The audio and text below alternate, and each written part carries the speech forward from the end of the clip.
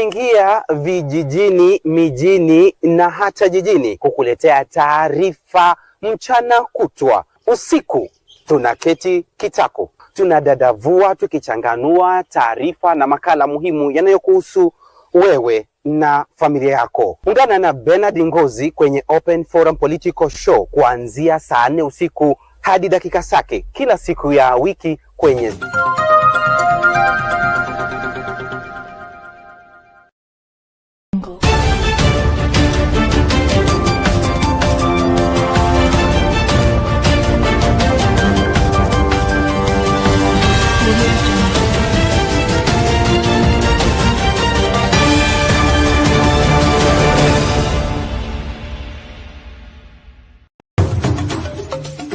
Tunaingia vijijini, mijini na hata jijini kukuletea taarifa mchana kutwa. Usiku tunaketi kitako, tunadadavua tukichanganua taarifa na makala muhimu yanayokuhusu wewe na familia yako. Ungana na Bernard Ngozi kwenye Open Forum Political Show kuanzia saa 4 usiku hadi dakika zake kila siku ya wiki kwenye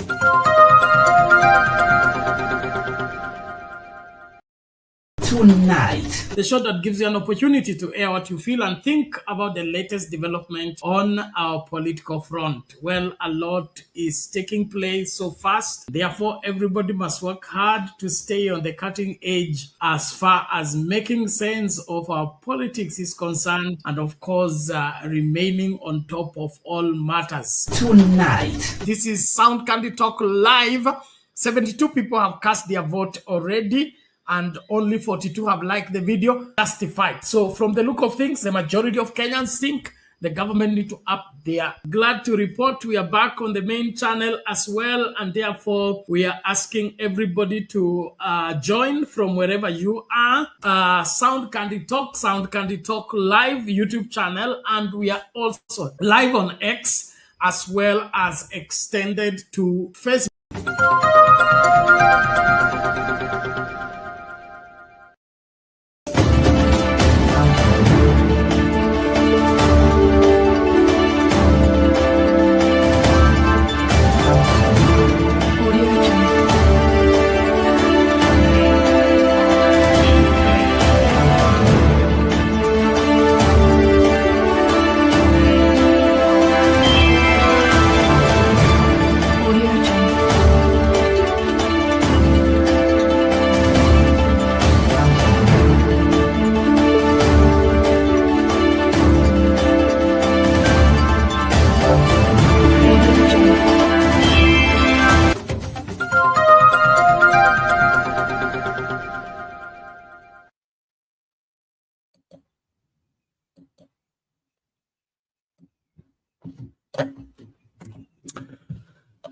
Good day, ladies and gentlemen, and welcome back for another amazing moment, another amazing time, and that we say, Kama Kawa Kama Dawa. I go by the name Shadizo.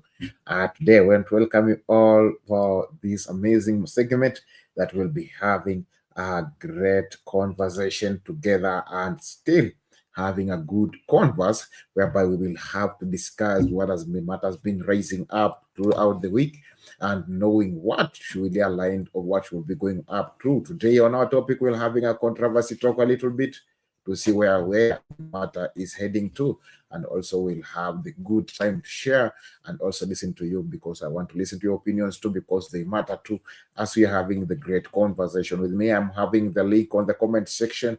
If you feel that you can come up to the studio and have the conversation with me, please do so. Join the studio using the link on the comment section, and it will be good because you are the best and there is none like you. Where else can be compared to you? You are here because you belong at this place and you belong at Sound Candy Talk. Invite somebody to watch with as we are taking out a little bit to check the controversy. There's a lot been cooking on. There's a lot been cooking, and there's a lot been going on, and that's been going straight. Other been going as train, and we'll also checking towards more details towards that, and also be checking towards this to the team TikTok for the good work you are doing, and it will be good and it will be great. So thank you for those who are still joining up. So join up and have a great discussion tonight. Let us do this as you're moving together and having the discussion tonight. We all At Sound Candid Talk, we provide live UHD broadcasts for church services, talk shows and podcasts, weddings, live bands, products and services launches, webinars and trainings, Zoom meetings, conferences, seminars, exhibitions, and virtual concerts.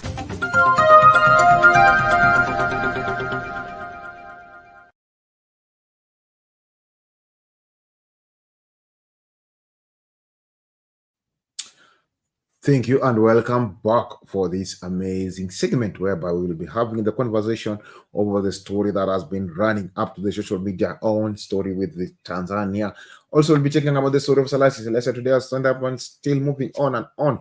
We'll be listening also to Salasya's speeches as we are moving on swiftly, and also the other outbreak out of the day that has been coming up during of the day. So I want to hear from you. I want to listen for more opinions from you, and I'll be reading also your comments too, and I'll be also sharing them on my screen. Okay, let us continue moving on swiftly because we are here. We are not getting anywhere else as we are still moving on swiftly and having a good and great conversation tonight.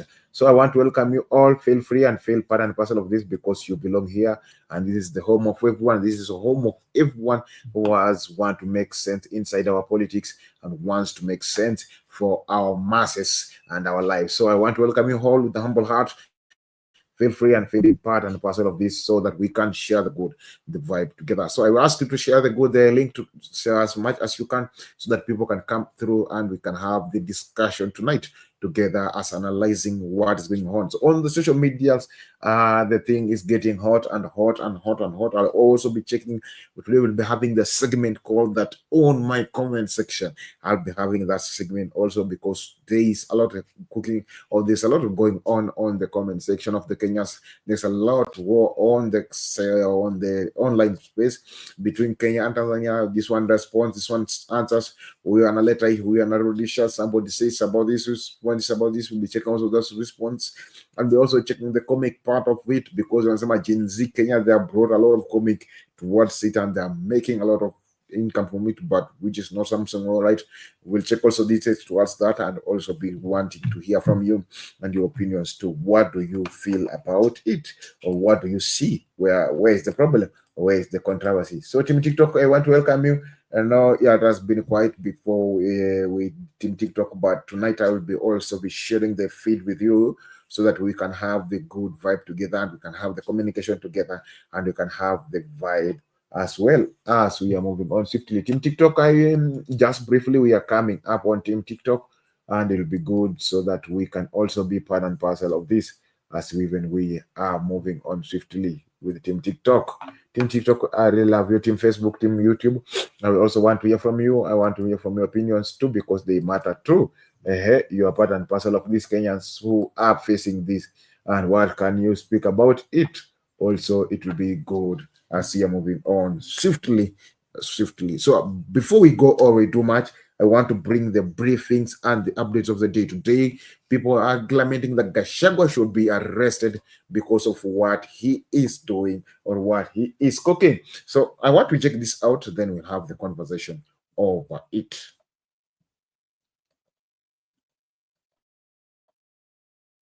Members of the National Assembly have called for the immediate arrest of former Deputy President Rigathi Gachagua and his arraignment for inciting Kenyans following his remarks that the 2027 general election could be marred by post-election violence worse than what was witnessed in 2007-2008. Speaking in Parliament after resumption of the House from a month-long recess, the MPs led by National Assembly Majority Leader Kimani Ichung'wah called out security agencies for not taking action against Gachagua. Here's Emmanuel Tor with that report. They picked up from where they left more than 3 weeks ago when they took a short recess. The National Assembly members, led by the Majority Leader Kimani Ichung'wah, training their guns on former Deputy President Rigathi Gachagua over his recent remarks that the 2027 general polls would be a Christmas party as compared to the 2007 to 2008 post-election violence if there is an attempt to rig the election. This is not just a man with a black hat, but a very dark soul. Who the hell do you think you are that you can celebrate the death of Kenyans, calling it a Christmas party. Shame on you. Now, who's going to protect us from this monster, Mr. Speaker, called Rigathi Gachagua? Who on earth is going to protect us from this monster, Mr. Speaker? Who's going to protect us? Because the government looks like it's unable to take an action against him. The MP is calling on security agencies to take charge, arrest Gachagua and charge him with incitement, among other grounds. And more so the Inspector General of Police, I know he hails from Madera also. But he must apply the law without fear or favor, Honorable Speaker. I saw in the news last night, Honorable Speaker, them saying that the lawyer has written to NCIC. NCIC did not summon a lawyer. They summoned a person who is not above the law. It's about time Wamunyoro be arrested. The Honorable Gachagua should be behind bars for the statements that he made. Should be a state guest, Honorable Speaker, latest this weekend. That is a state guest. He should be charged. He should be charged for incitement. Such a person is not a leader. He's a criminal, and we should be discussing how we should have him arrested and charged for those crimes, contrary to the NCIC Act. The legislators also castigating the National Cohesion and Integration Commission, NCIC, for lack of teeth to bite when their summons are ignored. The Honorable Rigathi Gachagua cannot say that I will not attend because there are others who have uttered things that they've not been summoned. Anyone who says that things should be summoned. But in law, you cannot say that I am not guilty because Otiende Amolo is also guilty. Wajua yuko kama yule mtoto Mheshimiwa Spika ambaye wageni wakija unamficha kwa sababu ataharibu. Gachagua has been on the receiving end for the past few days after his sentiments which sparked criticism. Gachagua snapped the invite to answer to what NCIC called dangerous and inflammatory sentiments. Emmanuel Cho, Citizen TV, Nairobi. This is what is going on. This is what is cooking and boiling up. There's a lot more that we have discussing. So what does Gachagua amefanya? Gachagua amefanya nini yeye? Wanasema kwamba Gachagua should be impeached. Gachagua should be thrown away. Gachagua should be arrested. Gachagua is a demon, that we are running away from this demon. So I want to hear from you, Kenya. What is it that you now facing Gachagua, saying that Gachagua is the demon, Gachagua should be thrown away, Gachagua should be arrested? Who will direct us from this criminal called Gachagua? Now Gachagua has become a criminal. Gachagua is now everything, every manner of everything. So I would like to hear from you, please. And if you are liking you are joining up the show, please tap the screen and it'll be good as you're moving on swiftly. I will be sharing a little bit comment section from the team TikTok. I see Diana Remo in the building. Thank you. And Dima Appliances. Thank you for those who are still joining. And team Facebook, we are seeing it's still coming up. They made it up for the team YouTube, saying good evening, Bernard, and all of you. Thank you, team YouTube. We're still modding. That is a star from team representing team YouTube. I would like to hear from you, team TikTok. Tafadhali tusiangushane. Let us continue sharing your views and sharing your opinions too. We are live on TikTok at Director Shadizo, and we'll be good as we are doing the analysis of the day. Now let us check, or let us break this thing out. We have seen that they're saying Gachagua should be arrested. Gachagua is a monster that we want, looking for somebody who will rescue us from this monster. Why do you feel that they are saying that Gachagua is a monster and we should look for somebody to rescue us from the monster? This is one of the controversial a little bit due to the what is being spread or what's being spoken about Gachagua, that Gachagua is pushing out the agenda of another dimension to impeach or to remove them inside on the seat, while others think the Gachagua is still enhancing the politics that we are seeing there we normally say that these politics that Gachagua is putting on the tribalism politics, saying that he's trying to turn away the people of Mount Kenya from other people, trying to bring out the barrier so that other people cannot be associated with people from Mount Kenya. So this is also another weakness or another bad that we will also be checking what he says towards that. So I would like to hear from you. Please share me your comment and share me your views too, as we are breaking down this together as Team Sound Candy Talk. Let us check out this well, and let us continue as we are moving on swiftly to check out what is going on or what's not happening, because this is so serious, and this is so serious as we are moving on swiftly. Let us check this out again and let us make the highlights of the point. National Assembly have called for the immediate arrest of former Deputy President Rigathi Gachagua and his arraignment for inciting Kenyans following his remarks that the 2027 general election could be marred by post-election violence worse than what was witnessed in 2007-2008. Speaking in Parliament after resumption of the House from a month-long recess, the MPs led by National Assembly Majority Leader Kimani Ichung'wah called out security agencies for not taking action against Gachagua. Here's Emmanuel Toh with that report. They picked up from where they left more than 3 weeks ago when they took a short recess. The National Assembly members, led by the Majority Leader Kimani Ichung'wah, training their guns on former Deputy President Rigathi Gachagua over his recent remarks the 2027 general polls will be a Christmas party as compared to the 2007 to 2008 post-election violence if there is an attempt to rig the election. This is not just a man with a black hat, but a very dark soul. Who the hell do you think you are that you can celebrate the death of Kenyans, calling it a Christmas party? Shame on you. Now, who is going to protect us from this monster, Mr. Speaker, called Rigathi Gachagua? Who on earth is going to protect us from this monster, Mr. Speaker? Who's going to protect us? Because the government is able to take an action against him. The MP is calling on security agencies to take charge, arrest Gachagua and charge him with incitement, among other grounds. And more so the Inspector General of Police, I know he hails from Madera also. But he must apply the law without fear or favor, Honorable Speaker. I saw in the news last night, Honorable Speaker, them saying that the lawyer has written to NCIC. NCIC did not summon a lawyer. They summoned a person who is not above the law. It's about time Wamunyoro be arrested. The Honorable Gachagua should be behind bars for the statements that he made. Should be a state guest, Honorable Speaker, latest this week. That is, he should be charged. He should be charged for incitement. Such a person is not a leader. He's a criminal, and we should be discussing how we should have him arrested and charged for those crimes, contrary to the NCIC Act. The legislators also castigating the National Cohesion and Integration Commission, NCIC, for lack of teeth to bite when their summons are ignored. The Honorable Rigathi Gachagua cannot say that I will not attend because there are others who have uttered things that they've not been summoned. Anyone who says that things should be summoned. But in law, you cannot say that I am not guilty because Otiende Amolo is also guilty. Wajua yuko kama yule mtoto Mheshimiwa Spika ambaye wageni wakija unamficha kwa sababu ataharibu. Gachagua has been on the receiving end for the past few days after his sentiments which sparked criticism.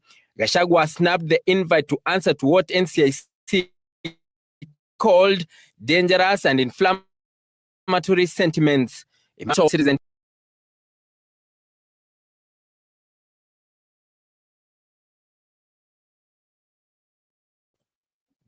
This is what is being saying up. They're saying that one Gachagua is Gachagua incitements.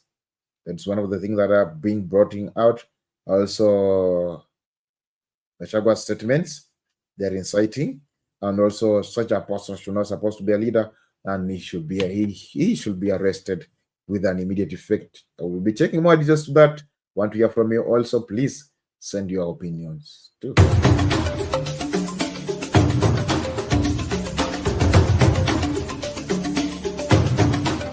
You are watching Sound Candy Talk live.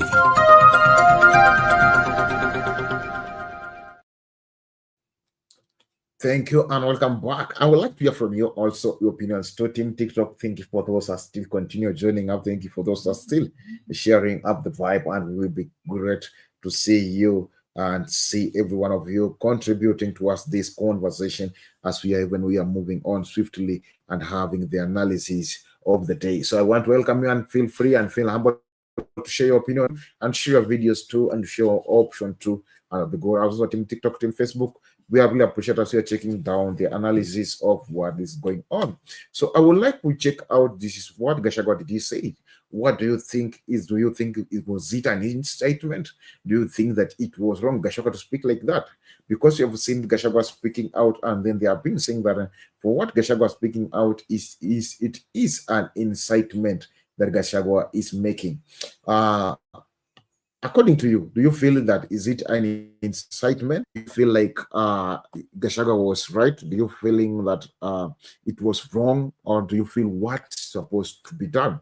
What steps should be done? What should be followed? What should be put to alignment? What do you feel about that? What do you think, if being said with the members of parliament, do you think that what they are accomplishing, what they are saying, it's contrary, or it's accordingly to the truth, or it's just to continue making Gachagua to look bad?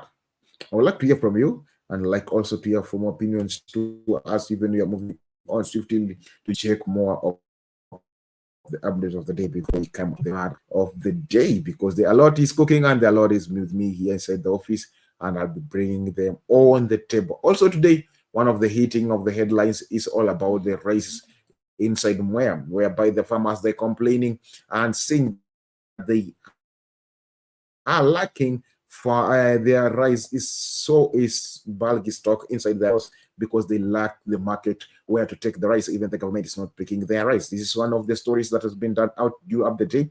I would like to listen to it and then see what we can do to help our farmers inside Kenya, or the rice farmer.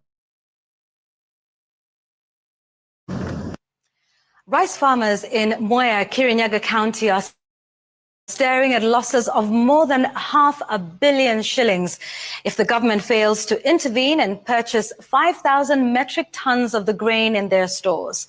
The farmers, who are usually busy at their farms during this period planting for the next season, say they are yet to receive payment from Mwea Rice Growers Multi-Purpose Cooperative Society, where they take their produce.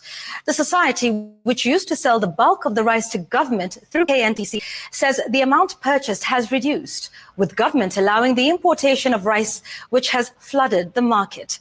Gatete Njoroge reports. At Mwea Rice Growers Multi-Purpose Cooperative Society, workers are busy at work, packaging rice in sacks before the sacks are processed ready for sale. Despite their busy schedule, their lives are sad reality. The stores are full with no rice accessing the market. Out of the 7 stores at the society premises, only 1 is half empty. The rest are full of stock, which stands at 5,000 metric tons. A situation farmers blame on government for failing to purchase their produce.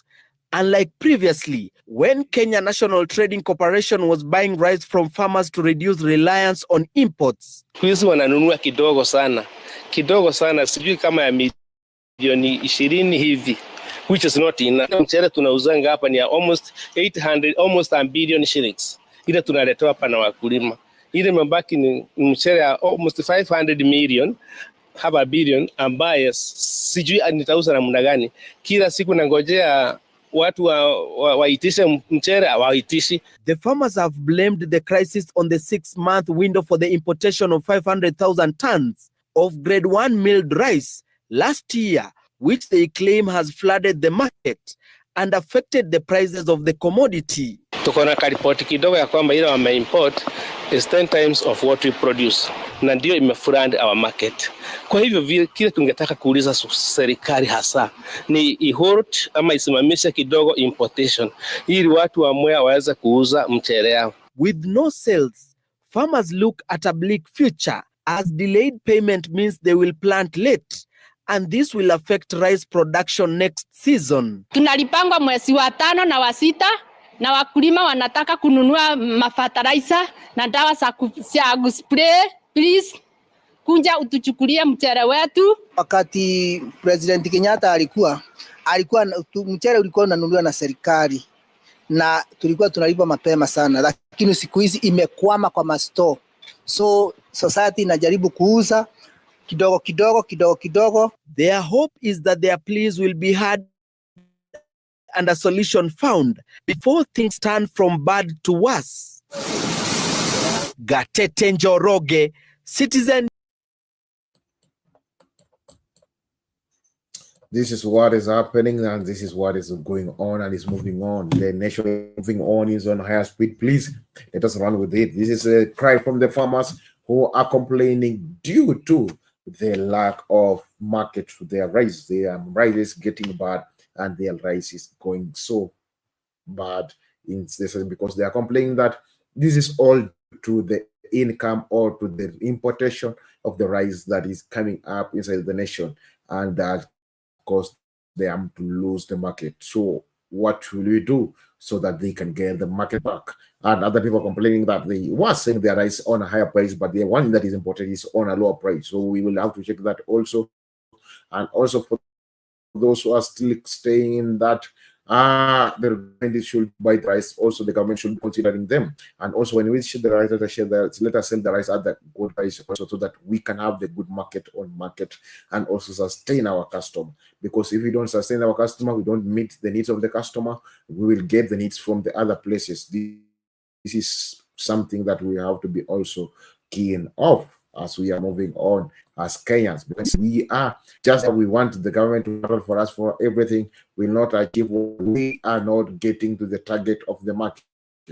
So if we know that our rice is good, and if somebody import another rice, our rice will continue standing up. I'm not saying that our rice is bad, our rice is good, but the thing is we have to add up the strength and we have to have the energy that even if the government will not give out the chance to, or it will not buy the rice, what with the other plans that we can sell the rice? We need to get the good plans, strategic, that we can sell the rice.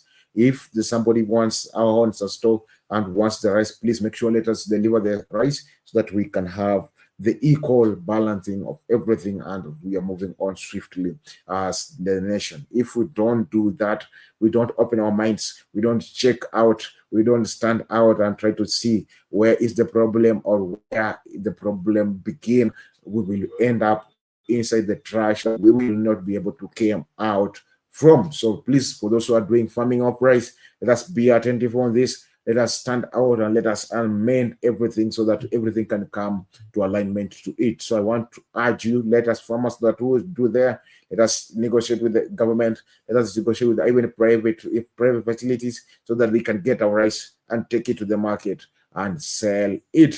And also, if you are the market there, please let us consider the farmers too, and let us not impress the farmers, because we normally find the farmer sells his or her rice on a throwing price. When it comes to the market, we sell us on a higher price, we benefit, but the farmer remains crying like right now. So please let us do something that will help the farmers also to plan the next season and also have this next season so that we can have reliable rice so that we don't import anymore. The more we import, the more we get tired and the more we get unable to sustain all this as we are moving on, or as the Kenyan nation is stand up on small such like matters or small such like issues because of lack of good and proper arrangements of aid as we are moving on. Thank you for those who are getting me. Please share your comments too, let's share your opinions too. I'll be reading them and also be appreciating them. Team TikTok, we are doing good and we are doing well. Let us continue keeping the game, keeping the vibe, because I know we are up there.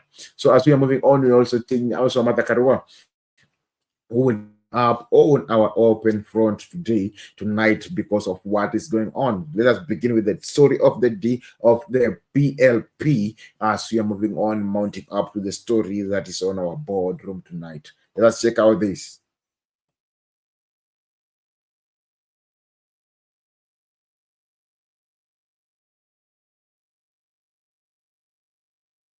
Moving on now, People's Liberation Party leader Martha Karua has dismissed comments by Tanzanian members of parliament, maintaining that she will not stoop to the level of answering their insults and that their comments hold no water. Karua says the Tanzanian leaders are undermining their own constitution. This is after Karua and other activists from Kenya were denied entry to Tanzania and deported to Kenya. A state that can openly violate its own constitution and laws, the laws of the region, international laws is incapable of protecting the rights of its citizens, especially citizens charged with politically motivated cases like Tundu Lissu. And I have tagged all the necessary institutions.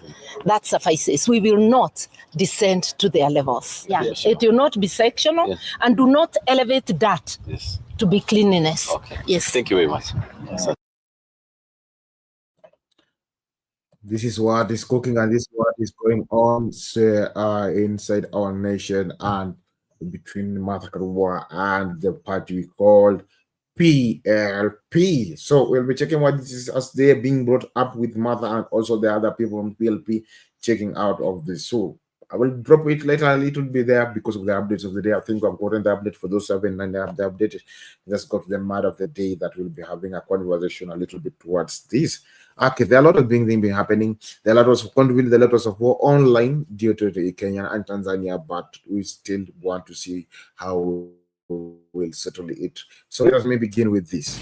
All right, and across the borders where Tanzanian MPs have today defended President Samia Suluhu following the decision to deport Kenyan activists last week. The MPs hit out at Kenya and Ugandan activists and called on Suluhu to stand firm in protecting their country. Hawa wenzetu wamekuja kutoka Kenya. Tuwaombe na wao wanaangalia bunge hili. Sisi Tanzania hatuna cha kujifunza Kenya.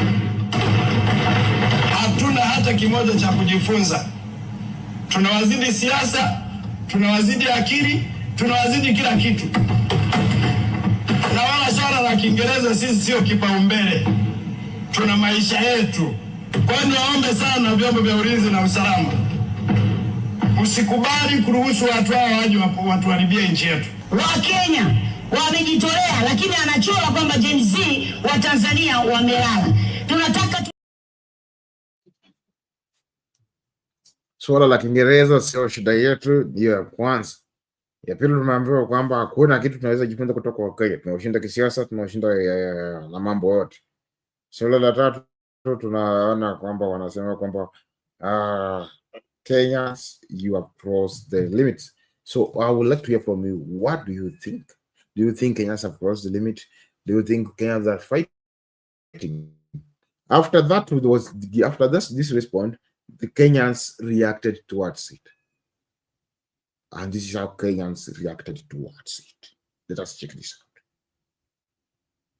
The recent standoff over Mama Samia Suluhu, ukitaka sisi kama Wakenya tukusamee na tukusahau yale ulisema.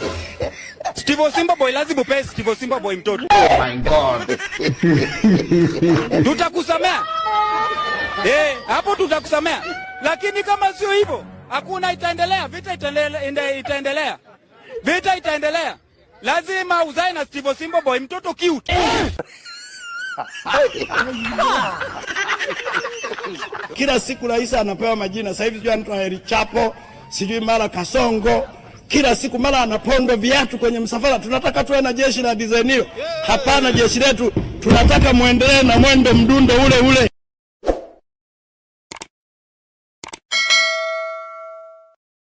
Mama Samia Suluhu, ukitaka sisi kama Wakenya tukusamee na tukusahau yale ulisema. Steve Simba boy lazima upe Steve Simba boy mtoto. Oh my God.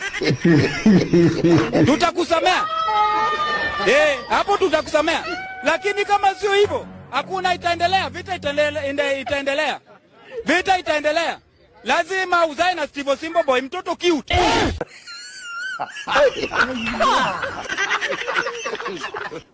Kozi huyo ndio handsome wa Kenya. Wakenya wamejitolea, lakini anachora kwamba Gen Z wa Tanzania wamelala. Tunataka tuambie vijana wetu wamejengwa katika misingi ya baba zao. Like father, like son. Tumewafundisha vijana wetu uzalendo, ujasiri, uhodari, na tumewafundisha pia kutafuta fedha, si kwa kutukana watu, kuuza maneno kwenye mitandao.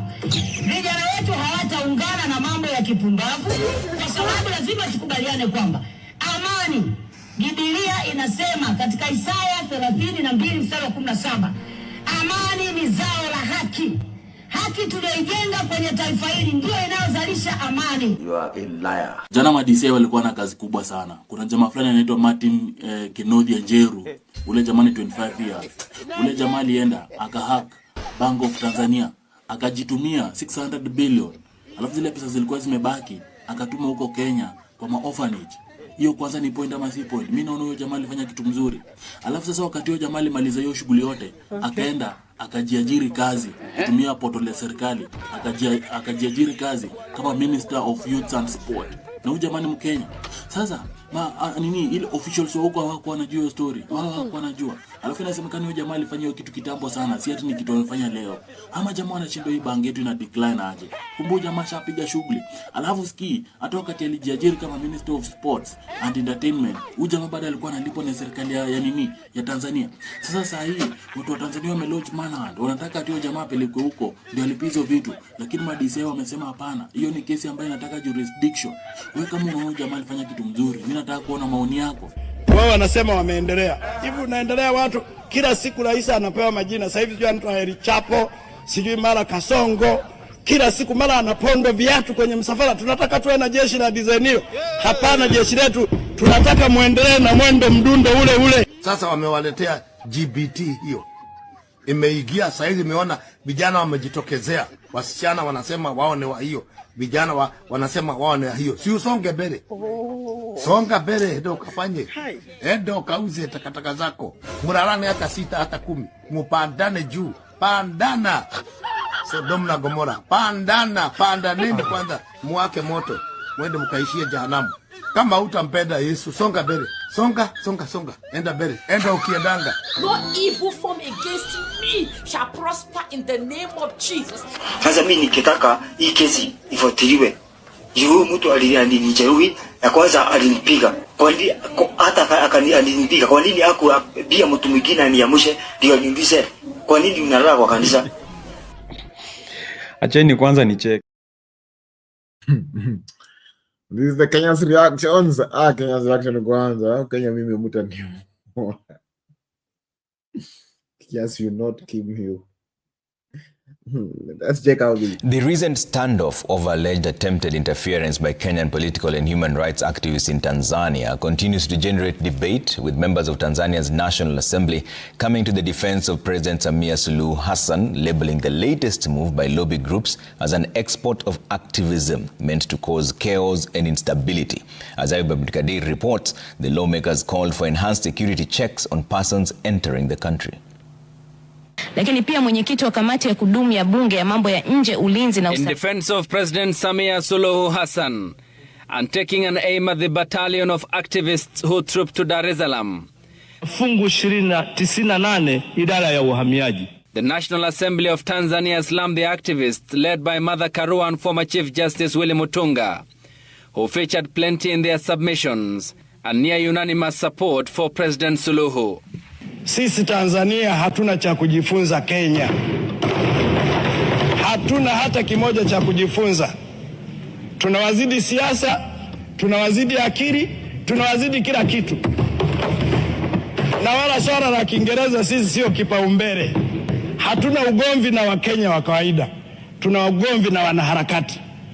Hata hao Kenya, baadhi ya wanaharakati wanaojaribu kufikiri kwamba hili taifa ni la ovyo, walipoanza kuchinjana miaka michache iliyopita, ni taifa hili lilikwenda Kenya likarudisha umoja, amani na mshikamano.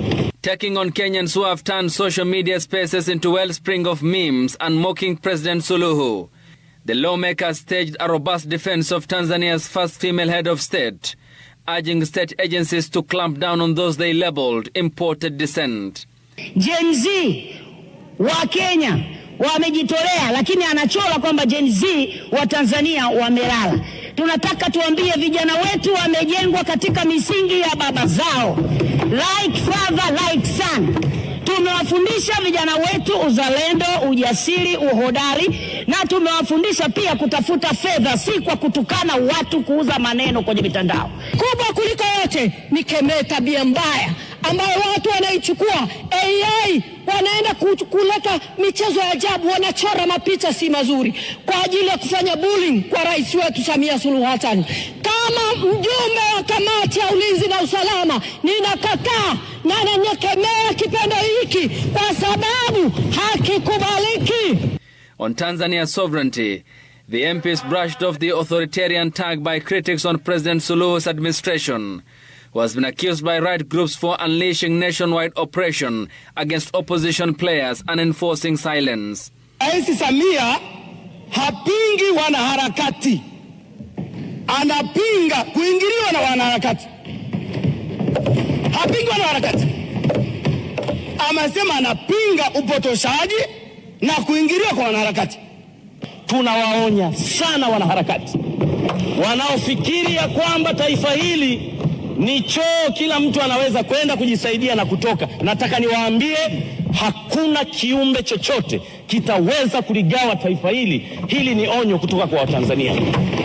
What started off with detention and deportation of Kenyans planning to attend the trial of opposition leader Tundu Lissu. Kama mnaweza mkamrudisha Jaji Mkuu Willy Mutunga airport. Now bears all the hallmarks of a diplomatic deadlock that may yet again freeze the on and off relations between Kenya and its southern neighbor. Ninatoa onyo kwa vibaraka wanaokubali kutumika. Ayub Abdikadir, Citizen TV. Asante sana. That's what is happening into the parliament zone Tanzania side, and we'll be checking more details. Please let us continue sharing, let us continue inviting somebody to be a part and parcel of this as we're moving on swiftly.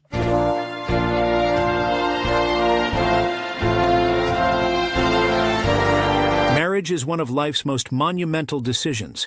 It's not just about the wedding day or the ring, it's about committing your heart, mind, and soul to a lifelong partnership. But here's the big question. Are you really ready? Introducing Are You Marriage Ready? By Bernard Ngozi, a transformative ebook designed to guide you in building a successful and fulfilling union. This essential resource delves deep into personal growth, compatibility assessment, and the true meaning of marriage beyond the fairy tale. Learn how to reflect on your values, develop emotional resilience, and evaluate your relationship to ensure compatibility. This book opened my eyes to areas I needed to work on and helped me see my relationship in a new light. Jessica M. Available now for just $5. Are You Marriage Ready? Is accessible on all major platforms. Don't miss this opportunity to prepare yourself for one of life's most beautiful journeys. Follow the link in the description below to download your copy now. Empower your future. Embrace a fulfilling marriage now.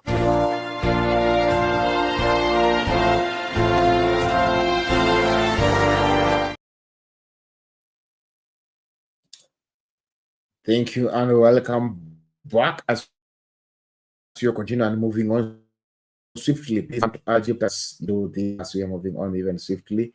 I want we take our phones and let us do this. Let us have Sound Candy Talk and we'll be good. The details are on the screen. Let us use the details on the screen to support Sound Candy Talk and it'll be good. Use the till number if you are in Kenya, and also you can use the phone number if you are not inside Kenya. And the name is Bernard Makoha, and the till number is 5516575, and the name is Sound Candy Talk. Please let's use the details and support Sound Candy Talk, and it will be good, and it will also be great so that we can know we are moving on together. And the numbers still goes on that screen. Let us make the good use of the numbers because it goes good as even we are doing it, and even we are moving on swiftly to create sure that in our nation it stays at a better place, not in chaotics, not in desperate, or not in the moments that we feel like the things are not working. And that's one of the things that I like we put into the order so that our nations will remain naked. Also, I want to ask you, please let us continue moving on swiftly. Let's continue sharing up, let us continue uniting up, and let us continue doing this together, because together we can do it, or we can do it, and we can also do more than this. So I want to welcome you all. Feel free, feel part and parcel of this. so that we can continue moving on swiftly and having the conversation together, as even we are checking it out as Kenyans who knows where they want to go, knowing where they want to stay, and knowing what to plan and how to do that, as even we are moving on swiftly. So I will take you to another gear that will check this out as we are even continuing swiftly and systematically.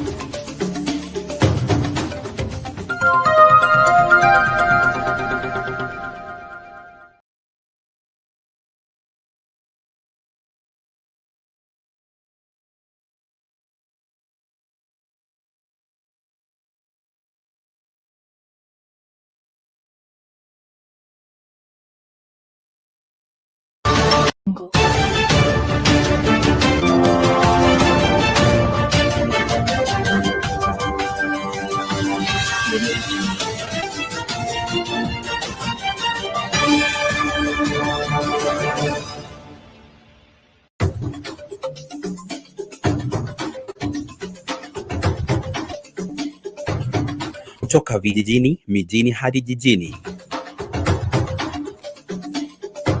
Hii ni Sound Kanti Talk Live.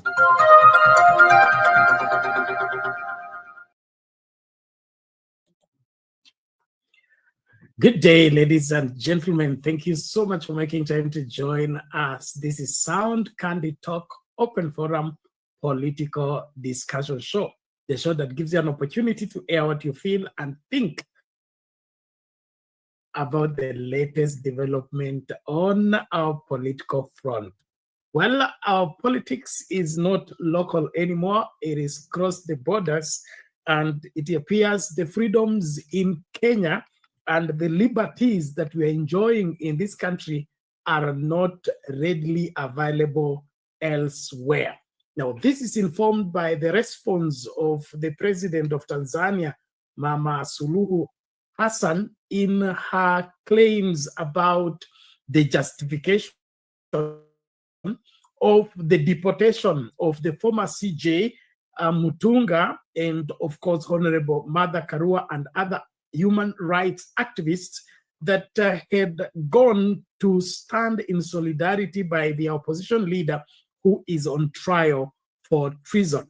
Well, the language used by the president of Tanzania, if is anything to go by, then Kenyans are way far in terms of well advanced in enjoying their democratic space and democratic liberty compared to Tanzania. Well, we will be looking extensively on those assertions and then, of course, getting the undertones behind those wordings by President Suluhu on whether we are East African citizens or we are Kenyan citizens and have no business with what goes on in Tanzania. And if that is the case, then what is the purpose of the East African community? And of course, where is the importance and the mustness of us having to have an East African anthem and having to be, relating as brothers, sharing a passport? There is something that is not adding up here. And so it goes without saying that the liberties in Kenya are becoming a threat to their neighboring countries. And then, of course, we get a lot of this on TikTok and other players who claim that Kenya is too far in terms of freedoms and being fearless in speaking to truth to power. Now, all this, we will be looking at it and, of course, breaking it down in proper perspective so that we all understand when do we cross the boundary when it comes to activism, and then, of course, in solidarity with those that appear to be oppressed. This is one thing that I really would want us to get to the bottom of the same. There is something fishy about our neighbors that could be going on that we need to be, their brother and their sister's keeper, since we see better as it appears. Welcome on board. As that goes down, Gachagua, the former deputy president, is on it again. This time, he says he's being trailed, and he suspects that President Ruto is out to eliminate him. That was in a presser today as he spoke to the media about what's going on since he launched the DCP party. Now, these are serious claims because in this country, we have a history of assassinations. We just witnessed a member of parliament, sitting member of parliament, being assassinated in broad daylight. And so such claims cannot be taken lightly anymore, especially when it touches to the powers that be. We are yet to come to terms with the abductions and disappearance of people in this country, especially under the William Ruto administration. And so when those claims are coming up, I know there are those who would want to brush them off, but I don't think we have any reason to brush them off. Everything must be looked at keenly, and we come to a conclusion that is safe and good for everyone. While that is going on, today we were woken up by the news of the raid to the Tanzania governor, Natembeya. And Natembeya has been strong in criticizing this administration.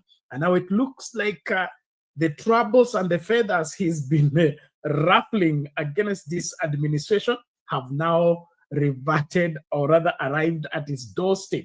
And that resulted into chaos, both in Nairobi and Kitale.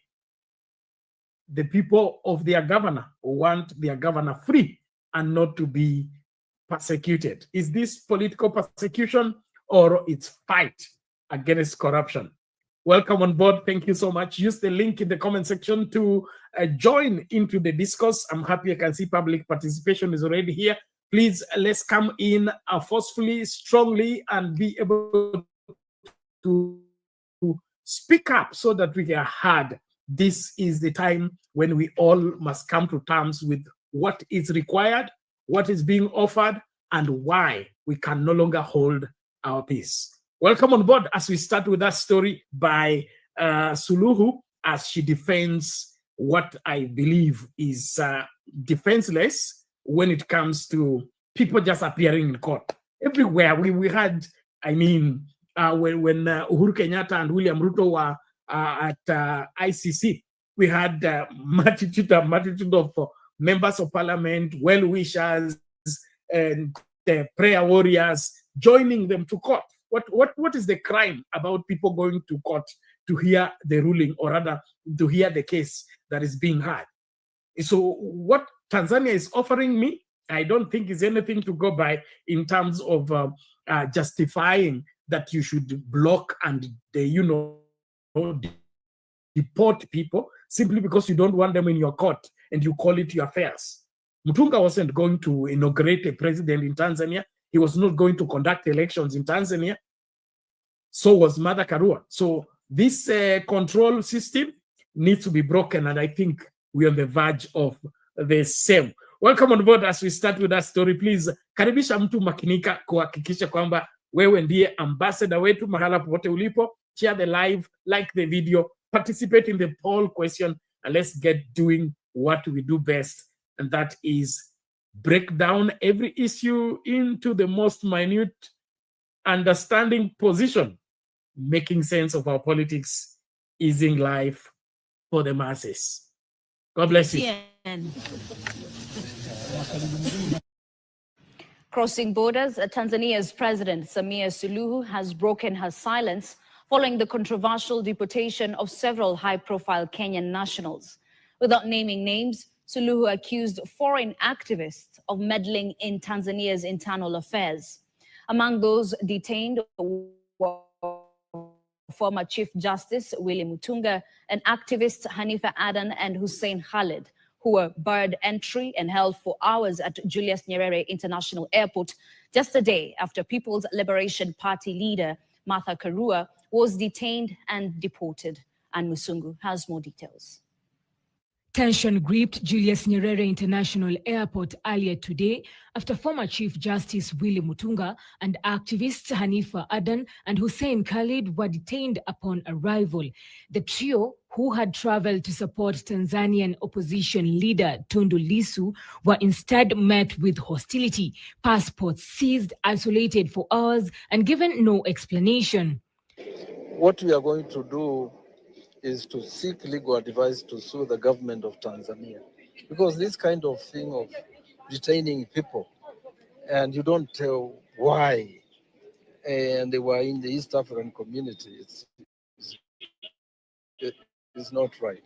And these dictatorships, in the East African communities, if we don't watch and if we don't resist. I find it very petty and ridiculous. Why would a whole state have a list or mark activists coming into the country to stop us from attending Tundu Lissu's case? So I'm asking what Samia is scared of. This coming just a day after People's Liberation Party leader Martha Karua, alongside activist Lynn Ngugi and Gloria Kimani, were also detained at immigration. Karua's passport was flagged, a move believed to be linked to Lissu's ongoing treason case. After 6 hours in custody, she was deported, sparking outrage across the region's human rights circles. We were detained for no offense, for merely seeking to go and stand in solidarity and to observe the trial of Tundu Lissu. Identify yourselves! Identify yourselves! Meanwhile, activist Boniface Mwangi, who had managed to enter the country, found himself cornered at his hotel. Armed men in civilian clothes surrounded his room, demanding entry. Mwangi stood his ground, insisting he would only comply in the presence of Tanzanian lawyers to ensure his safety. Jambo ambalo limetutia wasiwasi mkubwa. Boniface Mwangi hadi hivi sasa hatuna uhakika wa hatima yake. Tunajua jana usiku walijaribu kumkamata, walienda mpaka kwenye chumba chake, na leo hii habari zilizoko ni kwamba wanamshikilia kwa mashtaka kinyume na wanasema Section 45 ya Immigration Act. As international pressure mounted, Tanzanian President Samia Suluhu broke her silence. In a firm address, she made it clear foreign activists will not be allowed to interfere in Tanzania's internal affairs. Tumeanza kuona mtiririko au mwenendo wa wanaharakati ndani ya region yetu hii kuanza kuvamia na kuingilia mambo yetu huku. Sasa kama kwao wameshadhibitiwa, wasije kutuharibia huku. Sana vyombo vya ulinzi na usalama na nyinyi wasimamizi wa sera zetu nje kutoa nafasi kwa watovu wa adabu wa nchi nyingine kuja kutovuka hapa kwetu. The string of detentions and deportations has raised concerns about Tanzania's human rights record and raised serious concerns about the shrinking space for political freedom in the region. And Musungu, KTN, Nairobi. Mambo kama hayo, Suluhu anasema tusipeleke utovu wa nidhamu wa kwetu kwake Tanzania. Now, this is something that we all as a people need to watch closely. And I think as Kenyans, we need to be more grateful, especially for those that were pioneers of the struggle for the political space and the political freedoms that we are enjoying in this great country. Now, having said that, the response there by Suluhu seems to suggest that Tanzania space is a controlled space, and Tanzania operations are not safe in the boundaries, or rather in the space of ensuring that people are free to think, free to express themselves, and are free to say no when they feel like saying no on anything about governance and otherwise. Now, it appears that is not acceptable in Tanzania, and this dates back to even from Magufuli's regime. There were a lot of claims and counterclaims of people disappearing. Tundu Lissu, the opposition leader, was, assassination attempt. There was the elections, I think 2020 elections.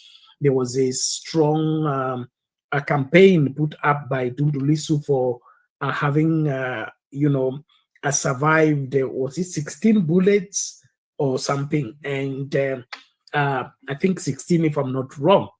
And so we seem to have that high-handedness in clamping down on the political space and political parties in Tanzania.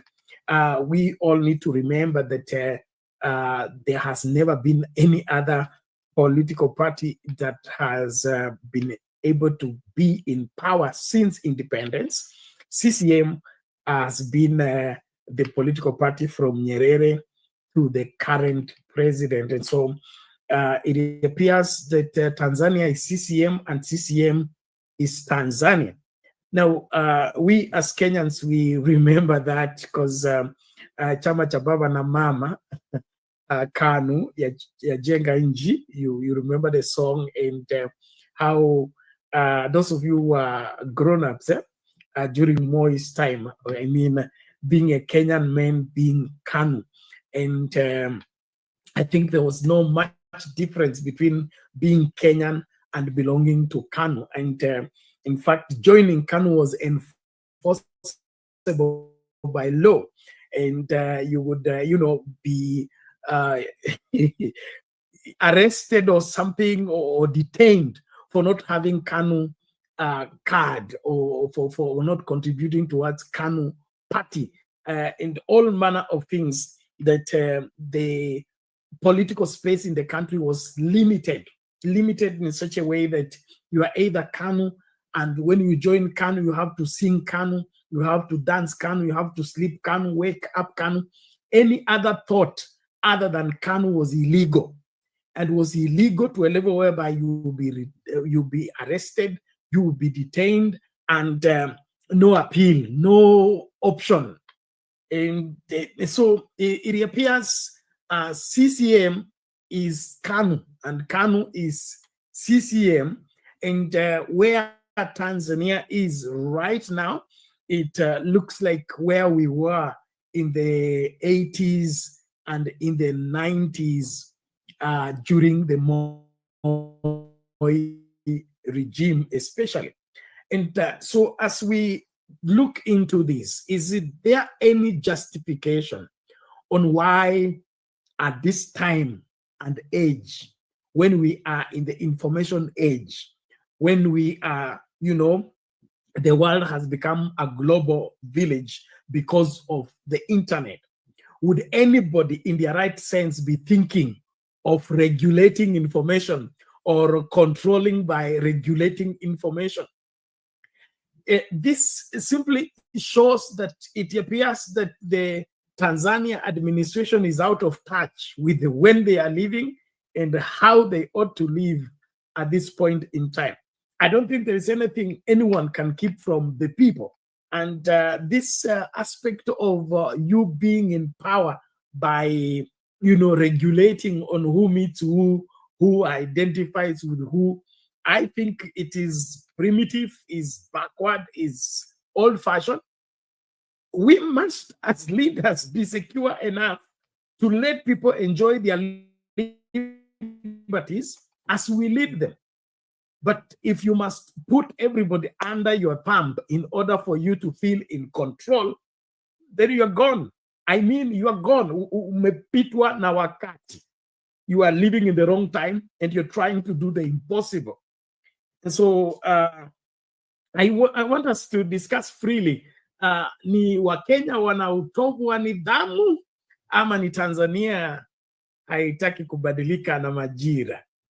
Nataka majibu yako hapo kwa comments, ama njoo kwa studio ukitumia hiyo link tukazungumze masuala haya kwa kina. Ni utovu wa nidhamu wa Wakenya ama ni kuharibu misingi ya Tanzania ambayo hairuhusu nia tofauti, hairuhusu mawazo tofauti, haitaki kuruhusu vyama vya kisiasa kudhamiri katika nchi hiyo, kwa sababu usipokuwa CCM wewe sio Mtanzania, na usipokuwa usiposhabikia CCM wewe sio mzalendo. Huo ndio ukweli ama vipi? So nataka Watanzania wote njooni hapa. Watanzania, nimesikia video zenu, nimeona nyingi kwa TikTok mkishambulia Wakenya, mkishabikia Wakenya. So njooni hapa mtuambie ni kipi hiki ambacho Suluhu anakiogopa eti Wakenya watapeleka utovu wa damu Tanzania. Yaani eti sisi tumeharibikiwa kwa sababu ya uhuru wetu kikatiba. Kuna ukweli wowote kwa mambo haya ama ni kipi kinachoendelea? Tumia hiyo link kuja studio, sema ya kwako. Wale mnatufuata TikTok, naamini mnatupata kwa njia iliyo safi. Weka comment yako hapo, tutaweza kuisoma. And then nataka hizo likes tafadhali zipande. And then kuna swali la ambalo tunaliuliza kwa poll question katika YouTube, that is Sound Candy Talk and Sound Candy Talk live YouTube channels. Do you believe Rigathi Gachagwa's claim that President Ruto wants to eliminate him? Do you believe Rigathi Gachagwa's claim that President Ruto wants to eliminate him? So far, 15 people have already cast their vote. 93% they say yes, the tension is real. And then only 7% say maybe, but needs investigation. So 93% wanasema ni kweli yale ambayo Rigathi Gachagua anasema. 7% wanasema hayo masuala yanahitaji kufanyiwa uchunguzi. Wewe unaonaje? Piga kura yako, na kabla upige kura naomba tafadhali patia video a thumbs up, then share with somebody, remind somebody the show is on. Let us engage, let us grow together, even as we explore and break down the realities of what we are dealing with. What is the threat of the liberties that the Kenyan people enjoy? And then, of course, that aspect of activism. And Suluhu is talking about importing or exporting activism from foreign countries.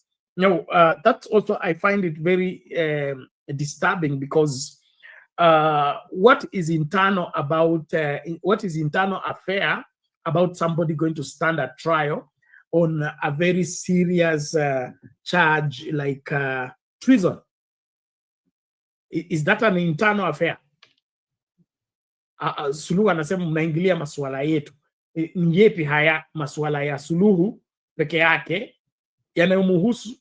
Tundu Lissu ni baba, ni mwanasiasa, ni mwanaharakati, na ana marafiki dunia nzima.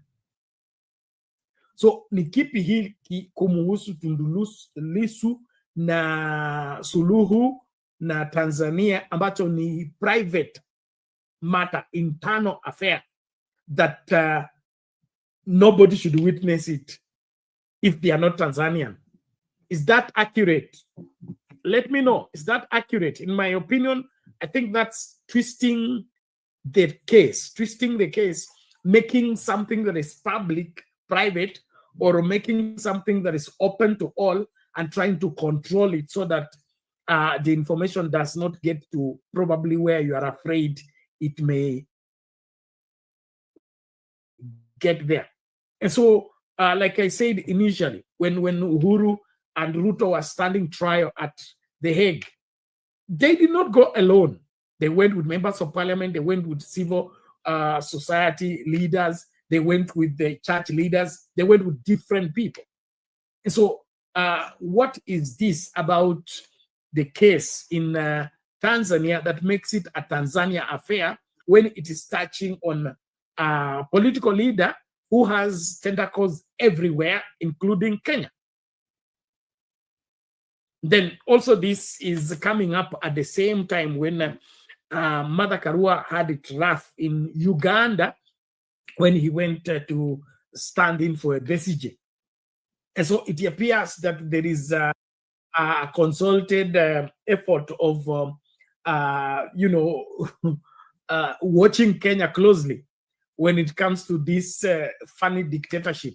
And it appears Uganda and Tanzania want to export the dictatorship to Kenya by clamping down on our liberties, which I don't think they have capacity to succeed. And so as the leaders in these manenos, msimamo wetu ni upi?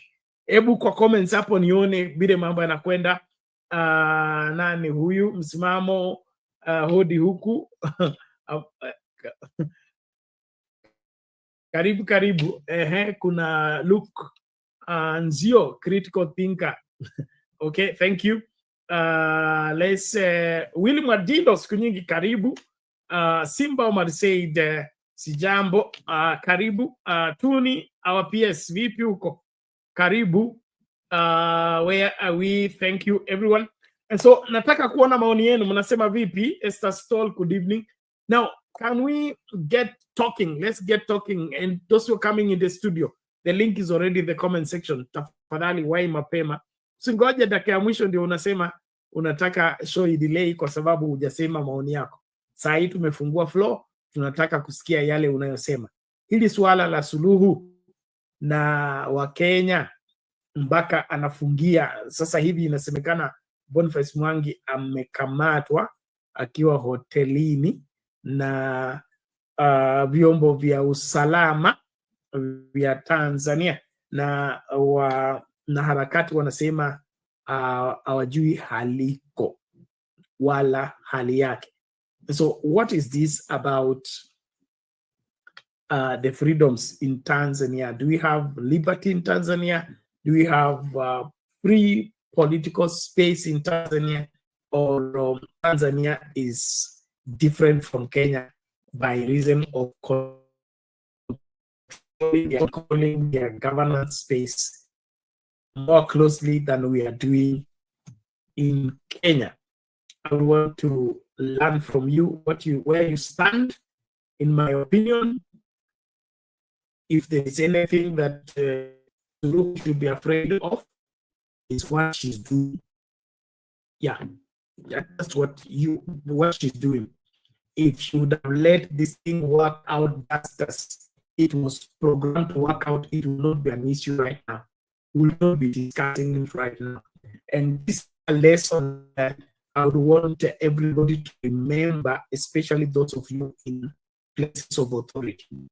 There are things that are better handled by ensuring that those liberties are safeguarded. The Tanzanian people should have their freedom. Controlling them delays the maturity of the democracy and of course the expansion of the freedoms. And so this backlighting and postponing to allow the political space to be free, that's what makes CCM a cripple.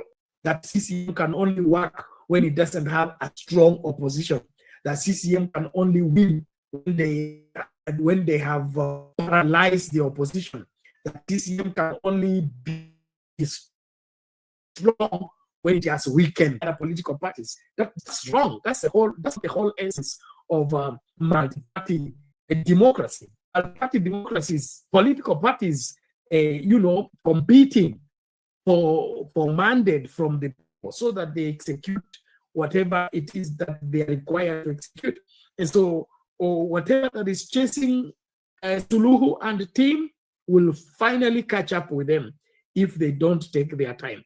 And so, in my opinion, they should have let Tundu Lissu attend if he has any case, because it looks like there is a cover-up here that the world should not see how ridiculous the case could be. And probably that's why they are locking out other observers, and they want it to be handled privately. If it was privately, then you would have made it in 7 ways. Take it to the barracks and let the man be tried in the barracks, and probably that will be a controlled environment. But in my opinion, whatever Suluhu is trying to do is what is going to eliminate. That's what is going to affect her, and of course affect CCM badly, simply because they are running scared when nobody is chasing. The Bible says the wicked run when nobody's chasing them, but the righteous are as bold as a lion. I don't see any political party in Tanzania that will be threatening Suluhu or threatening CCM. And so whatever act and behavior that they are demonstrating shows clearly that they don't even understand the upper hand they are enjoying, and the whatever the free space that they are enjoying in terms of being the majority party and the well-established and well-spread party. And so the way they are behaving is like they are at par with Chadema and other political parties. When you assess these two political, political institutions or political parties, they are not on the same scale. So what is this that is scaring Suluhu and her people in terms of not letting the country grow democratically by securing the rights and the liberties of the people? So this controlled environment and controlled politics is not the way the world is going. We are in a free space. That freedom needs to be safeguarded, and the people in power needs to enhance and facilitate those freedoms. So this controlling of who comes in the country, why are they coming in the country, and are they in support of opposition or in support of the ruling party? That's a wrong move. I can put it across to you, Madam Suluhu. Kama unataka kudhamiri na kufanikiwa kama kiongozi wa nchi inaitwa Tanzania, basi wakati umefika ufungue uhuru wa Watanzania wakaseme yale ambao wanayafikiria. Na kuna makosa watu kuandamana, hakuna makosa, hakuna kuvunja sheria kokote, watu kuwa na akili zao, kuwaza vile wanavyotaka na waseme vile wanavyosema.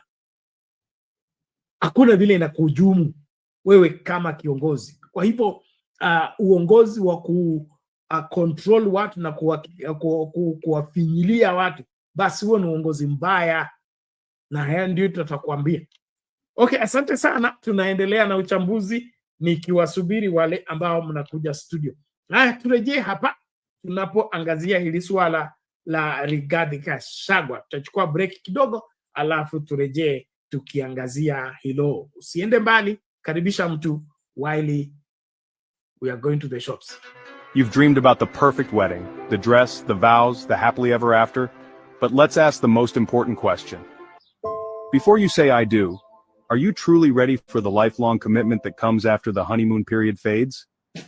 Bernard Ngozi's groundbreaking ebook, Are You Marriage Ready?, is the ultimate guide to building a successful, lasting marriage. This isn't just another relationship book, it's a heart-to-heart conversation that prepares you for one of life's biggest decisions, getting married. Are you choosing love or just infatuation? Are you building a marriage or just planning a wedding day? Reading this book was a game changer. I realized I wasn't as ready as I thought, but now I'm on the right path. Don't wait until it's too late. Invest in your future. Download Are You Marriage Ready today. Link in the description below. Your future spouse deserves the best. Are you ready? At Sound Candid Talk, we help your event, trainings, shows, and so more to the world through internet broadcasting in UHD. We provide from 1 to several camera setups and integrate graphics to live in your live streams. For more information, contact us through +2547 18454585 or email at soundcandidtalk@gmail.com. Reach on us today.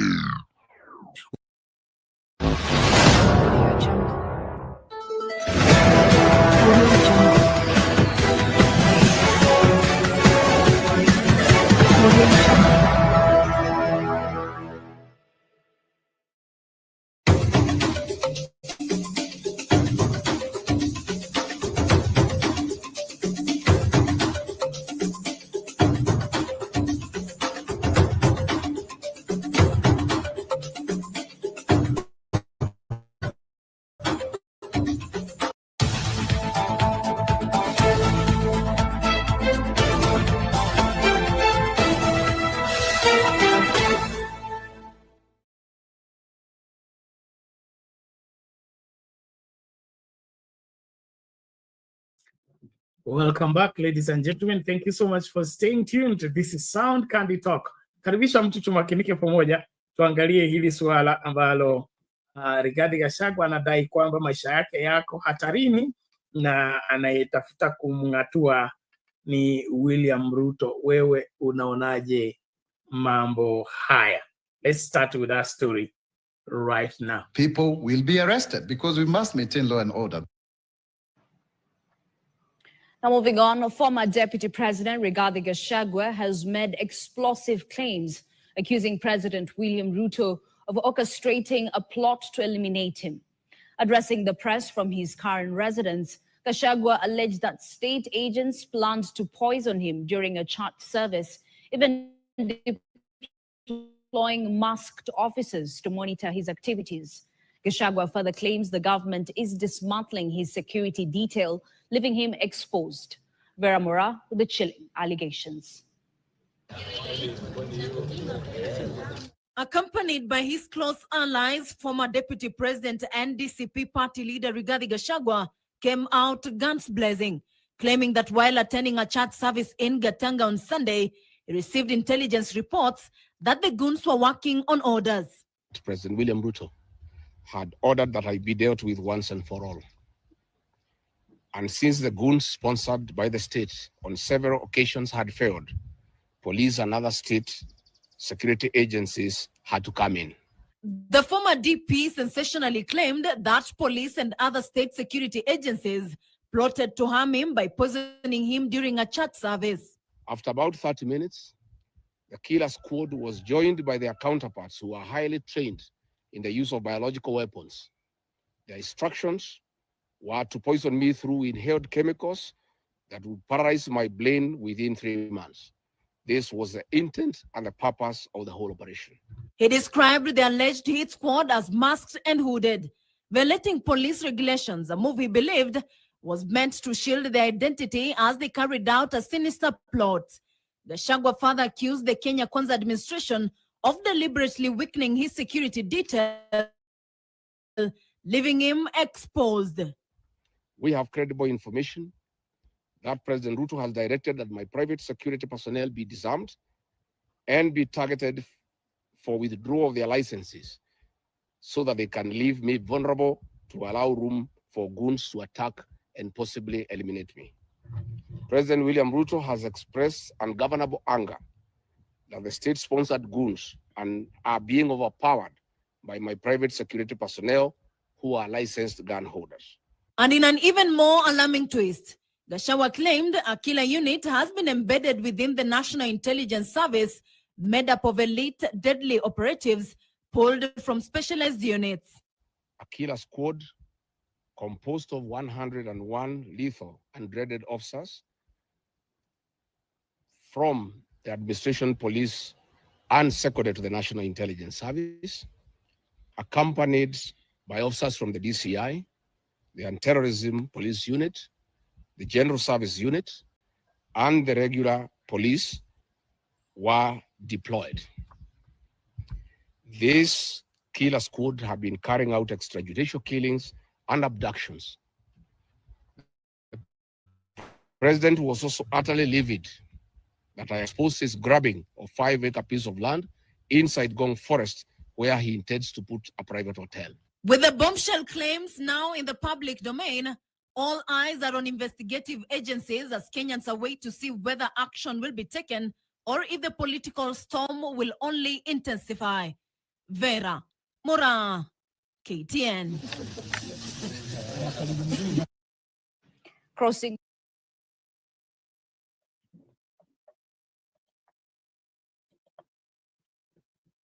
Mambo kama hayo, madai ya former Deputy President Rigathi Gachagua akisema maisha yake yamo hatarini. Now, those claims are very explosive as expressed and calls for Kenyans to begin to think seriously. I am not a supporter of Rigathi Gachagua and his political moves, but every Kenyan is Kenyan by right, and the Constitution guarantees the safety and the freedoms that we have constitutionally in carrying whatever political opinion we may have. And as long as that political opinion and that political ideology is not in any way endangering any life or any class of people, it is free to thrive in the Kenyan space. And so this politics of elimination and politics of assassinations are not things that belong to this time and age, number one. And then number two, been with us for too long. We have lost gallant sons and daughters of this great country to this limited, narrow thinking political eliminations decisions. What is it that is an issue that warrants somebody taking another person's life for political reasons? I mean, politics is just a way of thinking and a way of understanding life that could be different from the way you see what I'm saying and what you see, what you want to see, what you want to see. And so my being different from you or thinking different from you doesn't make me an enemy, and I don't think that endangers your life. So what is this about our politics that is so demanding to a level whereby you want to eliminate somebody for political reasons? What is this? Public service is supposed to be for the interest of the public, and public service is supposed to be for the advancement of the country. Why would it become so personal to a place whereby somebody now can begin to plan murder and eliminating an individual simply because that individual may not favor his political agenda or his political pursuits? So what is this about our politics that is so life-threatening to a level whereby we begin to plan and eliminate one another? Ni kipi hiki ambacho ni muhimu sana katika siasa zetu ambacho kinasababisha mpaka mtu anafika kiwango kutaka mwingine afe? What is the problem? Let's speak up. Thank you, everybody. As we continue to engage, please continue to invite somebody, and then, of course, like the video, participate in the poll question. Asil 2 TV anasema the propaganda Gachagua and Ruto survived in and came to power. He still uses those stupid sympathy nonsense. According to Asil 2 TV, is seeking sympathy, and so according to you, hakuna ukweli wowote katika masuala haya ambayo Gachagua anayosema. He said Gachagua has mastered the art of factoid propaganda. Okay. Factoid, or whichever. I don't know what that means, but what I would want Asil 2 TV to clarify, according to you, you want to tell us that there is no any, truth into all this that Gachagua is saying. Don't forget that we buried the Kasipul member of parliament from assassination. And it's not long ago when we have lost gallant sons of this country. We can't forget James Kariuki, we can't forget Robert Ouko, we can't forget Msando. And all these things are happening. Jacob Juma. I don't think it's far-fetched. So Asil 2 TV tungependa ukatufafanulie hayo unayosema, kwa sababu lisemwalo lipo, kama halipo linjiane laja, Waswahili wamesema. Na kukaribisha kila mahali ulipo, tafadhali makinika kupiga kura yako, kulike video na kuparticipate kwa show. Simba Omar Said Kenya tumepotea, watu wanaotafutwa Madhare pia washatangaza kuwania urais. marefu haya watu wanaofua nini? Wanaotafutwa Mathare. Wewe Mercedes, wewe hebu kuja polepole. Kuja polepole, tutaelewana. Now I'm still asking that question. I'm still asking that question. What is this about our politics that is so important and so, you know, life-giving that you would want to kill somebody to get in power or to stay in power? Ni kipi hiki kuhusu siasa zetu ni cha muhimu sana kushinda maisha ya mtu? Ati wewe kuwa rais ama kuwa governor, wewe kuwa member of parliament, wewe kuwa women rep ama senator, ni la muhimu sana mpaka inafika kiwango ambacho unaomba mtu afe ama unapanga mtu afe. Is public service by force? Is being in power by force? I thought public service is voluntary, and voluntary on the grounds that whatever service you want to offer will be accepted. So I can't be president by force and I can't be governor by force, especially if the people don't want me.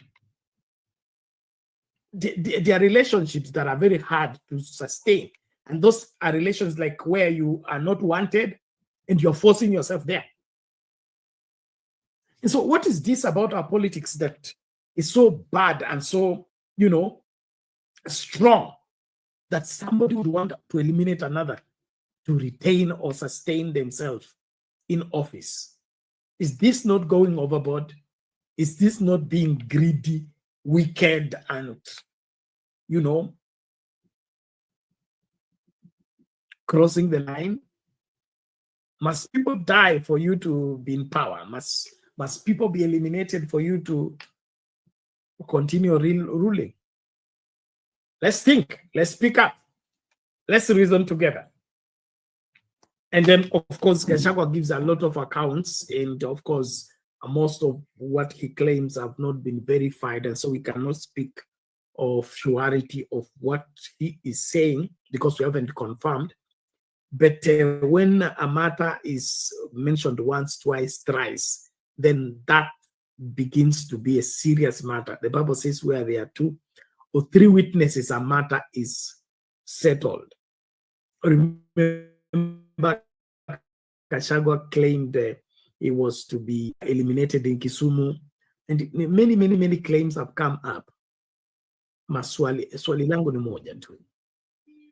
Mbona tufike kiwango ambacho tunadai mtu afe ili tuendelee kuwa kwa madaraka? Tulifikia wapi? I mean, tulifika hapa vipi?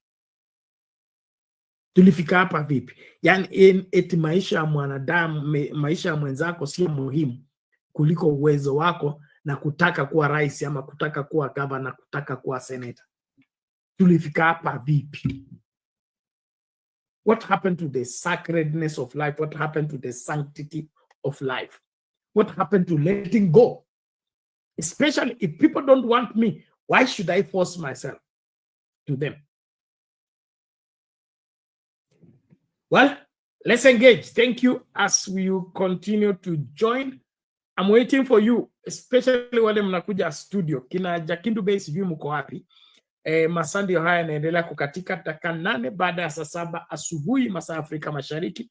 Kwa wote ambao mnajiunga nasi, makinika. Ikifika hapo saa 8 mimi nitakuwa na piach na ngatuka. Kwa hivyo nakusubiri uje useme yale unayosema. So ili swala la Rigathi Gachagua kwangu mimi tusichukulie mzaha. Asil tu TV anasema anatafuta sympathy. Sioni kama ni swala la sympathy. Hapa kuna kitu. Kumbuka Salasya amekuwa ndani, ameachiliwa leo. Gari lake lilipigwa risasi mingi, gurudumu zote zikapasuka ili akamatwe. Sababu za kukamatwa bado tunasubiri. So kuna kitu kimeenda mrama, Now, and then I think there is an unconfirmed story about the priest who hosted Gachagua being dead. I don't know. Somebody, I would want that to be confirmed as well. I just saw that clip, I think ilikuwa na NTV. So ningependa mtu confirm hiyo story. So hii imefika mahala ambapo lazima tuue mtu ndio tuwe rais, kuwe mtu ndio tuwe governor, tuwe mtu ndio tuwe senator. Hii inatoka wapi? Kwa nini? Ulazima uko wapi wa wewe kuwa rais ama wewe kuwa kiongozi? Must people die? Must people be endangered to retain power? We can't get political power cleanly. Must we go dirty? Must we go bad? Let me know. Okay. Asil2 TV anasema 2027 kitakachofanyika kifanyike. Killing him now serves no purpose. Okay, it serves no purpose. I think ni kuropokwa, kumwaga mtama penye kuku wengi. Hayo anayosema mengi, si wengi wa Kenya wanamwamini kwa sababu alikuwa mwandani wa William Ruto na alikuwa ndani ya urais na ndani ya serikali. So anayosema kwamba Ruto kanunua sijui bank wapi, hiyo bank ndio imepewa miradi na kuhifadhi pesa zote.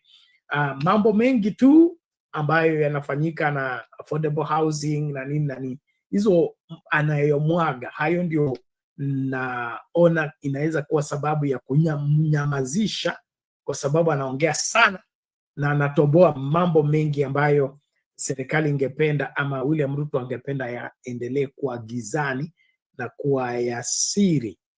So eliminating him would be cutting down on the exposure that could be taking place. Ama wewe unaonaje? Douglas anasema don't support Gachagua. He's insulted us at 2007. We're not supporting Gachagua, and I'm not a fan of Gachagua, but we have seen too many people go in this country in such circumstances, which in my opinion, it is behooves us as Kenyans to speak up. It's important that we speak up. And if there is anything, I don't want the politics of killing one another. We want the politics of us competing on our brains, competing on the policies and the agenda we are offering the country.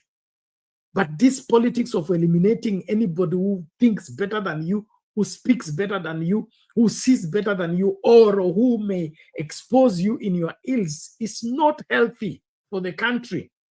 There are too much blood that has been shed in this country. I believe at times that's the reason why we can't take innocent lives, innocent blood, shed all of it on the premise and on the altar of politics. To me, that's something we need to have a closure over. All the way from the 60s, 70s, 80s, 90s, 2000s until now, many, many innocent lives have been, exterminated on the ground of politics.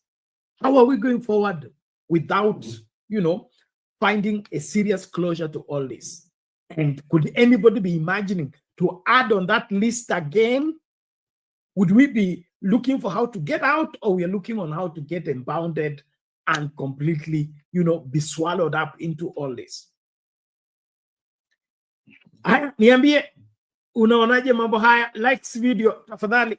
Likes za TikTok zimekwama, likes na gifts sioni. Naomba tafadhali tumakinike wote ambao mnatufuata kwa TikTok, nione hiyo screen imejaa tafadhali.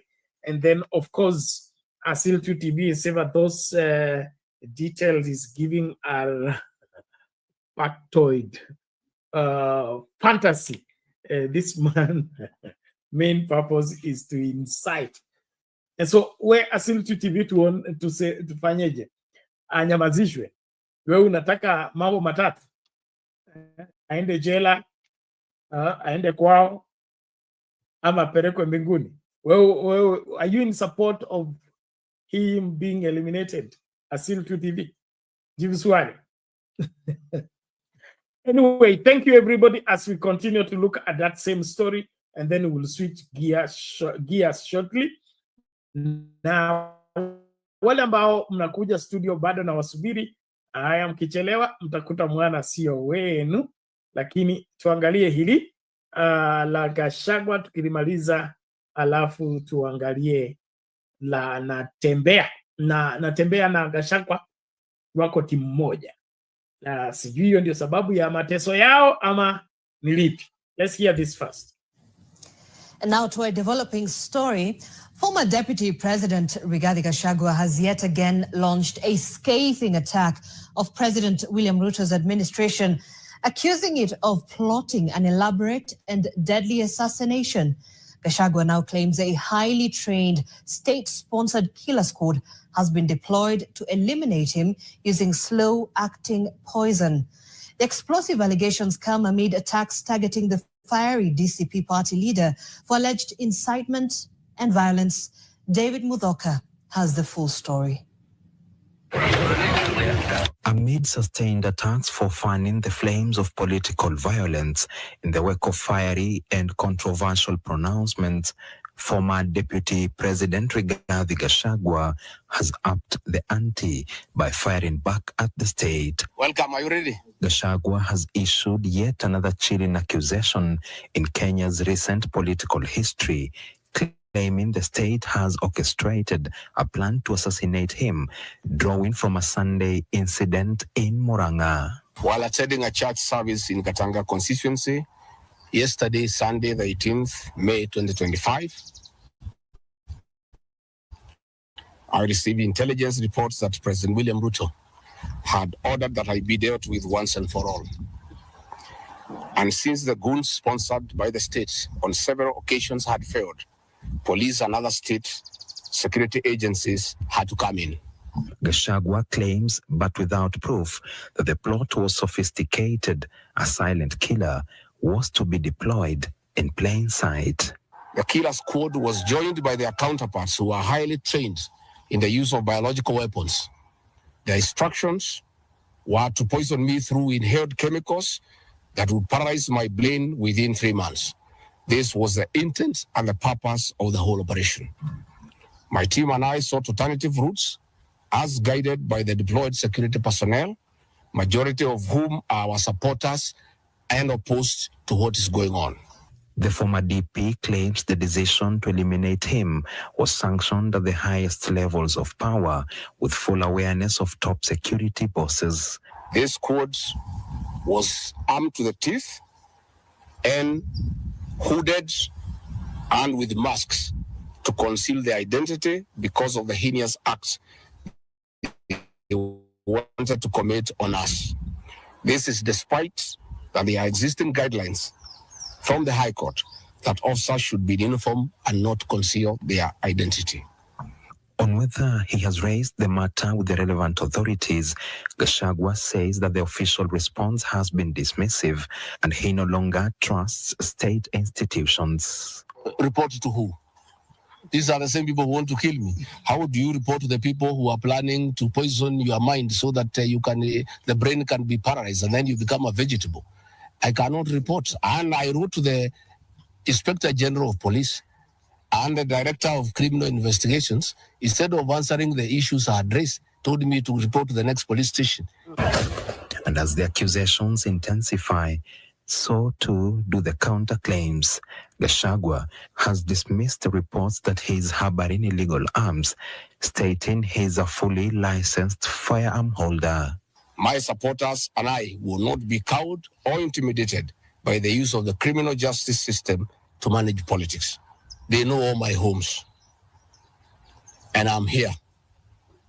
They know my Wamanyoro home. They don't need to lay me on the road. Let them just come here. And if you have committed a crime, They can come and arrest me. The DP leader has been in the eye of the storm last weekend. State echelons threatened to arrest him for alleged incitement to violence. He vows to remain unbowed.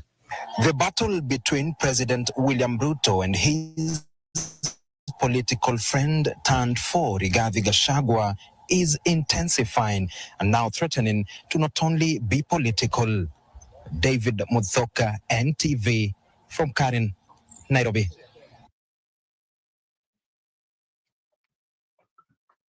Okay, there you have it, another angle of the story of Rigathi Gachagua and the authorities that he claims are out to eliminate him. We are asking you on the poll question, do you believe Rigathi Gachagua story that William Ruto wants him eliminated? Let me just check how far we have gone with the voting. 24 people have cast their vote already.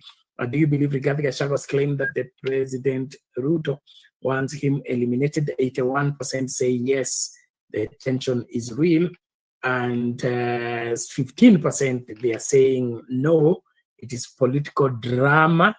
And then, of course, 4% they are saying maybe it needs investigation. What is your take on this? Is there any truth into what he is claiming? And if there is, how serious is the matter?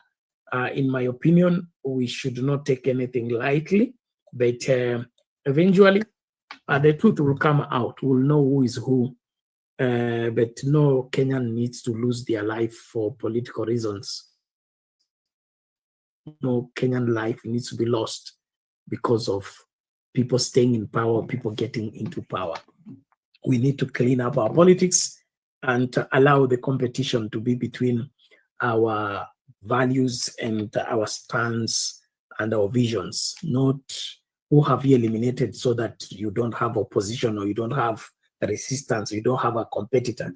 We can't continue like this. The Bible says fighting among ourselves, we may end up eating each other. This aspect of elimination is not acceptable. We should not advocate for it, no matter what. Okay, Simba Omar Said anasema Peter Salasya ataka kuwa rais 2027. Iko kiti cha urais kimekosa heshima. Kimekosa heshima nini? Basi swali hilo, ninyi mtaki Peter Salasya kuwa rais? Amejitokeza tayari akajitangaza kwamba anawania urais. Tumpe tusimpe? Naambie. Unaonaje mambo haya? Asante lakini. Okay, thank you. Asili TV anasema Gachagua way is the way Hitler came to power. By being popular and doing populist politics. So it is like Gachagua is endearing himself to the people, so rather he's pulling the carpet from underneath William Ruto's feet and leave him with nobody. Haya, maoni yako hayo, lakini nashukuru kila moja. Naomba tumakinike moja kwa moja tuende Kitale tuangalie haya masuala yanatembea, alafu hayo ya Salasya. Let's start with them. We begin with a dramatic showdown which ensued in Kitale as the anti-graft operation targeting Trans Nzoia Governor George Natembeya descended into chaos. Tear gas, roadblocks and running battles characterized the day as Natembeya's supporters clashed with police, vowing to block his arrest in a 1.4 billion shillings corruption probe. The Ethics and Anti-Corruption Commission says it has unearthed critical evidence of embezzlement, irregular tenders and kickbacks tied to key county projects. But political leaders are calling it persecution, as Laban Shaban reports.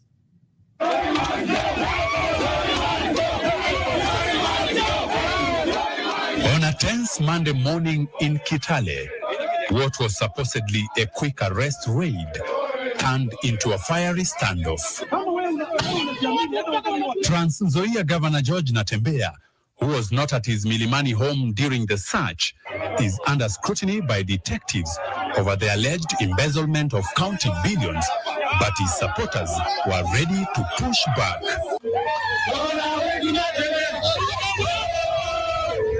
A crowd quickly gathered outside the governor's residence, blocking ways, singing, and vowing to resist the arrest.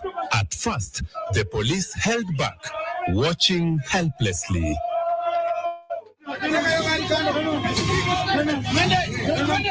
As tensions rose, the protest spiraled out of control, turning violent and destructive.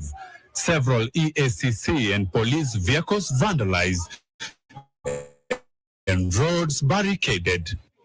With detectives trapped and the crowd growing more aggressive, police responded with tear gas, turning to disperse the furious mob and rescue the cornered EACC officers. But the resistance only escalated. Protesters surged to block both sides of the road leading to the home, then took their anger to the Kitale-Eldoret highway, paralyzing movement and gripping the town in turmoil. Outside EACC headquarters in Nairobi, Natembeya's supporters gathered, chanting slogans of support and trying to block roads. As drama unfolded, EACC released a statement linking Governor Natembeya and 4 others to irregular procurement and fictitious payment totaling Kenya shillings 1.4 billion across 2 financial years. Other persons of interest identified by the graft watchdog include Chief Finance Officer Emmanuel Masungo, Chief Water Officer Dorothy Nyukuri, Director of Procurement Elijah Liambula, and Desmond Shivachi, a contractor and alleged proxy of the governor. The projects under the EACC raid include the Kenyatta Stadium rehabilitation, construction of county headquarters, and the Tom Mboya Hospital construction.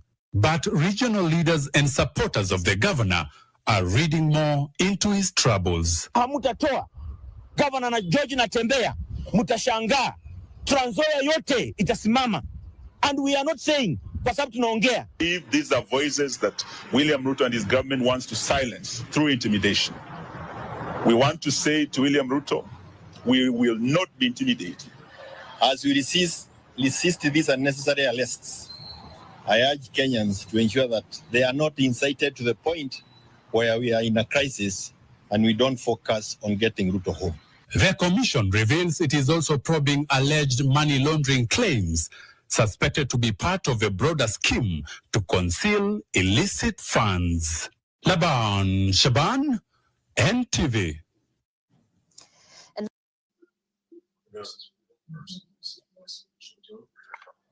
Haya, mabibi na mabwana, mambo ni kama hayo.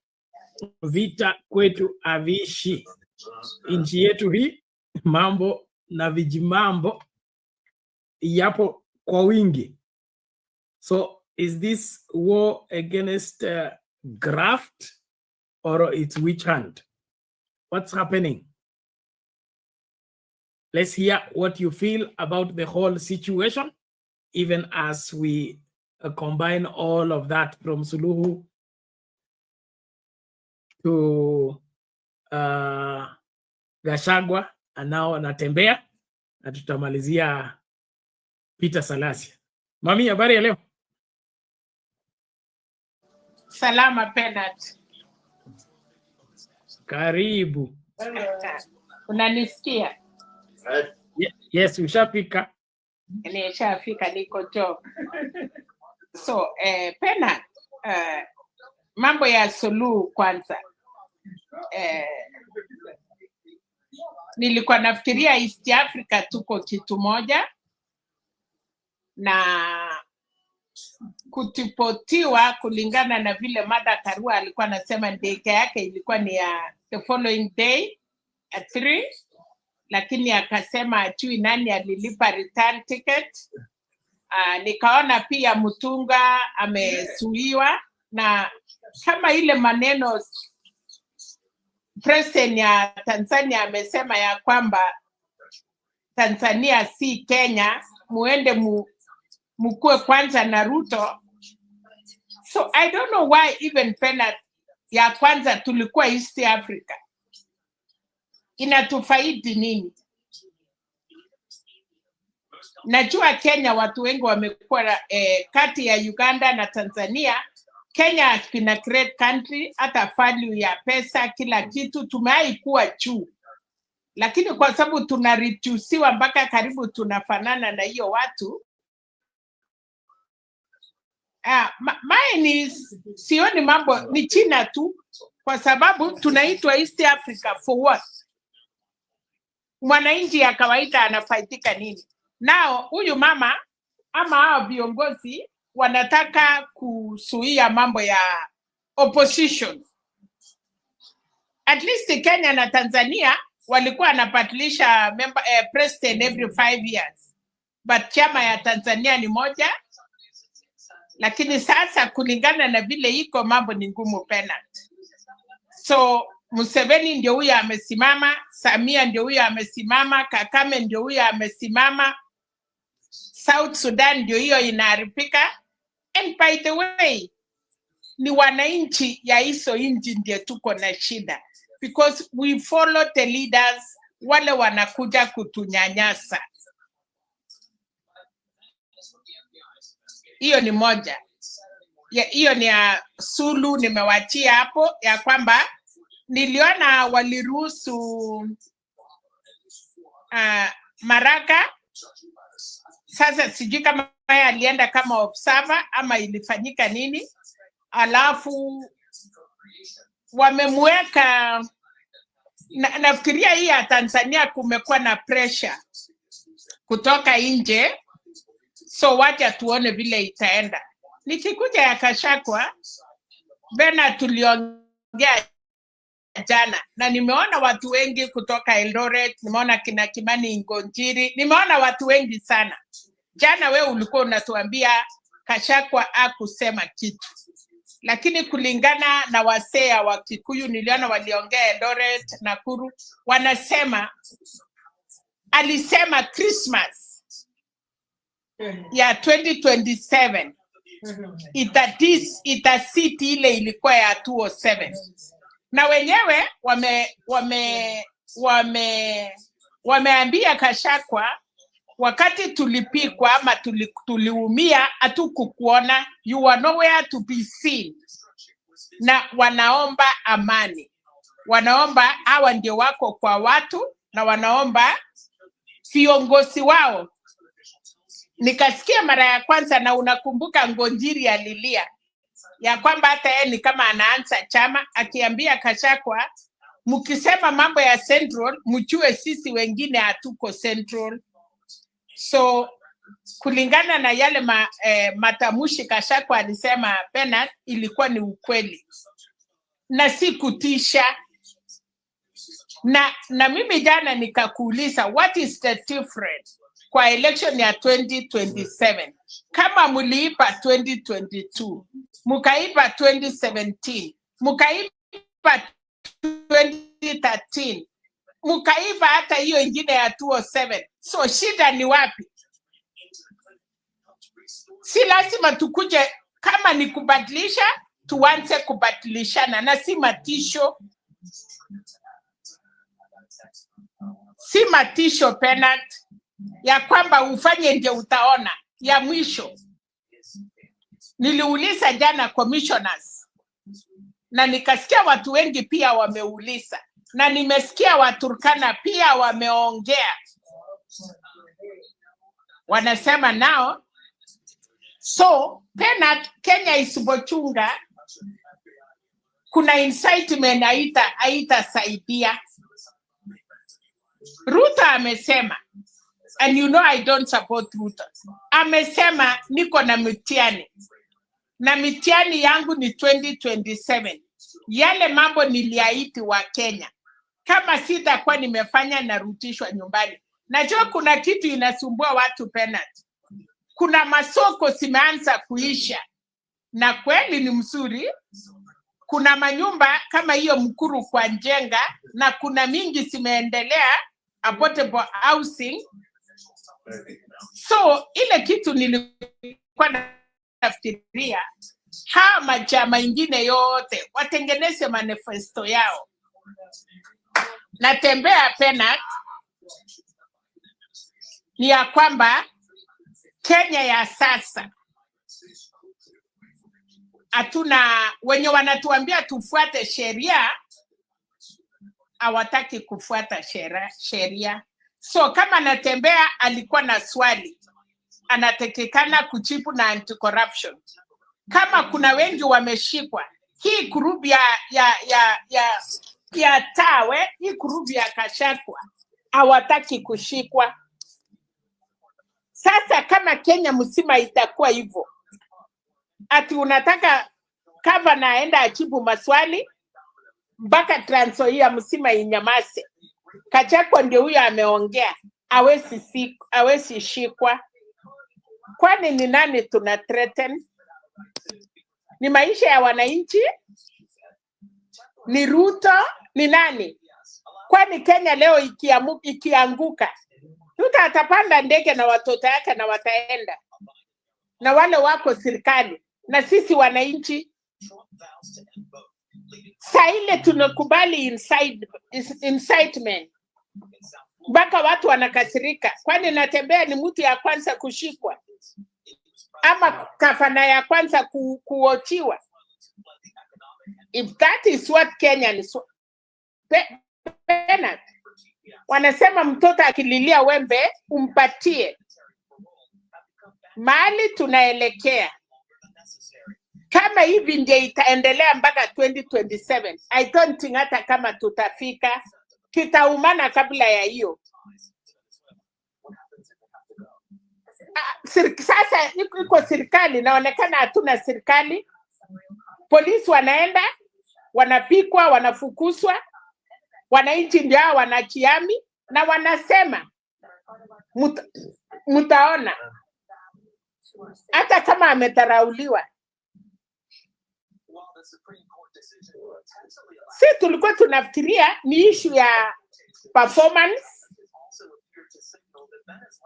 Mama, kuna TV ama nini? Kuna sauti. Oh, okay. Reduce that TV. So mimi nasema, sorry. Mimi nasema Penat, hatujui shida iko wapi. Shida ni serikali, hata si serikali. Serikali hii watu wote wako serikali. Sidhani kama Ruto peke yake ndio yako kwa hiyo government. Nimesikia Alice Wahome leo ameambia ODM mkue ndani ama muondoke. Si serikali ishe tuone. Kwani iko shida gani? Itafika mahali watu wataongea Penat. Kama ni Ruto ama ni Ruto, hata kama aliipa, Uhuru aliipa, Kibaki aliipa, na waliwatiwa wafanye kazi. So Penat, mambo ya Tanzania hiyo ni mingine tunangojea, lakini hii ya Kenya ati watu wanatusiana, ati sasa hakuna mtu anashikwa. Kuna Salasya anakula mori, Natembea anakula mori, Gachagua anakula mori. Si kila mtu akule mori sasa tuone. Nchi kuisha Penat ni rahisi sana. Raila mwenye amevumilia miaka yote akinyenyekea na amenyanyaswa na ana sacrifice because of our country. Kwani hao wengine wawezi vumilia? So mama, wewe unataka tuvumilie kuibiwa? Kuiba nini? Wewe umesema kura ziliibwa,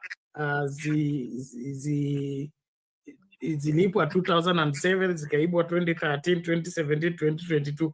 Mbona saa hizi iendelee vile inaibiwa? Mwenye ako na uwezo aibe. Kwani iko shida gani? Kwani ya sasa hapo ndio nataka unieleze. So ikuwe halali kwamba sisi ni nchi ambayo haiwezi kufanya uchaguzi wa halali mpaka wizi utumike. Sheria ilikuwa imeenda wapi wakati hiyo ingine? Walikuwa wameweka kwa bedroom. Sasa ndio wameleta sitting room. No, mimi nataka uongee kwanza kama mama, na haya unayosema nataka pia ukumbuke kwamba wajukuu wako wanasikia, dada zako wanasikia, watoto wako wanasikia, kwamba kwa sababu kwa sababu Kibaki aliiba, Uhuru akaiba, Ruto aibe, na yule anayekuja pia aibe, kwa sababu wizi sasa imekubalika Kenya.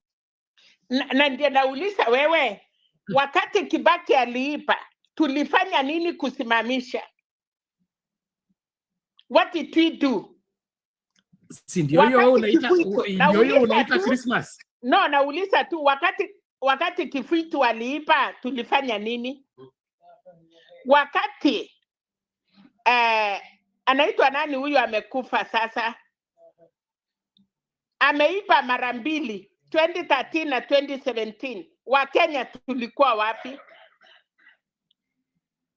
Saa hii haijaibiwa, hatujafanya election. 2022 walifuta commissioners. Tukasema tunataka watolewe commissioners. Wanaendelea hata ichafika parliament. Story mtu anaamuka anasema kura yetu isiipiwe. Nani alikuwa anaipa kura? Ruto alikuwa anaipa kura akiwa na Uhuru. Rigathi Gachagua aliipa kura ya Raila akiwa na Ruto. Kwa hivyo anajua vile wizi inafanyika. Kama wewe si mwizi pena tuwezi ongea kuhusu wizi. So Gachagua mwenyewe kwanza atuambie wakati ya Uhuru na Ruto yeye alikuwa pia ya Uhuru. Atuambie vile kura iliibwa 2017. Ruto atuambie, mimi nataka Wakenya niwaambie ukweli. Huyu Ruto na mimi tuliiba kura. Na kwa sababu mimi naokopa 2027 vile tuliiba kura ya Raila na hivi nje tuliiba, mimi nataka Wakenya ni waalat, ni waonyeshe jinsi kura inaibiwa. Lakini hapana kutuambia ati sasa itakuwa sherehe. Tell us, huyu mwizi aliiba kura zetu wache, na alikuwa na nani akiiba? Alikuwa na wewe, Rigathi Gachagua. Tell us how rigging is going on. Utusaidie tuelewe ya kwamba mimi kwa sababu nimetengeneza chama yangu na mimi nataka niseme ukweli, kura iliibiwa namna hii. Hapo ndio tutakaa chini na tuelewe. Lakini kama unatustua na kusema kura haitaibiwa, kwa nini isiibiwe na imekuwa mtindo ya kuiba? Hiyo ndio nimesema. Lakini atuambie model ya kuiba kura ndio asimamishe. That is what I can say. Lakini hawezi kutustua. Hata hiyo wakati ingine Raila alikuwa nastuana, lakini kura iliibiwa. Wewe unakumbuka? So sisi hapa mami sitaki turudie hiyo sana. Mimi nataka tuelewane tu vizuri. Kwa sababu kura iliibwa hapa awali. Kwa hivyo hakuna makosa kuiba kura kulingana na wewe. Nimesema hivi. Mwenye aliiba kura 2022 ni deputy president na president ya Kenya, na deputy sasa anatuambia kura haiwezi ipiwa. Atueleze wanaipanga aje. Unajua boma yako Bernard, kama umefunga ng'ombe na uko na boma moja, mlango moja, gate moja, wewe sasa unajua ng'ombe niliingiza na hii boma. Sasa tunataka Gachagua atuambie hiyo gate ingine ya kuiba kura ni gani, kwa sababu yeye anajua. Uwezi kuwa mkali. Kalonzo mbona hajakuwa mkali? Chui ya amekuwa akiipiwa ama anaambiwa tu ingia hapa. Raila mwenye amekuwa akilalamika ajui vile kura inaipiwa, lakini anasemanga imeipiwa. Lakini Rigathi Gachagua alikuwa kwa nyungu ya kuipa, atuambie vile inaipiwa. Hiyo tu. So hilo ni swala nyeti, tutalifafanulia hapo baadaye, lakini kwangu mimi maovu ni maovu, mema ni mema. Tusiyachanganye na tusihalalishe maovu kwa sababu ya watu. Awe ni Gachagua, awe ni Ruto, awe ni Raila, akifanya yale ambayo hayafai, tuseme haya hayafai, aswa kwa kizazi kizima, kwa sababu watoto wakijifunza kutoka kwetu kwamba kuiba ni halali na ni sawa, basi hapa ndio sasa tunafikia ambako jana ama juzi kumekuwa story ya kijana amkatakata baba yake, amfunga kwa blanketi, amwasha moto. Yani mtu ana ujasiri wa ku-attack baba yake, amkatekate kwa panga, afa atoe kichwa, amfunike kwa blanketi, amwage mafuta, amchome. Kijana wa miaka 20. So hii level ya maovu yanayofanyika katika nchi hii, sisi hatuone hatari tukielekeza kizazi katika hiyo njia. Na yote kutokana na nini? Na sisi wale ambao wewe pena tukiendelea. Yes. Ni Ruto amesema nitaipa kura ama ni Gachagua amesema kura itaipiwa? Nani amesema? Ni Ruto amesema nitaipa. Swala la kuiba kura alijaanza na Ruto wala Gachagua. Tukiangalia hitu maswala hapa saa hii, I mean in the current situation, aliyezungumza masuala ya kuiba kura alikuwa Cherargei na Sudi. Sudi alisema kwani Ruto atakuwa one term wakiwa wapi? Hata wakati Kibaki hakuwa amepata kura za kutosha na anatafuta second term, si alifanya ukarabati mpaka akaingia. Tena itakuwa kuaje ati Ruto akuwe one term? Sudi akasema tutaongeza zile ambazo hazitoshi mpaka asifike za kuhakikisha kwamba Ruto ako na second term. So hawa wawili wakiongea, si hao ndio wandani wa William Ruto? Sasa shida iko wapi? Wamesema na kuelezea, hawajaenda msituni, wamesema vizuri. Wamesema first term Kibaki alichaguliwa, akasema ya pili alifanya ukarabati, akaingia State House. Haya, ikakuja Uhuru, wakafanya ukarabati, wakaenda State House. Akasema Ruto 10, Uhuru 10. Ukarabati ya Ruto ni uchungu ama ukarabati ni ukarabati? Hivyo ndiye nauliza. Ukarabati wowote katika uchaguzi haufai. Na mbona watu wakuongea?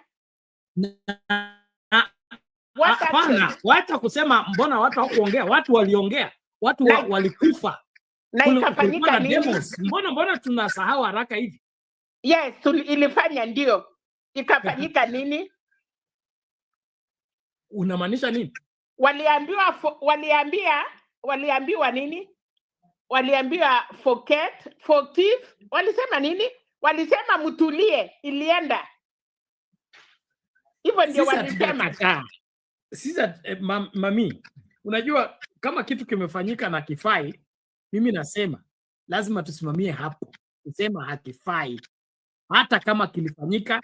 Kwa mfano, hiyo Grand Coalition Government pia haikuwa inahitajika kwa sababu mshindi alikuwa anajulikana, mshindwa alikuwa anajulikana. Kukwamia katika mamlaka kwa sababu umefanyiwa ukarabati ama unataka ukarabati, hiyo ndio chanzo cha kuharibika kwa nchi. na mahali tupo na mahali tulikuwa 2007 ni tofauti sana. Kizazi ambacho kilikuwa 2007 na kile kiko 2022 ni tofauti sana. Kwa hivyo tukisema kwamba mambo yaendelee vile yalivyokuwa dunia bila mwisho, hapo sasa ndio tutasituliwa, kwa sababu tunafikiria kwamba tunadili na wale ambao hawapo tena. Ni kama saa hii anaitwa nani, president wa France, okay? Yeye alikuwa amekaa pretty, akasema yeye vile amecontrol mambo yote West Africa, hivyo ndivyo itakuwa, hakuna mtu atamtisha, hakuna vitu nini. Lakini saa hii mabadiliko yameanza kusukumika, na saa hii sasa ndio wanastuka. Kuna mtu amesema hapo, minister anasema Macron amesababisha Waafrika wafunguke macho. Saa hii sasa wanadai uhuru wao, na lazima Europe ikuje pamoja united ndio ifight hii maneno, kuhakikisha kwamba Afrika hiyo swala la Mali, Niger na Burkina Faso halita spread everywhere in Africa, because ikifanyika hivyo watoto wetu, that is the France children, are going to be servants of Africa, and Africa should not be made to lead the world. So wakati tunaacha maovu yakipita, kuna kizazi kitafika ambacho itasema haya maovu haiwezi kwenda kuzidi hapa. Sisi kama wazazi, sisi kama elders, tunapaswa kufacilitate hiyo mambo. Kama yatakuwa mbaya huo usifikie kila mtu, we arrest the situation and save it. Lakini hatuwezi kusema kwa sababu Uhuru aliiba, Kibaki aliiba, Ruto akaiba, basi hawa watu wafungue hiyo ikuwe chapter jinsi ya sisi tutaendelea kama nchi. We will be doing wrong and we will not be elders. So we don't need elders. Waende nyumbani yote, Kachakwa na Ruto na kila mtu msee waende nyumbani, muachie viti vijana, wacha CNC wasimamishe president mpaka MCA kwa chama yao.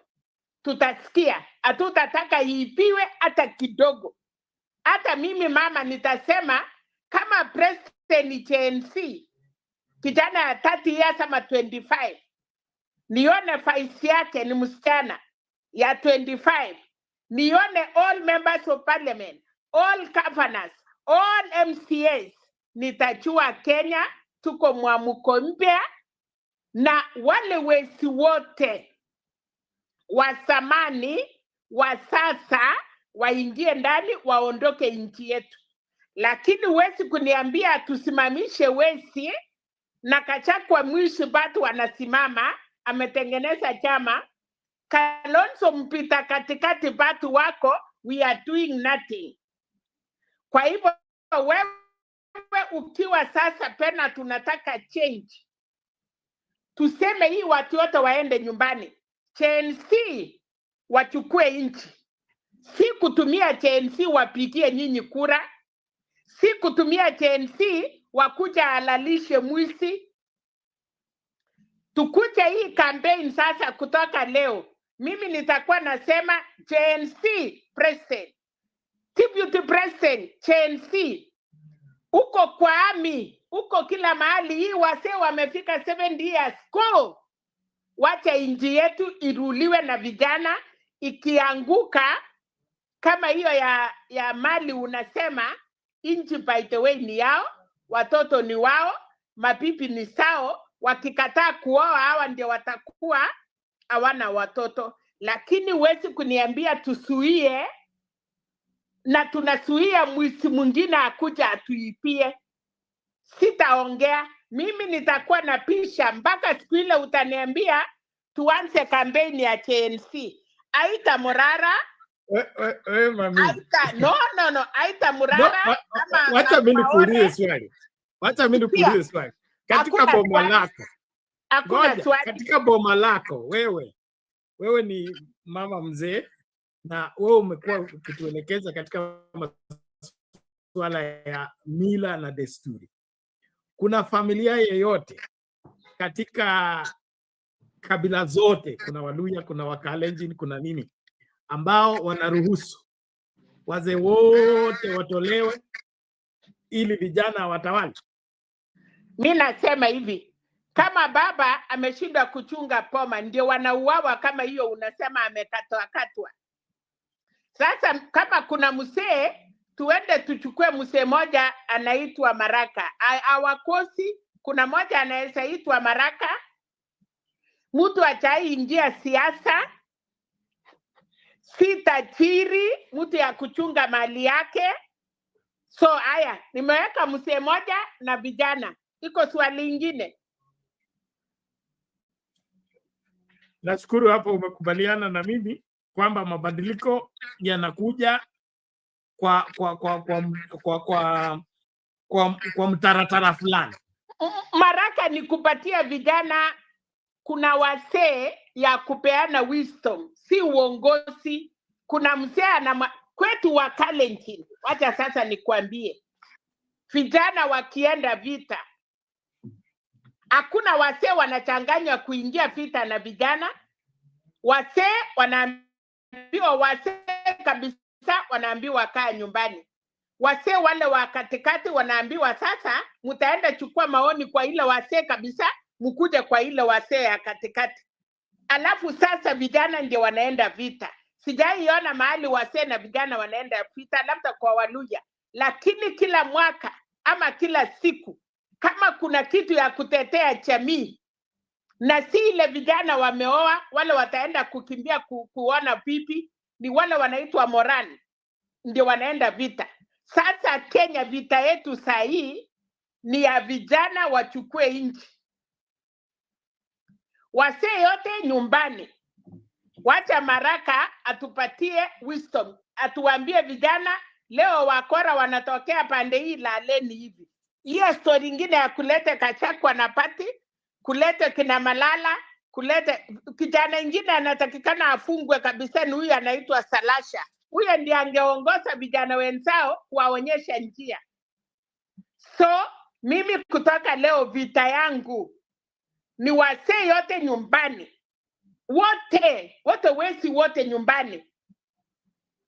Kasongo tamu moja, wasee wote tamu moja. Inji ni ya vijana. Chagulanyi achukue Uganda, Tanzania itoke kijana, Zimbabwe itoke kijana, waungane na Ibrahim Tore, inji yetu isimame. Usituletee sasa. So, hiyo yote unasema inafanyika kwa sheria ipi? Kwani sheria ni nini? Si sisi ndiye tunapika kura? Kwani mimi nikiamuka na niambie watoto yangu sasa muende mupige kura kwa kijana mwenzao, kwani si watapika kura? Okay, mimi sipingi na sipingi mtu yeyote kusimama katika uchaguzi. Bora tu Wakenya wapewe uhuru wa kuchagua. Hakuna uhuru kama wewe utaki tuendelee kuipa kura na utaki tukue kama 2017 na 2022 tuweke TNC wasimamie wakuwe wenye kura. Unajua ni kinyume cha sheria kuzuia mtu kusimama katika kura wakati ako qualified. Hakuna kitu kama hiyo. Basi tutaipa kura, kwani iko shida gani? Kujeni simama. Tutaipa kabisa. Shida ni kuipa ama kuzuia watu wasihusike katika kura? Mimi sitaki kujua. Mimi nasema hivi, Ruto, kama wasee wanasimama, chukua kura. Wewe ndio unajua. Fanya ukarabati kabisa mpaka uingie 10 years. Lakini kama ni KNC, usiipe kura ya Kenya. Mama, wacha tuachie tu hapa. Wacha tuachie hapa hata masandio hapa. Hilo swala labda tutapiki kesho. Wewe kwanza umekubali tupatie TNC inchi? Inchi, mimi siamini katika uongozi wa vijana peke yake bila wazee, na siamini uongozi wa wazee peke yake bila vijana. Mimi naamini kwa uongozi wa wote kwa pamoja, kwa mama, vijana. Wazee wametule down. Mulitule down. Mumetule down kanisa. Mumeleta down watoto wetu. Mumeleta down mpaka wewe mama, ngoja. wewe umeanza kutupotosha. Okay? Sisi tunafanya mambo kwa naamini katika kufanya mambo kwa mipango Wewe ambayo kwanza Bernard, kwa nini nimeona KNC, nimeona Makore, nimeona anaitwa nani huyu mwingine Morara, nimeona vijana karibu 30 wale wa different political parties KNC wamekuwa na mkutano, na wewe hata siku moja hujaienda kwa hii TV yetu na ukatuambia hao vijana wamekunywa chai pamoja na wamesema kila mtu asimame. Makawara akaambiwa asimame kwa ODM na alete vijana yote. Huyu anaitwa nani Morara na chama yake, na kuna watu vijana walikuwa wazuri wengi sana na wakaimba. Sasa kwa nini wewe hujasema tufuate hawa? Mimi sijapinga mtu yeyote kusimama na sijapinga vijana kuwania uongozi. Kile ninachosema kuna tofauti ya political party, kuna tofauti ya umri na nchi. Sasa wakati hii vijana no mama, let us not confuse. One minute. Yes. Wakati hao vijana walikuwa wamekosana kabisa, kwa sababu hii ni generation tofauti. Wakati wamekuja pamoja walisahau yaliyopita kwa sababu ni rika moja, na wakasema we are the youth, injini yetu tuende mbele. Na unaona vile wameenda mbele. Hawajasema mwingine amekula zaidi, mwingine akakula kidogo. Wamesahau na wakasema let us focus. Lakini sisi wasee nje sasa tunasema huyu anaipa zaidi, huyu ataipa zaidi, tufanye vile hiyo vijana wamefanya. Vijana wamesema tulipigana, tukakosana, lakini nao tumetoa interest yetu kando, tunatengeneza nchi. Let's go downstairs. Yes, hapo sasa Bernard. I have no problem with that, and I'm happy that the young people are pulling together in the same direction. What I still insist is that the country called Kenya belongs to all of us. And not all of us. Tumeharibu. Why belong to us na sisi tumeharibu? It belongs to all of us. Even if we spoil it, it still belongs to all of us. And it's our responsibility to fix it. Who big? Nani atafix na sisi ndiye tunaharibu?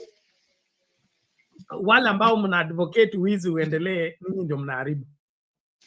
Iendelee kabisa. Yes, sasa hiyo ni kuharibu. Hiyo ndio wahenga wanasema ukicha mwana kulia mwisho utalia wewe. Hakuna shida, kwani kuna tulia na kipindi.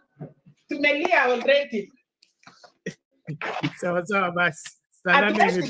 Hatuwezi danganywa Ruto mastiko alafu ati tuseme tuko sawa. No way. So are we defending Ruto or defending Kenya? Yote, mkitufend Kachagwa na mnaenda kutufend na Tembea. Hakuna mtu Kenya ni tofauti na Gachagua, Kenya ni tofauti na Ruto, Kenya ni tofauti na vijana na wazee. No, iko sawa. Hiyo watu wenye walikuwa kwa natembea ni wazee ama ni vijana? Ndio nauliza. Wewe uone tofauti ya inchi na watu? Hakuna tofauti. Unless tunyanyaswe vile Museveni amefanya. Kumbe hata Museveni hajafanya makosa. Na mimi napiga Museveni Uganda bure. Kumbe amejua.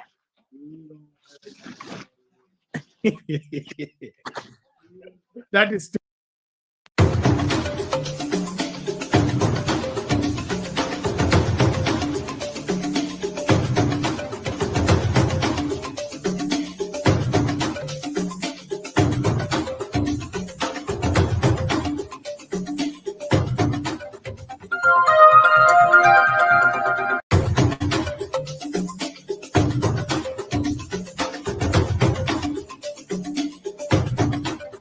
Sound Candy Talk is timely, accurate, professional, and affordable. You have a complaint or a compliment, any question concerning our broadcasting, contact us soundcandytalk@gmail.com. We are on Facebook, YouTube, TikTok, and X at Sound Candy Talk. Call us 0718 45 45 85.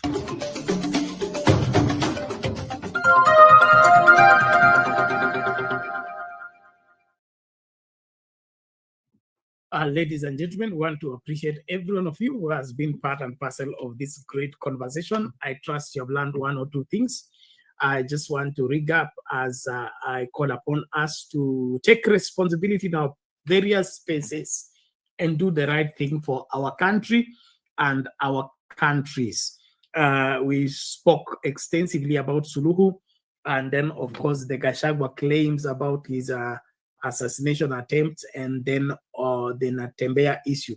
But what is standing out here is that we as a people, we must have a rethink and be able to align properly with constitutional provision, and as well as safeguarding the rights and the freedoms that our constitution makes available for each and every one of us as a people.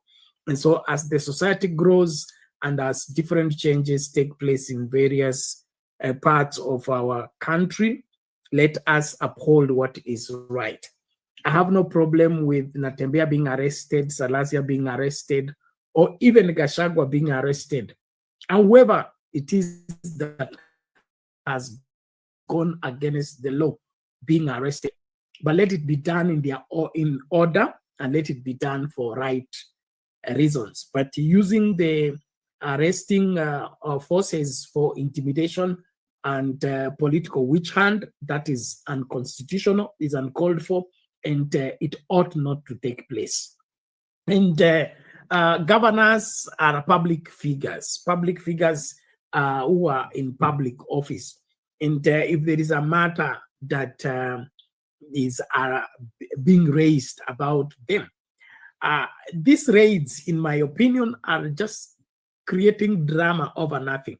Because, for example, there is the former governor, Oparanya, has been at the anti-corruption headquarters several times. Being summoned, he appears and answers to the question, then is let go.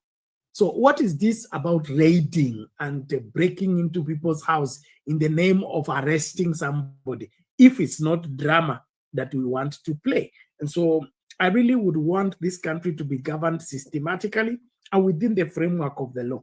But the twistedness and the excesses that are being done, especially in the name of government and in the name of fighting corruption, to me is just drama and it's not helping the situation. If anything, it is making things to get bad and worse with every passing day. And so all the people in authority and all the people with the assignment to enforce whatever it is that they wish to enforce, let it be done within the proper framework. Stop the drama, stop the inciting the people, stop provoking the people. Let's do what is right. Somebody has broken the law, let him be arrested rightly, or let him be summoned. If he's running away, then a warrant of arrest should be issued. But this breaking in people's houses and demanding that you've been sent to check, it is not within the framework of the Constitution, and it is causing disorder. So this law and order needs to be more practiced by the government itself than demanding it from Kenyans. In the final part, I want to appreciate all of you that are supporting the channel. Please, let's keep supporting the channel, and also remind us that we are still responsible for Frank, and we need many of you to come forth and support our young man to be able to put his life together and be able to stand on his own.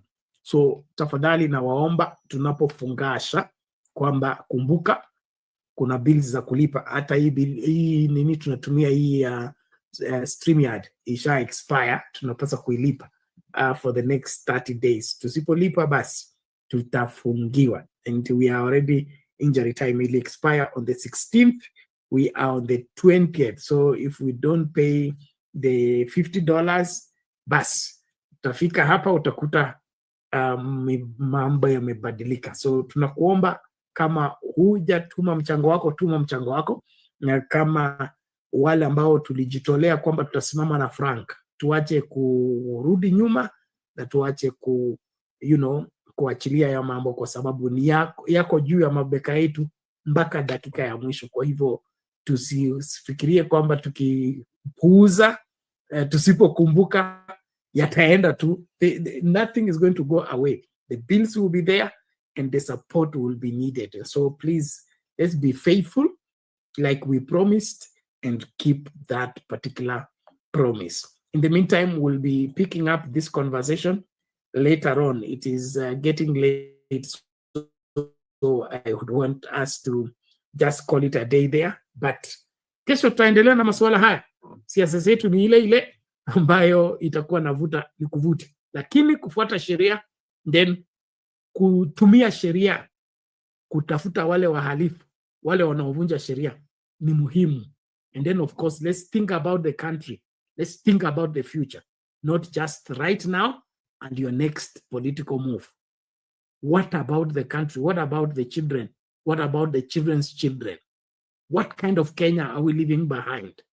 That should be a bother to any right-thinking person, especially if you are looking for public service. What kind of Kenya do you want to leave behind? The Kenya of thieves, the Kenya of robbers, the Kenya of violators of the Constitution, or you want a Kenya that is known for uprightness? Burkina Faso says the land of upright people. Where is our Burkina Faso in Kenya? The land of upright people. I leave that with you. Think about it. And let me know when you see me next. God bless you. Tukutane tutakapokutana.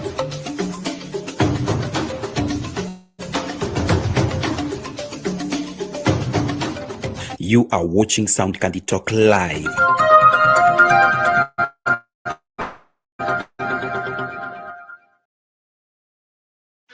You've dreamed about the perfect wedding, the dress, the vows, the happily ever after. But let's ask the most important question. Before you say I do, are you truly ready for the lifelong commitment that comes after the honeymoon period fades? Bernard Ngosi's groundbreaking ebook, Are You Marriage Ready?, is the ultimate guide to building a successful, lasting marriage. This isn't just another relationship book, it's a heart-to-heart conversation that prepares you for one of life's biggest decisions, getting married. Are you choosing love or just infatuation? Are you building a marriage or just planning a wedding day? Reading this book was a game changer. I realized I wasn't as ready as I thought, but now I'm on the right path. Don't wait until it's too late. Invest in your future. Download Are You Marriage Ready today. Link in the description below. Your future spouse deserves the best. Are you ready?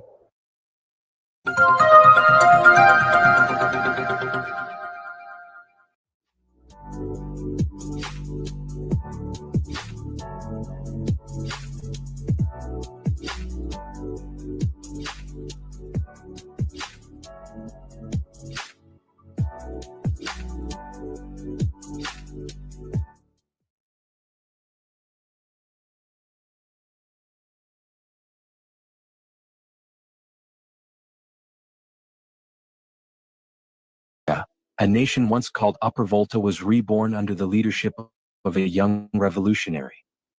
He named it Burkina Faso, the land of upright people, and he lived up to every ounce of that ideal.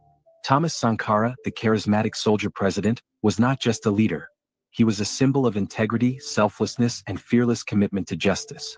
Born in December 1949, Sankara rose quickly through the military ranks, fueled not by ambition but by conviction. In 1983, at just 33, he became the president of Burkina Faso. His mission was simple but radical: to liberate his people from both external imperialism and internal oppression. He slashed government salaries, including his own, sold off luxury government cars and replaced them with modest Renault 5s. He championed women's rights, outlawed female genital mutilation, polygamy, and forced marriages. He redistributed land from feudal landlords to peasants and invested heavily in healthcare, education, and local production. But what set Sankara apart was not only his policies, it was his spirit. He refused foreign aid with strings attached. He wore a simple military uniform. He rode bicycles. He lived what he preached. Yet, as history often shows, the light of revolutionary ideals burns too brightly for those in the shadows of greed. On a grim afternoon in October 1987, Sankara convened a meeting at the national headquarters with 13 of his trusted comrades to address growing tensions. At exactly 4:30 p.m., gunfire shattered the air. His 2 bodyguards and driver fell first.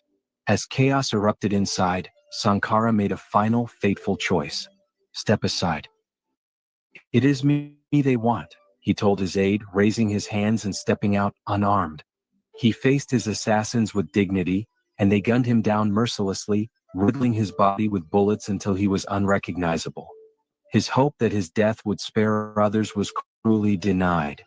The killers stormed the room and murdered almost everyone, sparing only Eluna Traore. Behind it all was a familiar face, Blaise Compaoré, Sankara's longtime friend and deputy. The man he trusted most orchestrated his assassination and ascended to the presidency hours later. Compaoré denied involvement, claiming illness kept him home, but evidence told another story, one of betrayal, ambition, and greed. Their bond, once forged in the spirit of revolution in Morocco, was shattered, and with it, the dream of a nation. The man who stood for the people had been slain by one who once stood beside him. Yet death did not end Sankara's legacy. At his graveside, a note was left. Do not worry, Mama Sankara. We will avenge the death of your son. We are all Sankaras. Thomas Sankara lived only 38 years, but in that short span, he lit a fire that refuses to die. His vision, sacrifice, and truth echo across generations, reminding Africa and the world what leadership should look like. He was and remains the upright man.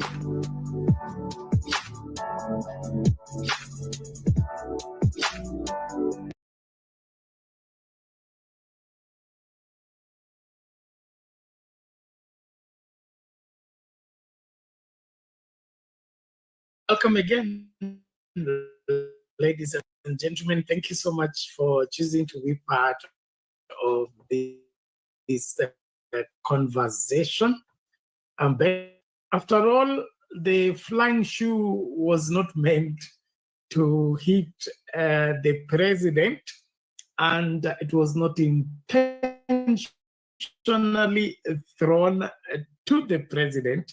But there was some altercations between 2 people who were trying hard to see the president clearly, and the man carrying the shoe was obstructing another from seeing the president clearly. And so the frustrated person behind that particular participant into the meeting is the one who hit the shoe in the hand of the other person, and unfortunately the shoe flew right towards the president. And so the information we are getting right now says that it wasn't intentional and the shoe wasn't meant for President Ruto. Let me just read out what that particular exclusive angle of the camera, and then I'll show you the video on how exactly what happened. Well, a fresh video of Migori shoe throwing emerges. Seems someone was blocking another from seeing the president. This is a clearer video of the shoe issue in Migori. No one intentionally halted the shoe on President William Ruto, contrary to what many of you have alluded to. You remember the video that went viral. Now, a different camera angle shows a crowd member raising a shoe blocking someone else at the back view. In response, a frustrated person strikes the shoe, causing it to fly past the president, creating the false impression it was thrown at him. Well, that now what is being given as a clearance of what went down in Migori. But let's look at the video and do a judgment for ourselves. We seem to be becoming a very sensational country whereby we like blowing things out of proportion. But I trust this will clear if you look at it clean. Let's watch the video and then come back to look at it again. Tunakubaliana jameni? Kwa sababu niko na viongozi wengi, mimi nataka niwahakikishie, sawa sawa, sikizeni watu wa Kuria, nyinyi ni wakulima wa maana sana sehemu hii. Tulisema kwanza tupunguze gharama ya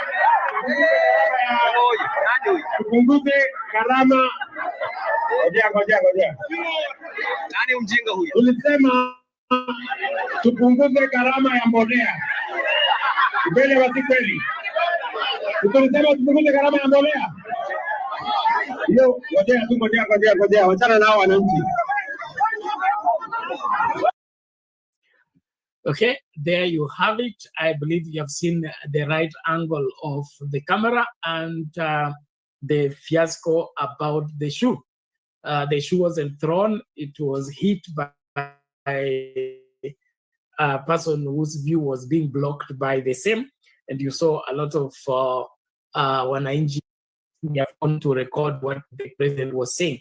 And so as from that information, nobody intentionally threw the shoe at the president.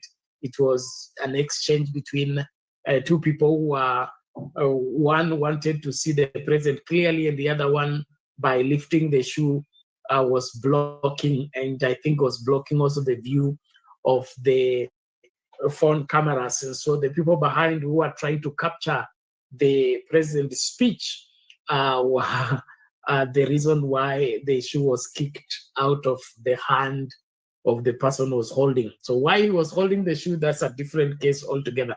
All in all, thank you so much for continuing to be part and parcel of our piecing together issues on Sound Candy Talk. We look forward to meeting again in the next episode. And please, let's keep it right here. If you're not a subscriber, subscribe, follow us, and let's stay together as one big family doing what we know best to do. Let's meet in the open forum later on in the day. God bless you.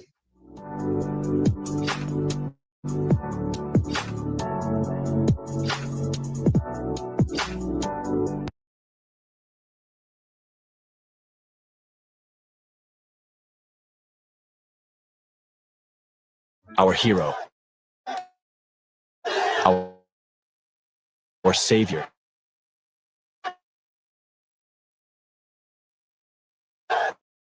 our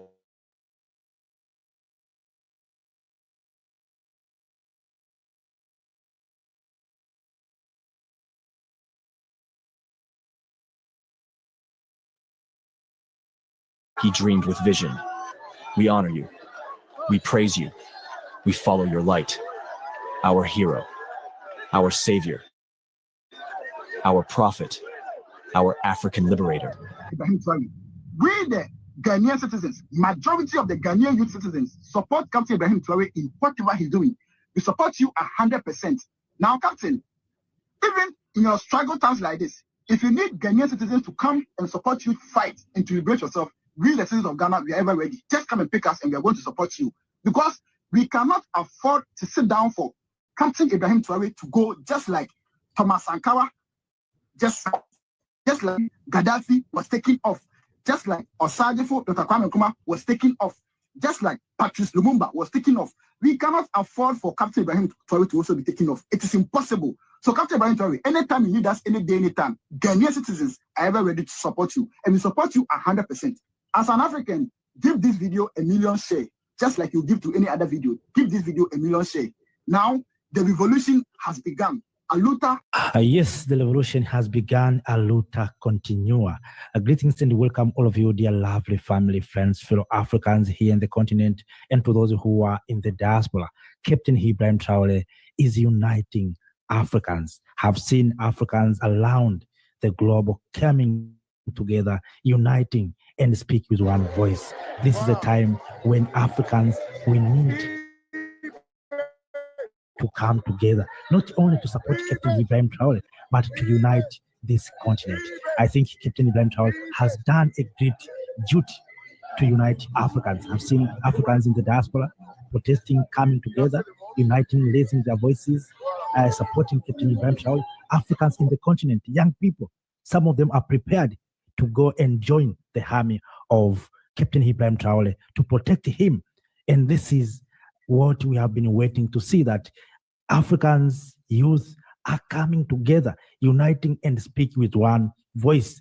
So kings and queens, ladies and gentlemen, join with me in this wonderful video where we're going to share and to discuss about how we can come together, not only to defend and to protect Captain Ibrahim Traore, but to achieve our goals as Africans. Welcome. Africa stands at a turning point in history. For too long, the continent's vast potential has been dimmed by division, exploitation, and silence. But today, a new generation is speaking with one voice. Across countries, across oceans, across languages, Africa's youth are uniting. And at the center of this movement stands a man, Captain Ibrahim Traore, a symbol of dignity, resistance, and African pride. This is not just his story. It is the story of an Africa that refuses to be broken. It is the story of you, of me, of us all. Captain Traore is us. We are Captain Traore. While Captain Traore rises, traditional institutions like the African Union remain silent. In the face of injustice, their inaction has left a void that the people themselves are now filling. Youth across Africa are no longer waiting for political permission to fight for their future. The African Union's silence has only fueled the determination of young Africans, making it clear. The time of passive leadership is over. Leadership is not given. It is taken by those who dare to dream and act. And Captain Traore has awakened that spirit across the continent.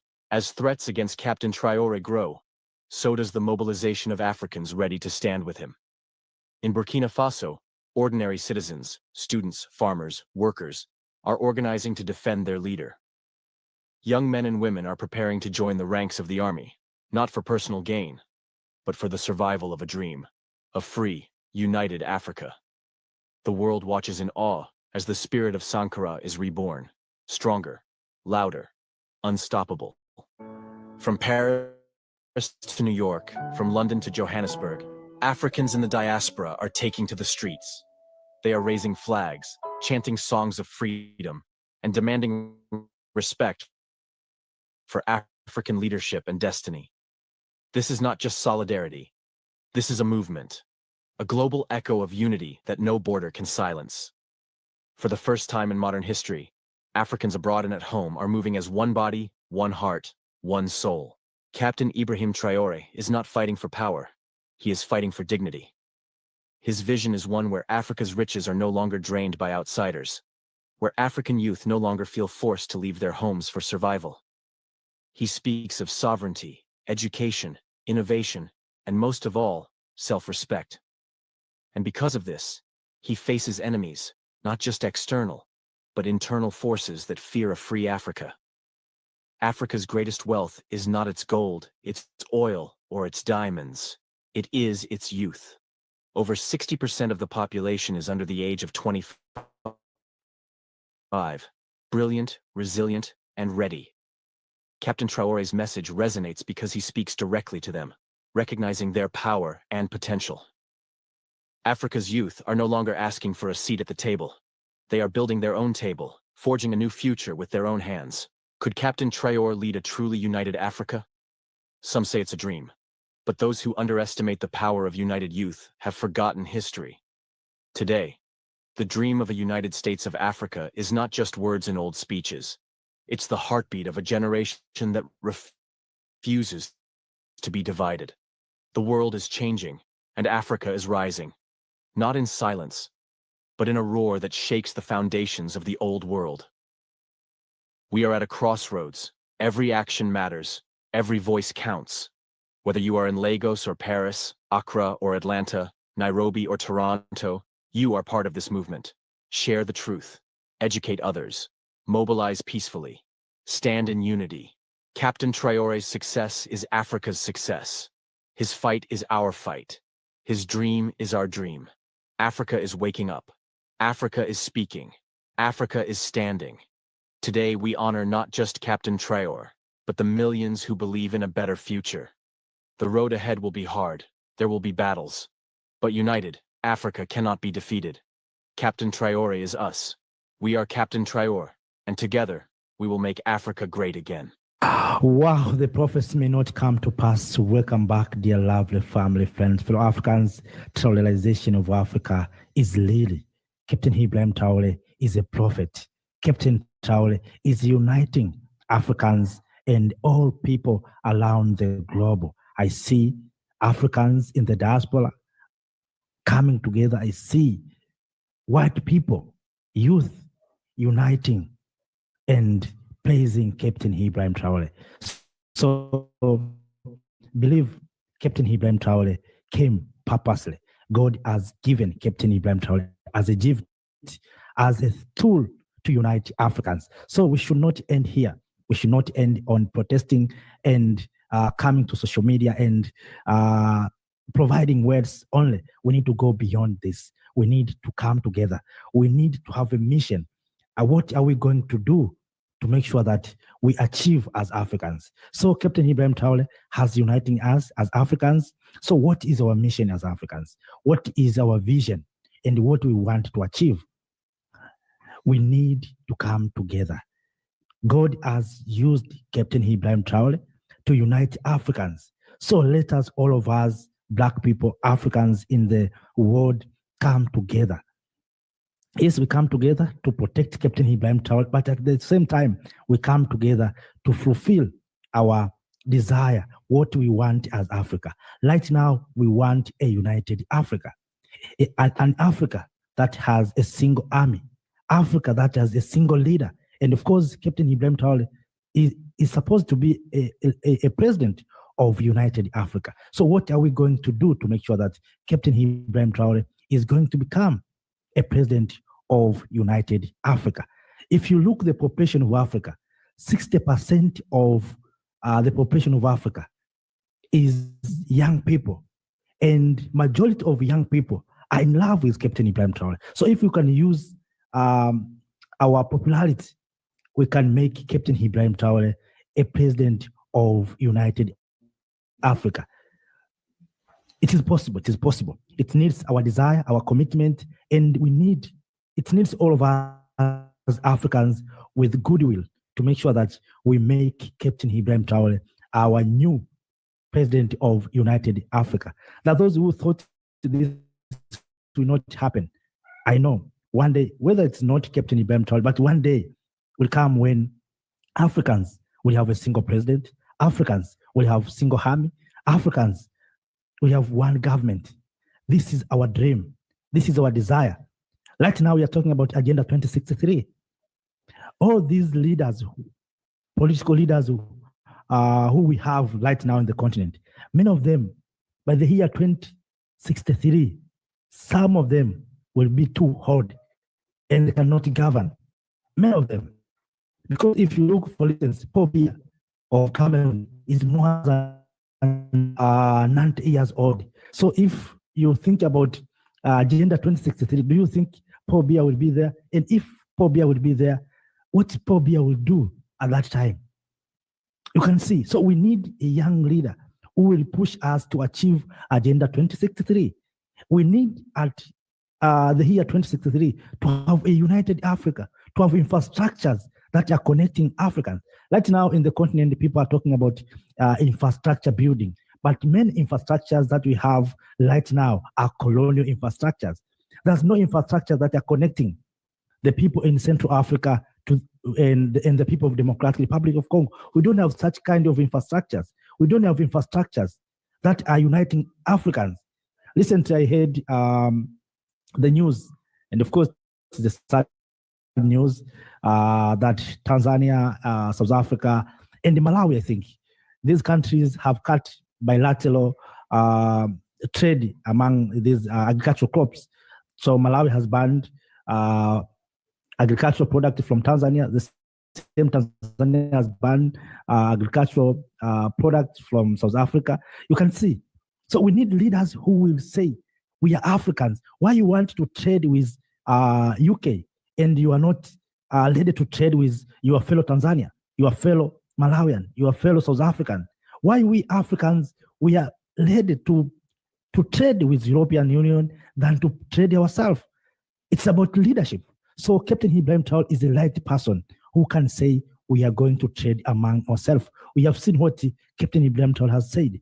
When other leaders have been talking about exporting cheap labors, Captain Ibrahim Traore went on the market and bought agricultural equipment and say, you young people, don't run away from this continent to seek green pasture outside of this continent or to become gardeners. Stay here. I'm going to give you infrastructures, tools, and equipment where you're going to produce enough food to feed yourself and your family. He did that. But other leaders, politicians, have been talking about exporting cheap labors to other nations. When other leaders have been talking about attracting investors, Captain Ibrahim Traore sent young Burkinabe outside to China to learn economy, to learn technologies, and he bought these construction equipment. So after finishing, those young people, young men and women will come and be our engineers. They will start building our roads instead of hiring Europeans, Americans, and others, taking a lot of money. Captain Traore said, no, we are going to train our people by all costs. We have gold. We are going to make sure that our engineers are being obtained here, and these engineers are going to be our road constructors. And he did that. And then that's why you see now people are spreading lies to Captain Ibrahim Traore. They see Captain Traore is going to become a leader, a big leader, a United States of Africa president that will challenge Donald Trump, that will challenge Xi Jinping, that will challenge President Putin. That's what they fear. That's what they fear. But I'm very happy that young Africans are awakening around the globe. And one thing that is giving me hope, it's not only Black people. I see also white people, young white people. You know, some of our elders, Black people, are being betraying us. As you see, as someone who said Captain Ibrahim Traore is using God to protect himself. He's a Black people like me. He's betraying us. But instead of defending fellow Black people, he's betraying us. But don't care about that. Let us focus on what we want as Africans. We want a united Africa. We know there's upside and down. People will come, will try to demoralize us. People will come, will try to destabilize us. Let us having a focus. Kings and queens, ladies and gentlemen, as I said many times, it's our duty as this generation to achieve economic freedom. And if we didn't achieve economic freedom, the coming generation will ask what these people have done for this continent. Because if you look what we have minerals, we have manpower. As I said, the population of Africa, 60% are young people. So we have minerals, we have workforces, we have everything. If you talk about land, you are talking about Africa. If you talk about horrible land agriculture, you are talking about Africa. If you talk about minerals, critical minerals, you see right now people are talking about critical minerals, and some of our leaders are betraying us, trying to sign this contract to give up our minerals to other people. If you look what we have, Africans, we are supposed to move as a donors, as not as beggars. Right now we are moving like beggars, but we are supposed to become donors. And how can we become donors? We need light leaders. Captain Ibrahim Traore has demonstrated. Captain Traore has shown us that it is possible. It is possible. Only gold. But we have countries that have lithium, have cotton, such as Congo, has uranium. But what Congo has done, what leaders of Democratic Republic of Congo has done. So we need leaders who has a caliber of Captain Ibrahim Traore. So, kings and queens, ladies and gentlemen, this is the right time for we Africans to come together, to unite. Let us, those who are in the diaspora, see how we can do to come together. You know, those who created these borders, they created these borders purposely. At this time, it is difficult for us to go to Burkina Faso, but I'm very happy I see young Ghanaian prepared. You know, Ghana and Burkina Faso are neighboring countries. So it is very easy for the young people from Ghana to go to Burkina Faso. So we want young people in Ghana to represent those who are far from Burkina Faso to go and support Captain Ibrahim Traore. We are not talking about Captain Ibrahim Traore. We are talking about Africa. Captain Traore is only showing us the way. This is about liberation of this continent. Captain Traore is just a leader who's showing us the way. But what we want is to liberate this continent economically. We want to see a Ghanaian engineer taking a tender of road construction in Malawi. That's what we want to see. We want to see a Senegalese doctor working in South Africa. We want to see students from Mali going to Tanzania at Dar es Salaam University, taking a study there. We want to see Tanzanians, businessmen and women, doing business in Ouagadougou. We want to see Africans in Democratic Republic of Congo manufacturing cars, manufacturing mobile phones, smartphones. That's what we want in this continent. We want to see roads connecting our countries. You see, right now, there's this, what you call Lobito Corridor. You know, sometimes people thought maybe criticizing. No, I'm not criticizing. Lobito Corridor is good. But why Lobito Corridor is sponsored by the West? Why Lobito is sponsored by America and the European Union? We want our road that will be sponsored by ourselves. Because if America is sponsoring Lobito Corridor, it means America is creating infrastructures as an outlet to access our critical minerals. We want Africans in Zimbabwe to move from Zimbabwe very easy to go to Democratic Republic of Congo to access minerals or to access devices, to access goods. We want the same Congolese to go in Ouagadougou in Tanzania to import, to take agricultural products. We want things like that. That's what we need at this time. That's what we need as Africans. So I see Ghanaian youth, young people are awakening, are representing the entire continent, youth, and said they're ready to go and fight alongside Captain Ibrahim Traore. At any time, Captain Ibrahim Traore need assistance, they are ready to go and help Captain Ibrahim Traore. And to those who are in Burkina Faso, make sure that you protect this prophet, you protect this liberator. I know among of you there's perpetrators, and try to identify them. Try to identify perpetrators in Burkina Faso. There's no shortage of perpetrators because history has taught us that perpetrator or enemy sometimes is within ourselves. So we need to protect this young man, not for our own, for the benefit of the entire continent of Africa, for this generation and generation to be born and to come and to come. And that's what we are saying.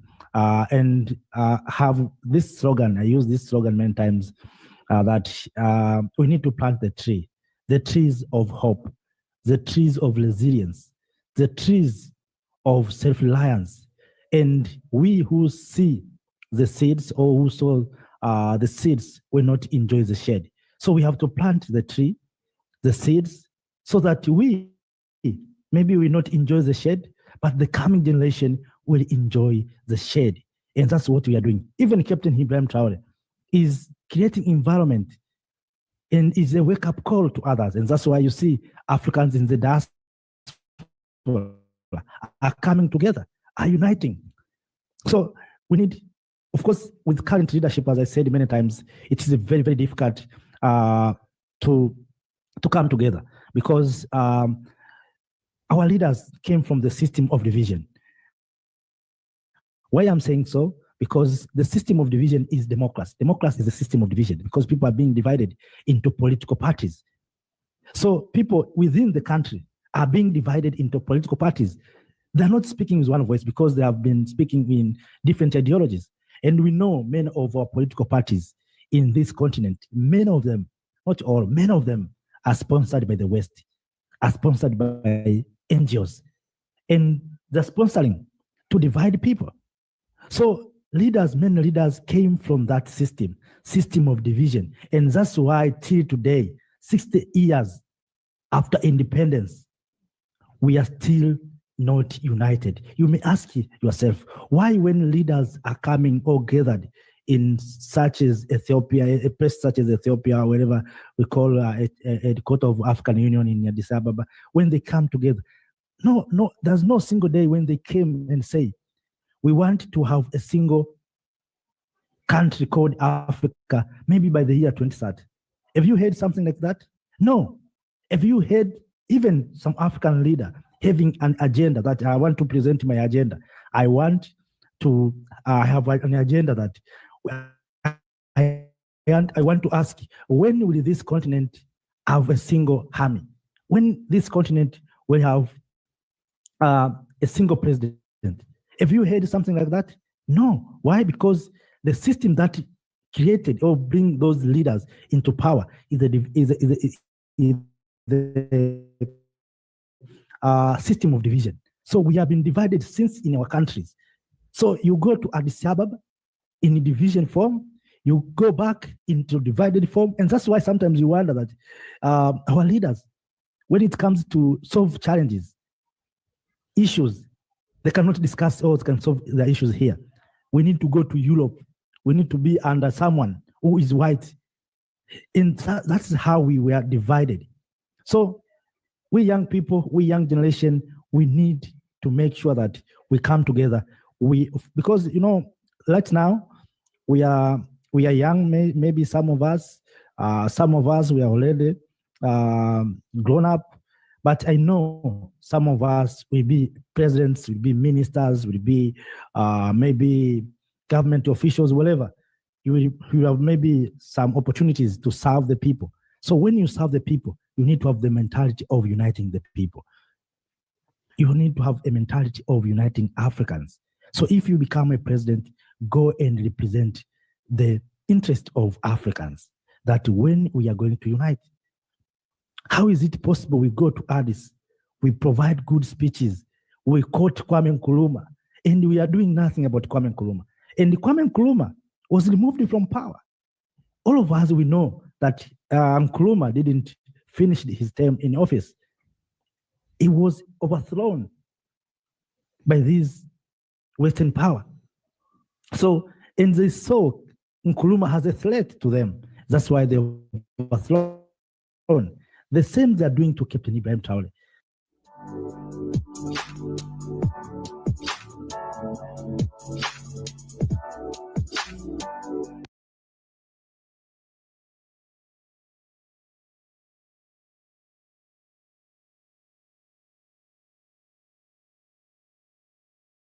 It was a quiet morning in Ouagadougou, Burkina Faso. Ibrahim Traore was in his office reviewing important documents on local policy progress when his assistant Marie hurried into the room.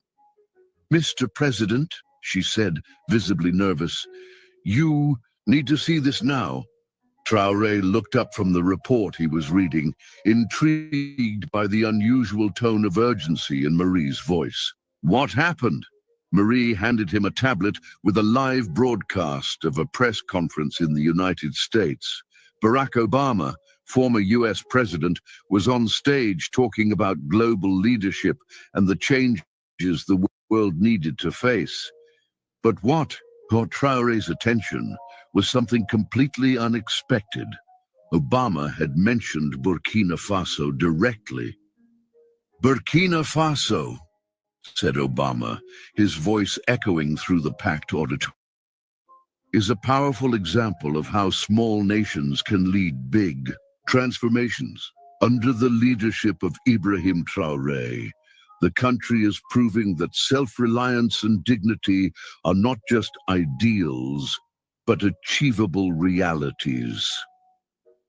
Traoré felt his heart stop for a moment. He didn't expect to hear his name coming out of Barack Obama's mouth, much less in such a positive context. He continued watching the broadcast, trying to process the words that echoed through the room.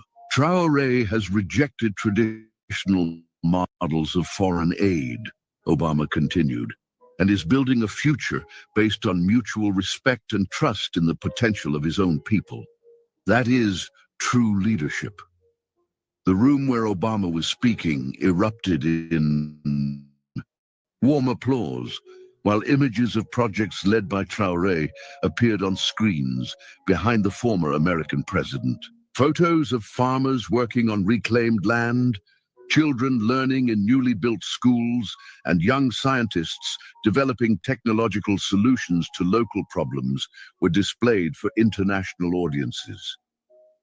Traoré slowly lowered the tablet, still dazed. I didn't expect that, he muttered, shaking his head in disbelief. Marie smiled, excited. Mr. President, this is incredible. The entire world is seeing the impact of your work. But Traoré remained silent for a few moments, reflecting on the weight of those words. He knew that statement wasn't just about him. It was about all the people of Burkina Faso who were fighting every day to build a better future. Marie, he said finally, we need to respond to this, but not with pride or ego, with gratitude and humility. Marie nodded, already starting to organize the next steps. She knew that this would be a crucial moment for the president and the country.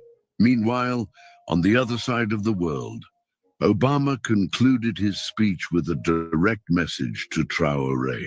Ibrahim, he said, looking directly into the cameras, if you are watching, know that your courage is inspiring many of us. Keep showing the world that Africa does not need to be saved. It needs to be respected. Obama's statement quickly went viral on social media, sparking intense debates about sovereignty, self-sufficiency, and Africa's role on the global stage. Hashtags such as respect for Africa and leadership with dignity began to circulate widely, highlighting the importance of public policies centered on local communities. Back in Burkina Faso, Traoré continued to absorb Obama's words. He knew this was more than just a tribute. It was a global recognition of the path that Burkina Faso was taking. Marie, he said after a few minutes of reflection, prepare a press conference for tomorrow. We need to show the world that these policies are not just about me. They are about our people. Marie nodded, already starting to organize the details. She knew that this would be a crucial moment for the president and the country. The day after Barack Obama's statement, Ibrahim Traoré called a press conference at the presidential palace to respond to the global recognition that Burkina Faso had received.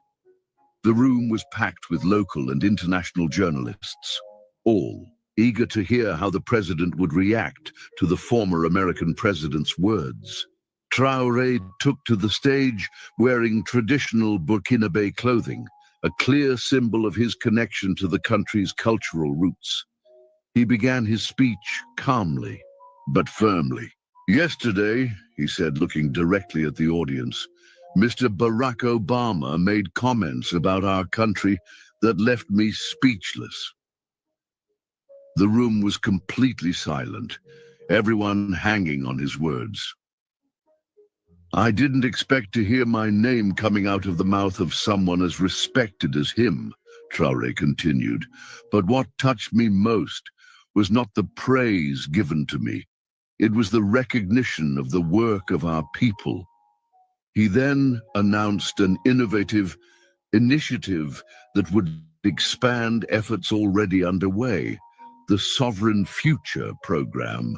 The aim was to empower local communities to develop sustainable solutions to their own problems without relying on foreign interventions.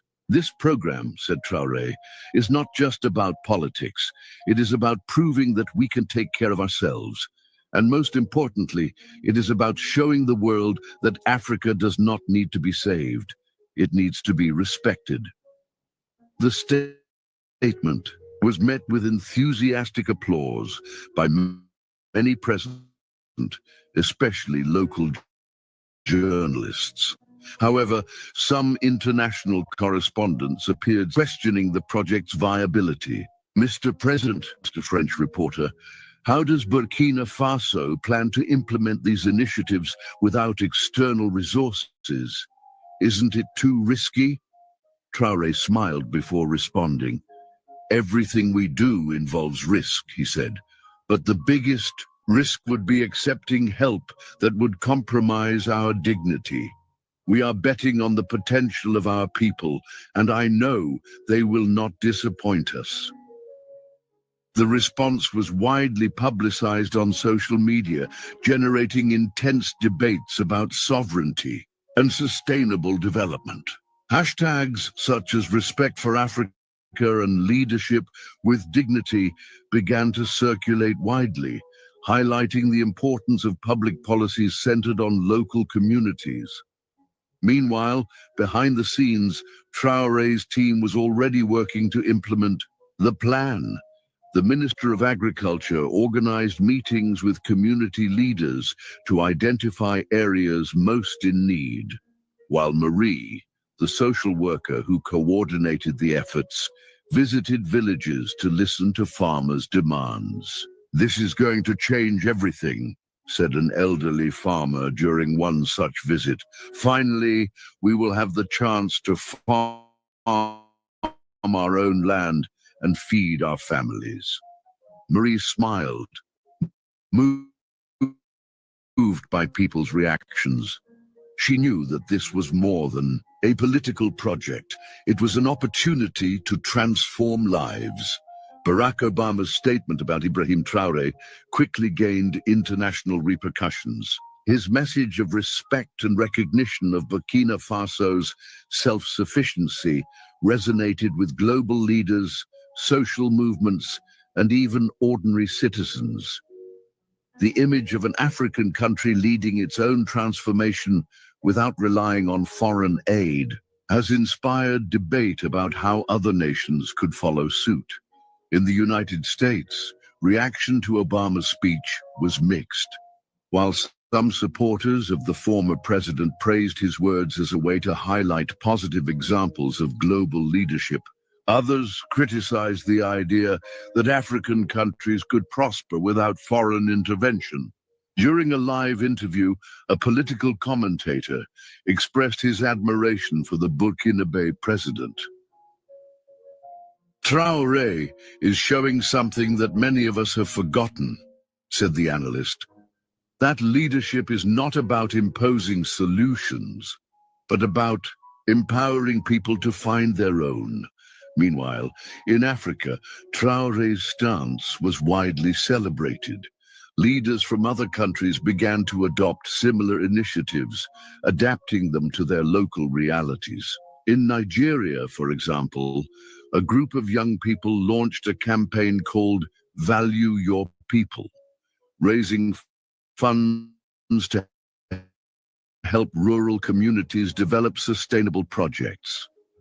Back in Burkina Faso, Traoré continued to receive reports on the progress of the Sovereign Future program. In a small rural village, he met a woman named Fatou who had benefited from the initiative. She was teaching carpentry to other women in the area. "Before, I could barely feed my children," she said during an interview with a local broadcaster. "Now I'm helping other women build a better future. It's all thanks to President Traoré." The scene was widely publicized on social media, further reinforcing Traoré's image as a visionary leader. Hashtags such as "Respect for Africa" and "Leadership with Dignity" began to circulate widely, highlighting the importance of public policies that prioritize local communities. Meanwhile, behind the scenes, Traoré's team was hard at work expanding. The Minister of Agriculture organized partnerships with local universities to provide technical training to farmers, while Marie coordinated efforts to ensure that families had access to basic resources such as water and electricity. "We're just getting started," Traoré said during a meeting with his team. "But we can already see the first signs of change. And this change is not just economic, it is social, cultural, and above all, human." Observing the scene, a journalist wrote in his notebook, "Today in Burkina Faso, I saw the future of an Africa that values its history, honors its heroes, and builds bridges of dignity for all." Fatou walked slowly towards the Innovation Center, his heart filled with conflicting emotions. She had traveled hours from Bobo Dioulasso, carrying with her not only her suitcase, but also the memories of her mother, Marie, who always dreamed of seeing her daughter achieve something greater. Upon arriving, she found a scene she had never imagined. A crowd gathered to celebrate the advances of the Futuro Soberano program. Marie was there, just as Traoré had described, tears streaming down her face as she coordinated the final details of the ceremony. Malik, the boy who had once fought a fever in a makeshift hospital, now wore a new sweater and smiled beside her, holding a board with photos of local initiatives. Ibrahim Traoré took the stage. Visibly moved to see Fatou enter the venue, he walked over to her, extending his hand gently. "Welcome," he said, his voice cracking with emotion. "You are living proof that we are building something bigger than ourselves." Fatou nodded, trying to hold back the tears. "My mother always believed this day would come," she said, holding an old book that had belonged to her mother. Inside it, a simple sentence was written: "Knowledge is the greatest inheritance we can leave." Traoré smiled, deeply touched by the message. He knew this was more than just a memory. It was a reminder that every act of kindness could create big changes. During the official speech, Traoré spoke directly to the hearts of everyone present. "Today," he began, his voice echoing through the packed auditorium, "we are not here just to celebrate numbers or public policies. We are here to honor those who built this country with their hands and minds. You are the true pillars of Burkina Faso." He then addressed Barack Obama directly, even though he knew the former American president was not present. "Mr. Obama," he said, looking directly into the cameras, "your statement left me speechless, but I want you to know that your words were not just about me. They were about all the people of Burkina Faso who are fighting every day to build a better future." The audience applauded warmly as images of flourishing farmers, children studying in renovated schools, and young scientists developing innovative solutions were projected on the screen. Fatou was invited on stage to speak. She hesitated for a moment before finding the courage. "My mother always taught me that we should fight for our dreams," she said, holding her mother's book. "And today, thanks to this center, I know I can achieve hers too. I want to use what I learned to help my people grow more food and take better care of the land." The crowd erupted in applause, and Traoré hugged Fatou affectionately. He knew that this was the true measure of the project's success, inspiring the next generations to value their land and their future. Observing the scene, a journalist wrote in his notebook, "Today in Burkina Faso, I saw the future of an Africa that values its history, honors its heroes, and builds bridges of dignity for all." Meanwhile, in the United States, Obama watched the live broadcast with growing admiration. During a live interview, he was asked again about Traoré. "This guy is something special," Obama admitted, surprising the audience. "He is proving that genuine leadership involves listening to your people and acting with humility." Obama's statement was widely publicized, further reinforcing the message that gestures of kindness and genuine leadership can unite people from different parts of the world. Back in Burkina Faso, Traoré continued his mission of transformation. During a visit to a small rural village, he met a child named Mamadou, who had received school uniforms and supplies thanks to resources generated by land reform. "Mr. President," she said, her voice shaking with emotion, "this is for you. I wanted to show you." Traoré smiled, deeply touched.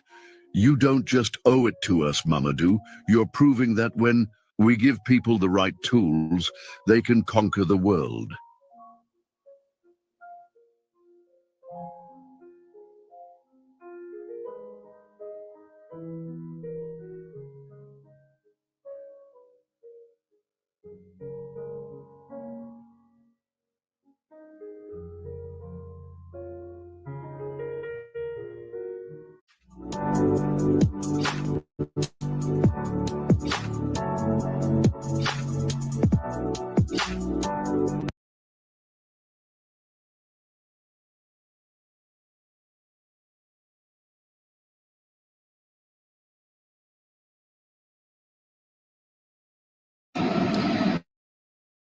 Hello.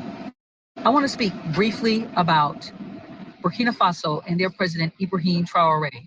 As an African-American woman, I am so proud of President Traoré and so happy for the people of Burkina Faso.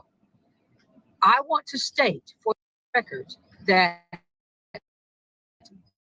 African Americans have nothing to do with any assassination attempts, any destabilization of the country, or any criticism of President Traoré.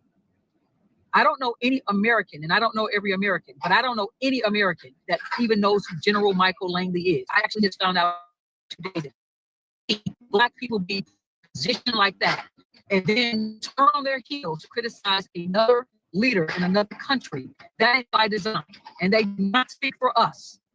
They are ruining the reputation of African Americans globally, making people think that we feel this way. We have our own problems. See that you are working with social media streets, okay? Burkina Bay people sent me to give you a message. They said happy with Captain Ibrahim Traoré. They are very happy with him. Don't have a problem with him. They understand what you are trying to do, but they are very, very happy with Captain Ibrahim Traoré and what he's doing for them.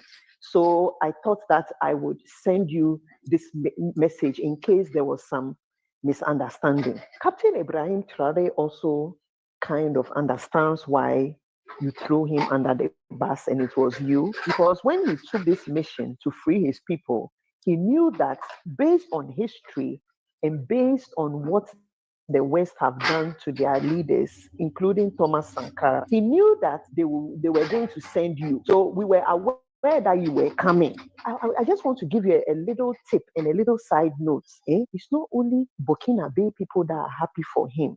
In fact, the whole of Africa have sent me. Yes, this is a very risky thing you are doing. Look, Africans are very, very happy with Ibrahim Traoré. Today, he's a hope of Africa. So I just thought that I would whisper this in your ear. That next time you go in front of your masters, I have a list of people that Africans have sent me to let you know that you can go after those people. But my brother, you know that in America, we are second-class citizens. Why you for do that?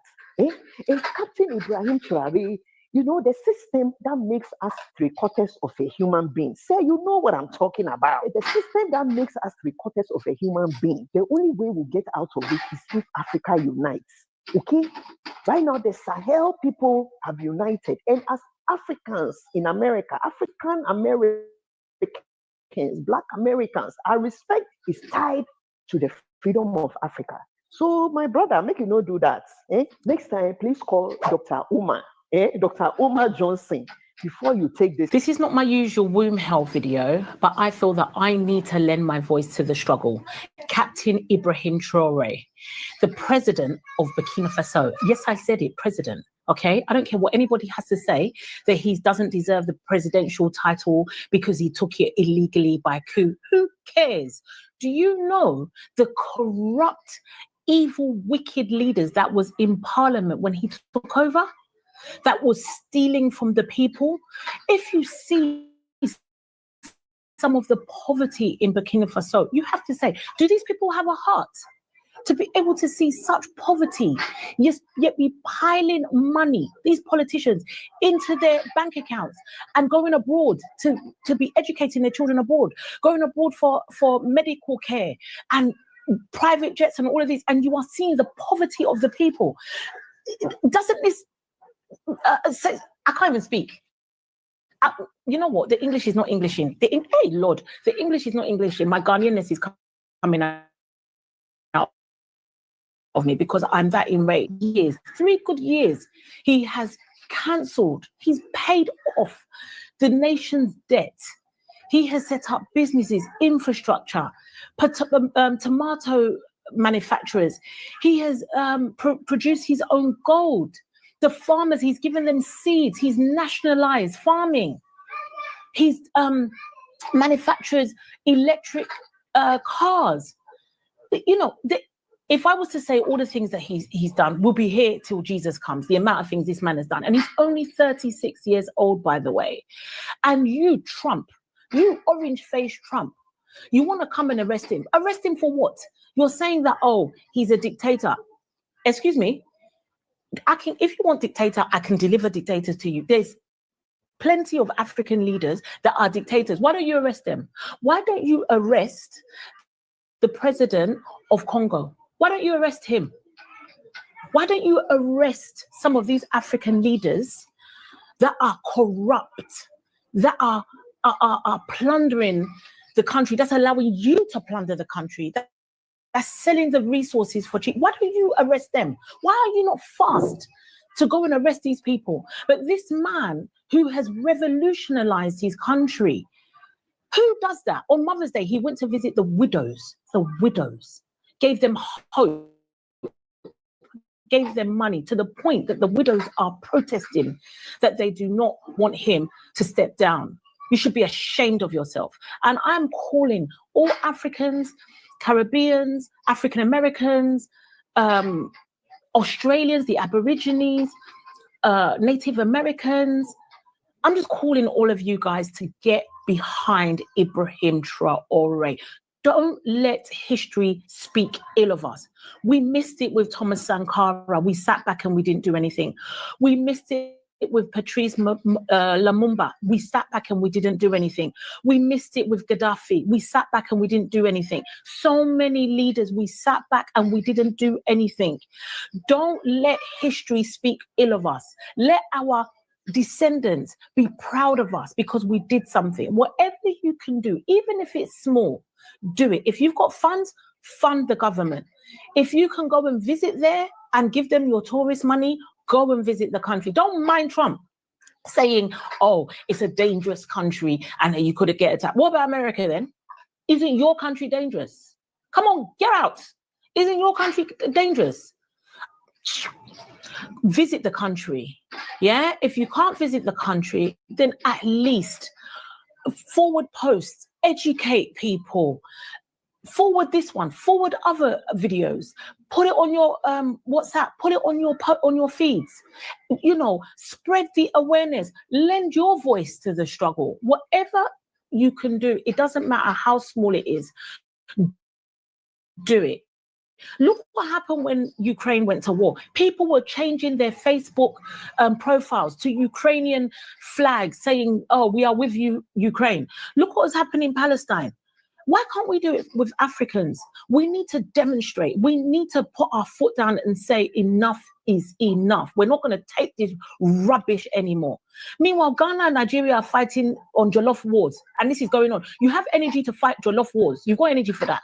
But you don't have energy to lend your voice to Ibrahim Traore, or you don't have energy to share and to post. My friend, no. This has got to stop.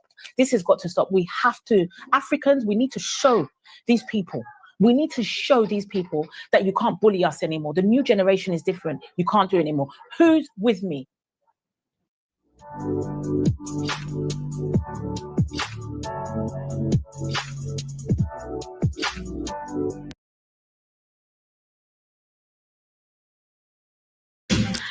My memo tonight is a cry for reflection by every right-thinking Kenyan.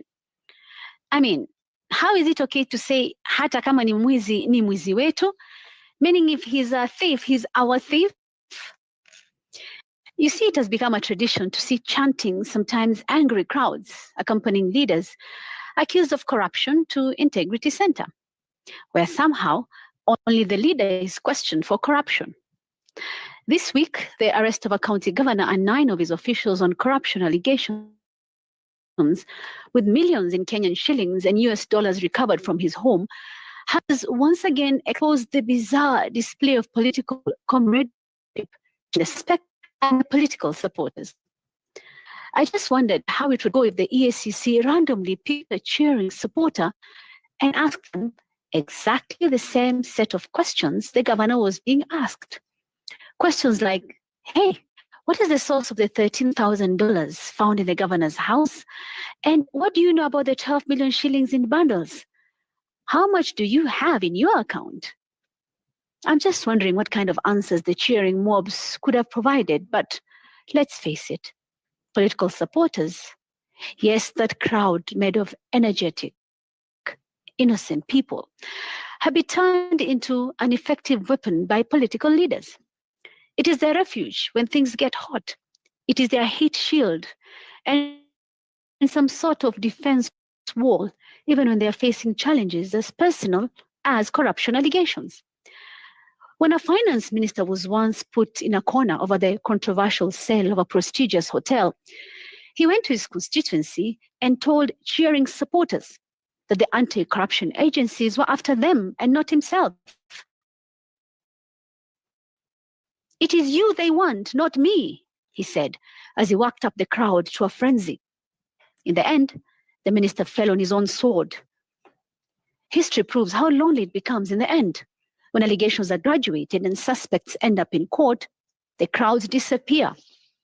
And the man, rarely a woman, ends up alone on the cold wooden bar of the courtroom dock. The misleading show at Integrity Center disappears into thin air as reality sinks. Back to mwizi wetu. Corruption in Kenya is nipe nikupe, a transactional dance of convenience.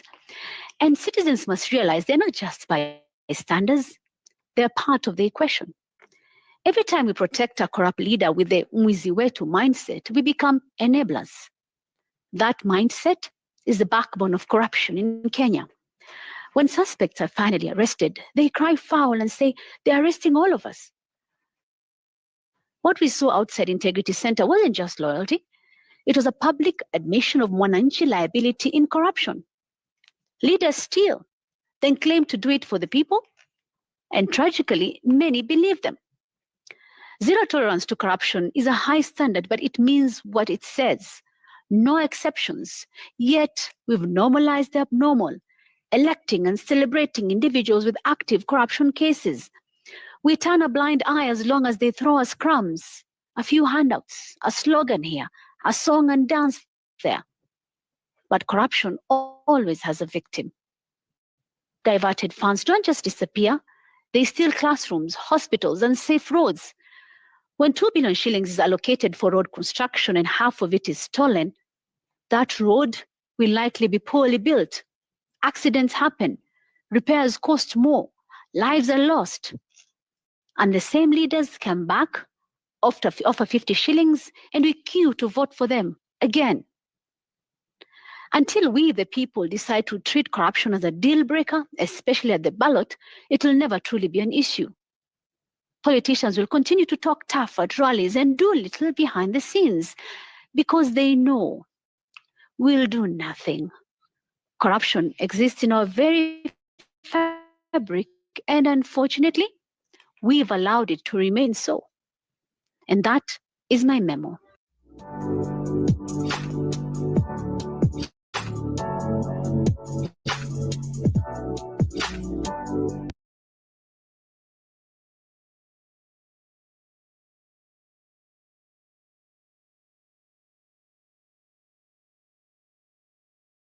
Tonight, on my sends, I focus on the allowance for members of parliament by the Salaries and Remuneration Commission. In a letter dated 20th March 2025, SRC communicated to the Parliamentary Service Commission that after consultations, they had resolved to grant every member of parliament some 366,011 shillings per month as the standard mileage allowance. Indeed, members of parliament need to travel to their constituencies to serve the electorate.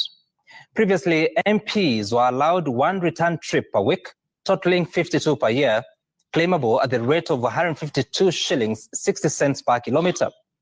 I will not delve into allegations of abuse of the system by some, but that plan, according to the Auditor General, cost the taxpayer 223 million shillings in the 2023-2024 financial year.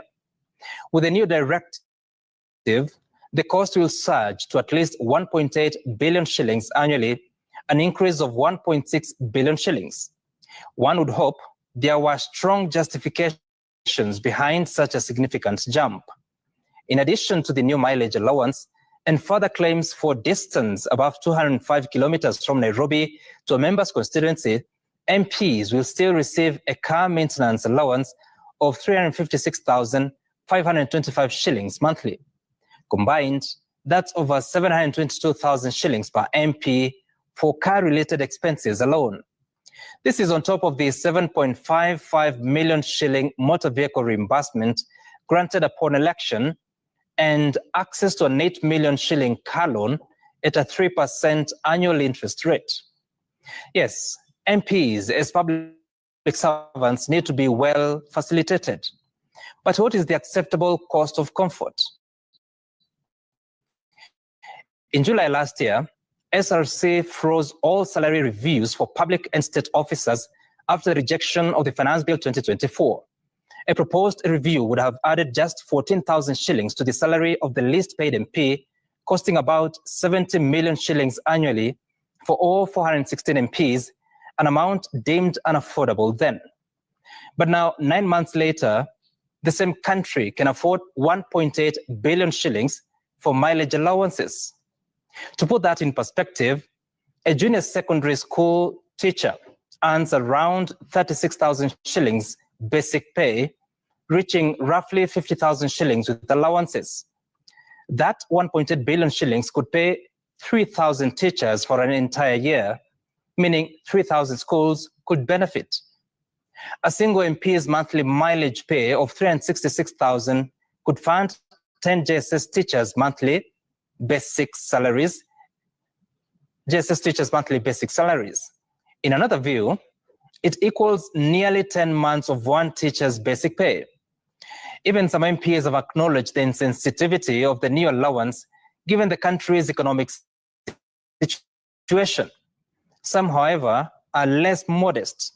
They argue their high-end vehicles and eventful trips to the village warrant such compensation.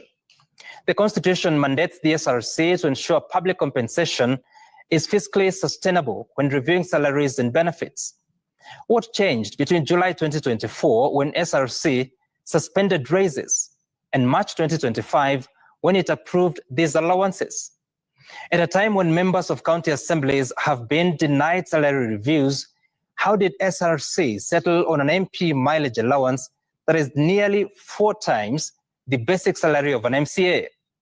And why hasn't this decision been publicly gazetted beyond a letter to Parliament? Where does transparency and fairness, as enshrined in the Constitution, make sense?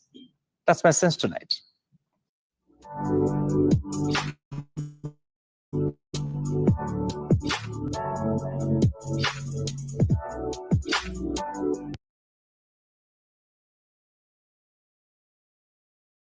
Ibrahim Traoré says goodbye to Burkina Faso with a letter that touches millions of hearts. The main hall of the Koziam Palace was full on this historic day. Ministers, journalists, religious leaders, and community leaders were all gathered, waiting in silence and with worry. News of an important message from President Ibrahim Traoré had spread quickly across the country, bringing concern from the capital to the smallest villages in the Sahel. Ibrahim Traoré entered the room. He wore his traditional uniform, perfectly clean and fitted. His usually calm face showed deep emotion, and his eyes were full of strength and sadness. The room became completely quiet. Behind him, the green and red flag with the yellow star looked brighter than ever, as if reminding everyone that this moment was part of the nation's history. His hands, which had greeted farmers, touched children's heads in schools, and saluted soldiers at the front, shook a little as he took a folded letter from his pocket. The cameras showed every movement, every breath like a sacred moment. Burkina Faso, my dear people, he began, his voice a bit shaky before becoming steady. He spoke like a son talking to his family, close and honest. Today, I speak not as your president, but as Ibrahim, the boy from Bobo Dioulasso, who grew up listening to the elders' stories under the big baobab tree. He talked about his simple childhood, full of discipline and honor, taught by parents who never went to school but knew the value of dignity. He shared how life in the dry lands of the Sahel shaped his view of the world and his love for the country. I learned early that a man's worth is not in what he owns, but in how he serves others, he said, his voice becoming stronger. That belief led me to the military, not because I loved weapons, but because I wanted to protect our land and our people. Traoré then spoke about his journey as a soldier, as a patriot, and finally, as someone who carried the dream of a people who wanted justice and dignity.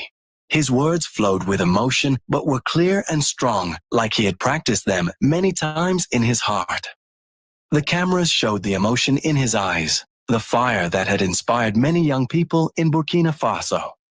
The journalists, who often took notes or whispered, were completely still, afraid to miss a single word of this powerful moment. If I stand before you today, he continued, it is to tell you that I will soon take a new path that leads beyond our borders. That sentence hit the room like thunder on a quiet day. A soft murmur spread through the hall, but quickly faded as he kept talking. I must tell you why, because you deserve the truth, all of it. The whole room seemed to stop breathing. Ministers, generals, and diplomats all looked shocked. No one had guessed that this meeting would be such an important turning point in the country's history. Outside the palace, thousands of people watched on big screens in public squares, their faces showing the same surprise. Ibrahim Traoré paused, looking around the room as if to remember every face. Then he continued reading. He was about to explain something that seemed impossible to understand to a people he always saw as the heart of their strongest hopes. I know my decision will not be understood, Ibrahim Traoré said, his voice growing stronger, and that many will criticize it, especially foreign observers and political analysts who have never walked on our red soil or understood our deep struggle. His eyes, now sharp and focused, looked around the room filled with confused and worried faces. People's hands gripped the arms of their chairs, showing the weight of the moment. Let this be very clear, he continued. I am not leaving Burkina Faso. I am taking on a bigger mission. My decision is not about running away or giving up. My soul will never leave this land. I am a son of this country until my last heartbeat. A shiver ran through the room. In the streets of Ouagadougou, crowds stood silently in front of big screens, hanging on every word of the man who gave them hope. Traoré spoke about his journey since becoming the country's leader. He reminded everyone of the hard choices, sleepless nights, and the constant threats from terrorism in the Sahel region. He talked about the international pressure, foreign interference, and hidden economic sanctions when Burkina Faso decided to choose its own path. From day one, I made my decisions not for comfort or politics, but because I believed it was right, he said firmly. I never broke my promise to serve the people above all. The room was silent. Even the photographers stayed still, afraid that a single click would break the moment. I always said that if I ever leave, it would be my body, not my spirit. He placed his hand on his heart, a simple but powerful gesture, quickly captured by every camera. Burkina Faso breathes in me, just as I breathe in it. Every grain of this land lives in my blood. Then, with his usual honesty, he spoke about the criticism he faced for building partnerships outside the usual powers. His face became more serious, showing the strength of a soldier behind the emotion. They said we were wrong to look for new friends, to refuse the old ways of economic control, he said, now with a firm voice. But being African has never meant being submissive. Our dignity is not for sale. Our independence is not for negotiation. The room responded with soft approval. Some ministers and military officers nodded in agreement. I am not leaving to hide. I am leaving to open doors that were always closed to our people. That sentence felt like a promise. A reason that started to make sense of everything. Ibrahim Traoré explained that his current position limited what he could do for the future of the country. He talked about the bloc talks, the restrictions, and the hidden threats that stopped him from acting freely for the good of Burkina Faso. Sometimes, to truly serve those we love, we must step back, he said, his voice soft and deep.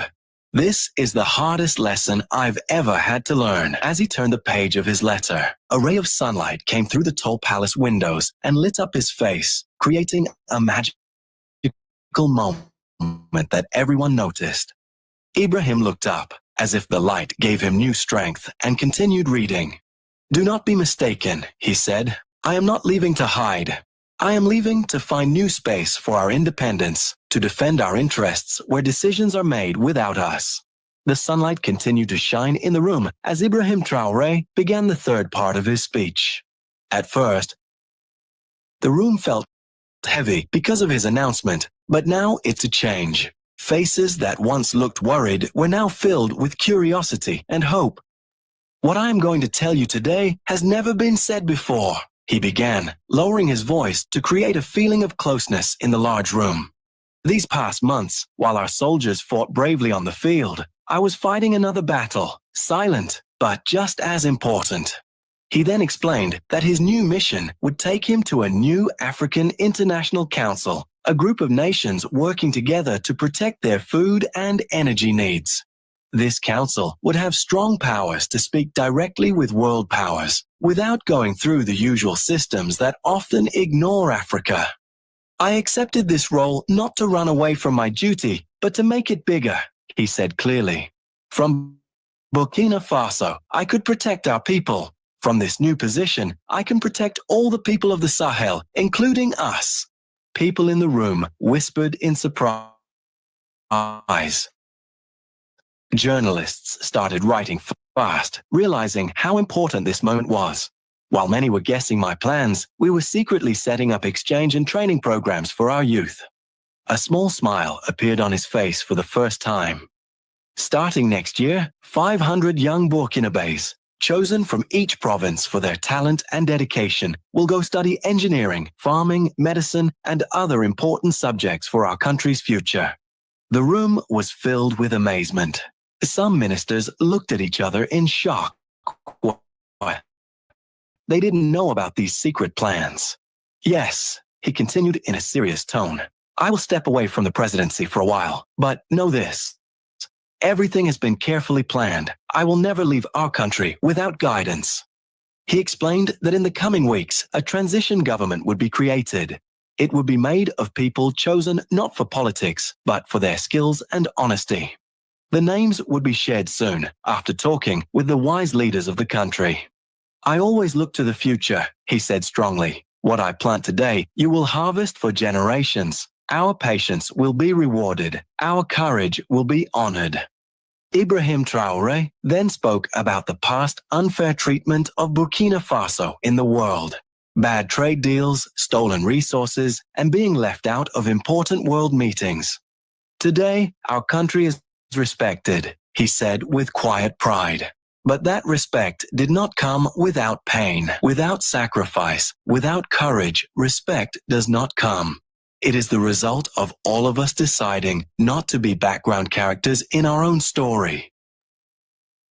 Another ray of sunlight came through the windows, making a glowing circle around him. Cameras captured this moment. The light made his words feel even more powerful. My departure is not running away, he said, while looking at everyone. It is a smart step forward, like a lion who leaves his group for a moment to find new hunting lands. This comparison made some traditional leaders smile. I still care deeply for our farmers, our soldiers, our teachers, and our children, he continued. His voice became softer, more like a father. I may not sit in the president's chair anymore, but my heart will always beat for Burkina Faso. He stopped for a moment to see how people reacted. The worry on their faces was now turning into interest and hope. The future of Burkina Faso must be protected even outside our borders, he said, because the danger to our freedom does not always start here.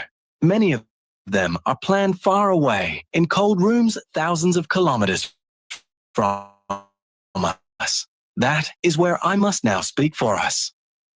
The feeling in the Koziam Palace room changed. What started as a sad announcement was now becoming a clear and strong plan. But when Ibrahim Traoré started talking about his personal life, emotions filled the room again. Now I want to speak about the people who made me who I am, he said, his voice shaking a little. My parents, who left this world too early, but who are watching me from above. He looked up for a moment, a simple and powerful gesture. My father was a man who did not speak much, but had strong values. My mother had the quiet strength of Sahelian women who carry heavy burdens without ever breaking. The room was silent, showing deep respect for these unknown people who were so important to the man speaking. They dreamed of a country that was proud, fair, and respected. A country where their grandchildren could grow up without hunger or shame. His voice cracked a little, showing rare emotion from a man usually so strong. He spoke of his childhood in Bobo Dioulasso, the nights spent listening to storytellers speak of African heroes who resisted colonization. He said these stories shaped his political beliefs and his love for his country. They were not just stories, he said. They were lessons, guides, and messages for the future. They taught me that our pride cannot be sold, that our history is valuable, and that our future belongs to us. Then he talked about his time as a soldier, the hard days when he saw his fellow soldiers die to protect helpless villages from terrorist groups. You could see the pain on his face as he remembered. These experiences changed how I see the world, he said. They taught me that power only means something when it is used to protect the weak. That power without kindness is just cruelty. The room quietly agreed with him. Their hearts touched. Many veterans in the room nodded to show they understood. My fight was never for titles or glory, he said with a very honest voice. It was always for dignity, the dignity of our people, the dignity of our continent. Then he said a sentence that would stay in everyone's mind. Being a leader is not about giving orders. It is about carrying the weight of millions of people with humility. The cameras showed the traditional leaders nodding again, touched by his wise words that reminded them of their own teachings. Ibrahim Traoré then thanked the youth of the country, those who walked with him, who believed in him, even when his choices were hard to understand. You were my strength when I was tired, he said with emotion. Your trust protected me from doubt and sadness. He admitted that he had made mistakes, that sometimes he lacked patience or diplomacy. But he said every action he took, even when not perfect, came from deep love for his country. I never said I was perfect, he added in a humble way. I have fallen, I have doubted, I have sometimes taken the wrong path, but I never lost sight of where we are going together, to a free, strong, and respected Burkina. He spoke again about how important education and youth are to truly change the country.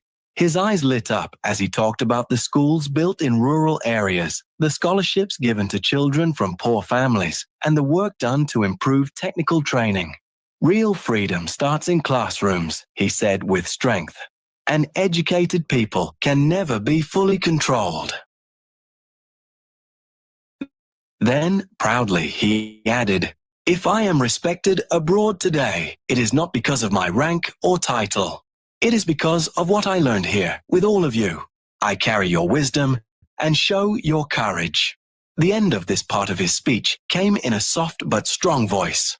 I leave with tears in my eyes, but also with hope in my heart. Because I know this is not a goodbye. It is the start of a new chapter in our shared story. The sun was going down over Ouagadougou, casting long shadows through the tall windows of the Koziam Palace. Ibrahim Traoré, now calm but emotional, started the last part of his historic speech. The mood in the room had changed. The shock from the beginning was now replaced by calm, hope, and strength. This new chapter does not depend only on me, he said clearly. It depends on each of you, on your watchfulness, your participation, your courage. He looked at the people in the room as if speaking to each person directly. I always said I'm not a savior, I'm just a servant of this amazing people. He smiled, the first true smile of the event. And that's why I leave in peace, because the strength of Burkina Faso is not in one man, it is in the unity of its people. He then spoke about the pride he felt every time he saw the Burkina flag at international conferences, or heard the national anthem played with respect on world stages. 5 years ago, people looked down on us, he said. Today, they listen to us with attention. That is true respect. You earn this respect through your strength, your dignity, and your refusal to follow orders from outside. Ibrahim said that he had been offered high-level jobs in big cities around the world, jobs that could have given him an easy life, far from the daily problems of his country. But I was never tempted, he said with confidence. I was not made for foreign palaces. I was shaped in the dust of Ouagadougou, fed by the hopes of my people and raised with their struggles.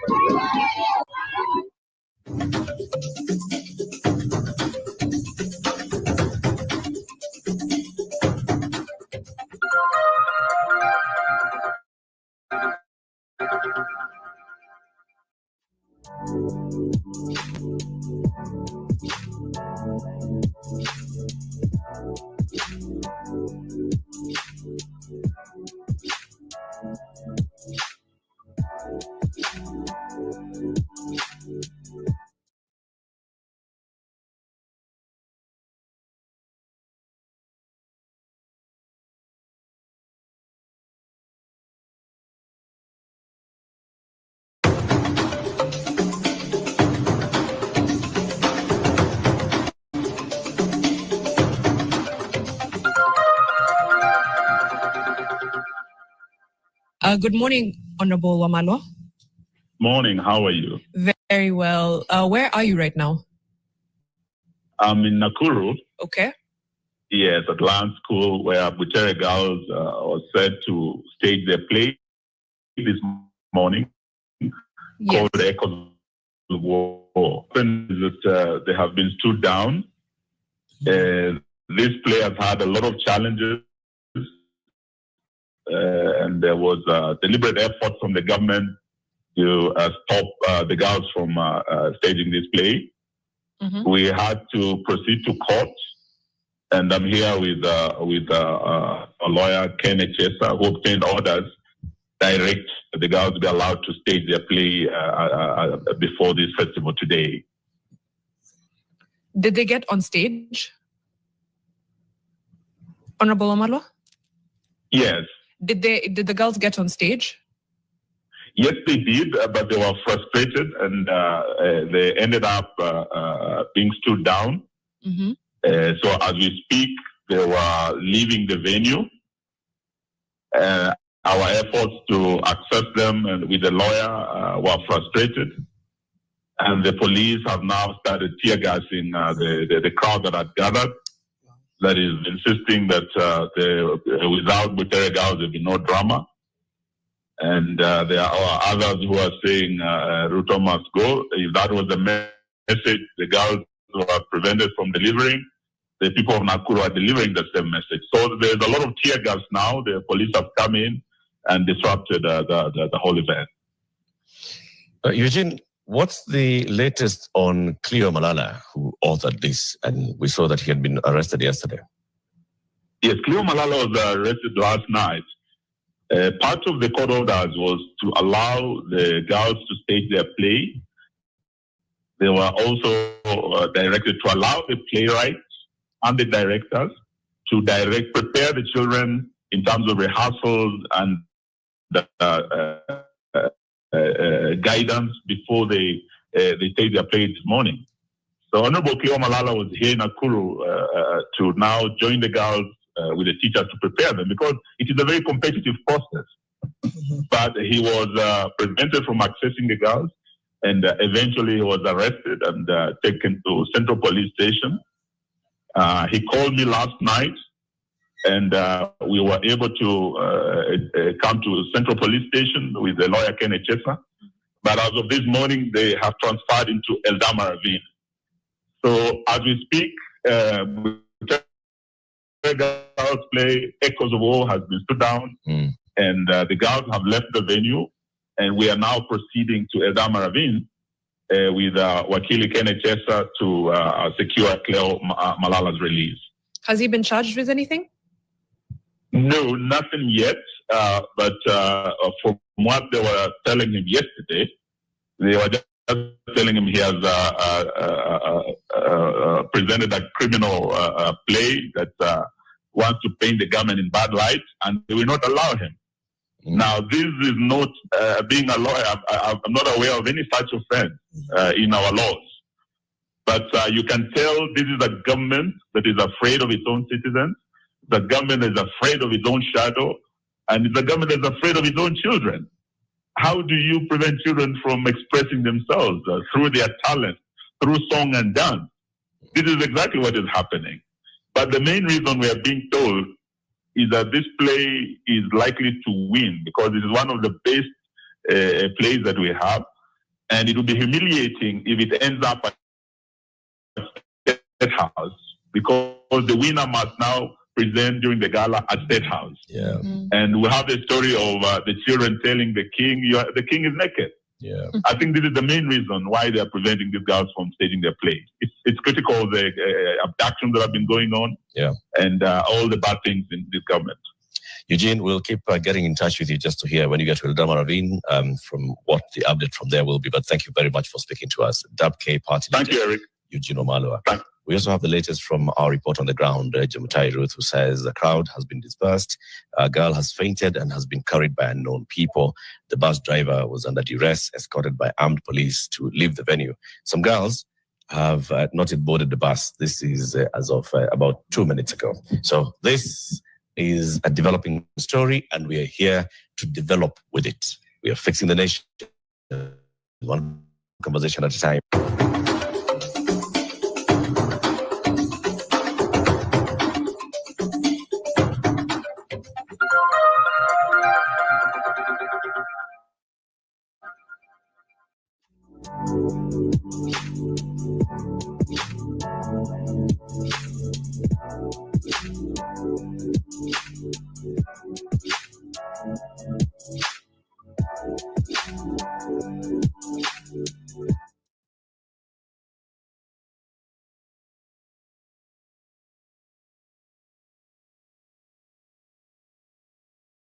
To arrest me, it's good. No. Marugi, you told me you want to arrest me to take me to the police. That's what you told me. Me, I have a court order here. I'm serving you. The High Court has allowed me to direct the play. They are performing tomorrow morning. Other directors are performing. So, this is the court order, High Court order. Baba stamped for your perusal. High Court. Serving you, you're the head. Marubu, this is my friend, head of DCIO Nakuru. He was in Kakamega, he left Kakamega yesterday. Yes, so this is the order. Have I offended you? No, have I gone against any rule? I'm just implementing courts. No, you've not told me where am I going to? No. Have I been summoned? Where the summons? What mistake? End up finding. What am I going to do? Tell me. You knew yourself and what am I going to do? Are you arresting me for scripting a play? Kenya imefika hapo. Mtu akaandika play anafungwa na polisi yao wote. Polisi wote wamekuja na bunduki na kila kitu. Naruhusu. No. Tell me. I'm a Kenyan. I need to know. No.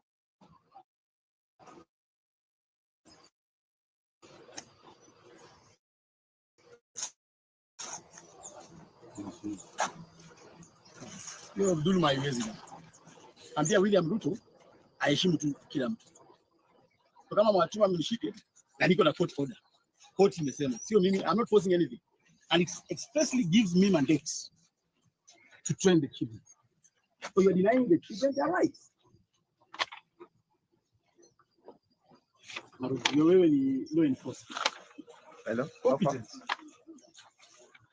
Okay, that's unfair. That's unfair. Not in this era.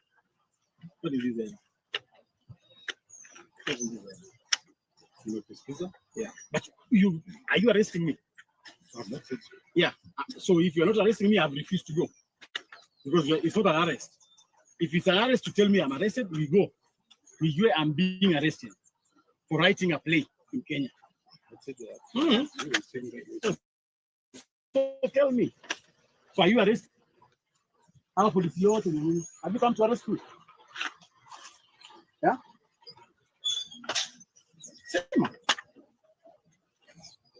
Because if you're not arresting me, I always be on a police. I'm seeing me. Alafu nataka mimi nitoke hapa na wewe. Enda wapi?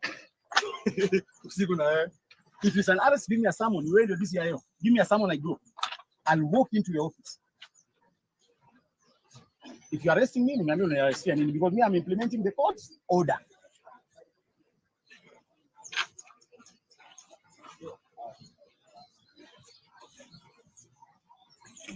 No. Ambia hawa jamaa haiwezekani. I cannot be intimidated. I cannot be intimidated. I'll write what I want. I will think the way I want to think. Nobody can censor me. Tell William Ruto he will not censor me. The Constitution provides for that. So kama ametumanisha ati mimi nisiandike play, haiwezekani. I'll do what the court instructed me to do. If you want to defy the court or the DCI, defy it. Personally, you'll be liable. Personally. Because I've served you the court order before cameras. So arrest me. If you want to arrest me for writing a play.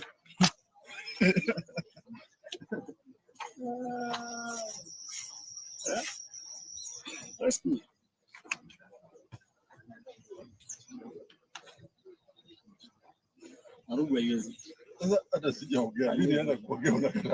Pigia watu waambie wakuje waseme kwa nini other schools are being allowed to train. Trainers wana train watu. Why you denying Butere girls their right? Why? Wamekuja hapa directly, wamefungiwa huko ndani, they have been locked like prisoners. Like prisoners. And then wamefika saa hii hawajatulia, kesho asubuhi mnawapeleka stage. We have agreed they are going on stage tomorrow morning. You don't want them to be trained. Why? You don't want them to be prepared. Why? Yet the court has instructed that they should be prepared by their playwrights. Haiwezekani, Marubu. Hiyo unyanyasaji ambia William Ruto haiwezi. Enda mwambie, yenda rafiki yangu mwambie. And tell the first family to stop interfering with festivals, with young kids of nurturing their talents. Achana hiyo story. So kama wamekutuma arrest me, twende. Hello.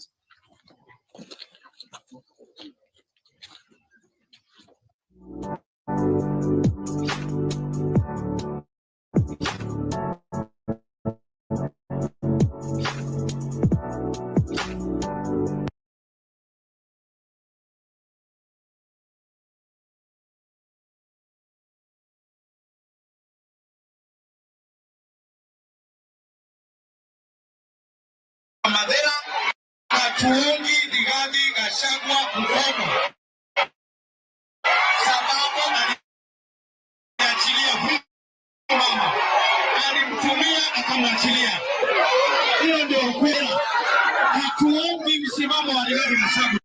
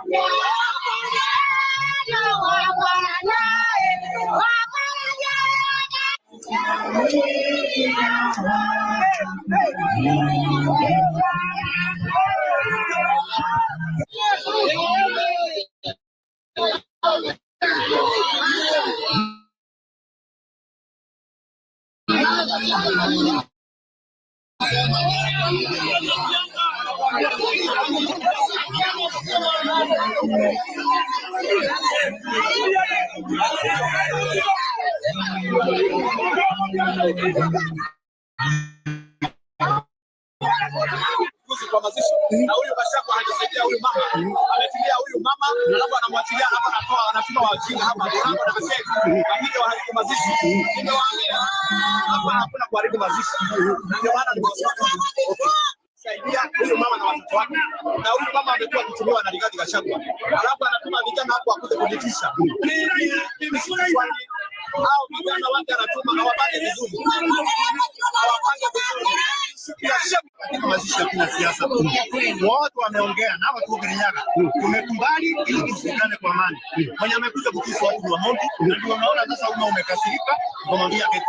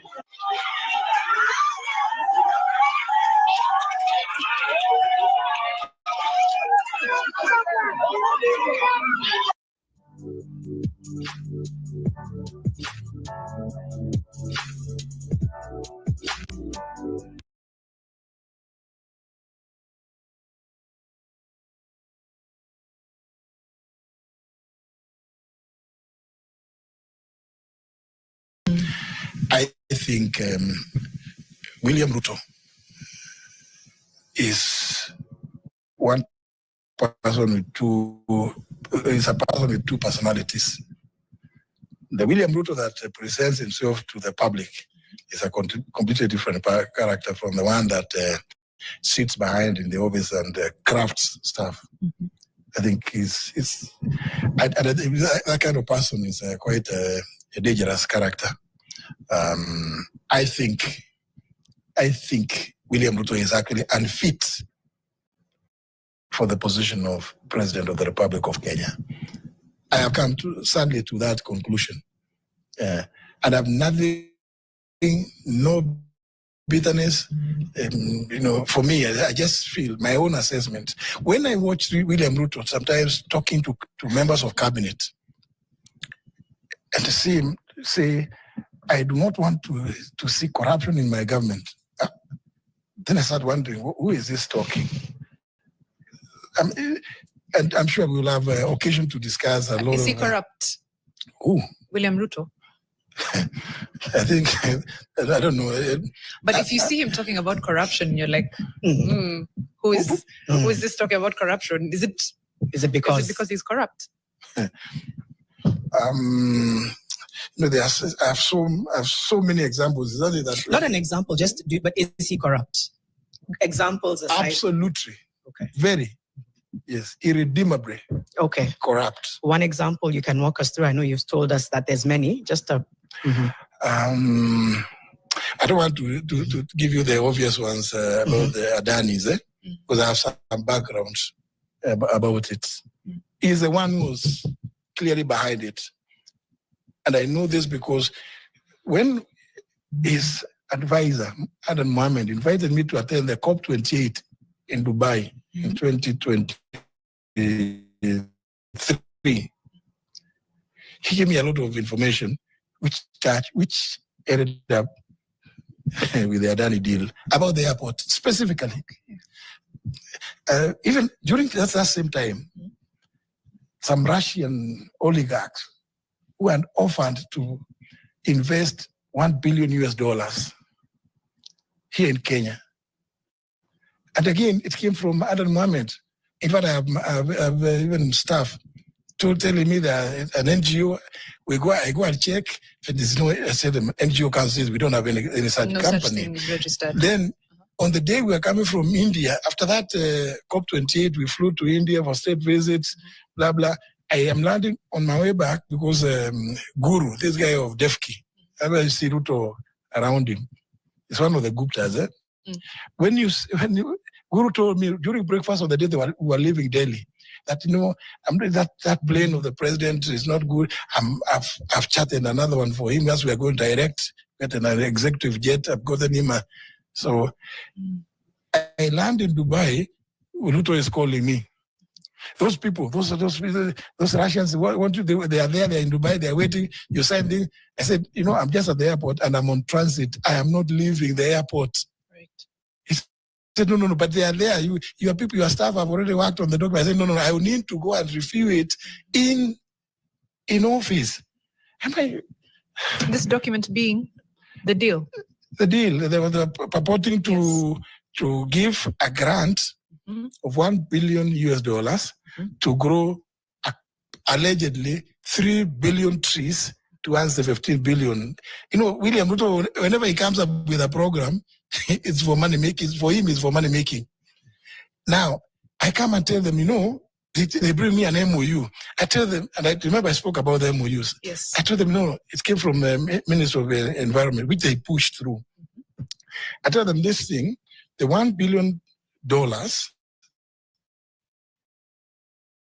can only be by way of a grant, but it cannot come directly to the ministry because under the PFM Act, Section 47, it can only go through the National Treasury. They are trying to avoid that money going to National Treasury, and it's money coming from abroad. Right. I mean, you're being asked to sign in an airport. I'm being told to sign at Dubai airport, and there's William Ruto calling me directly.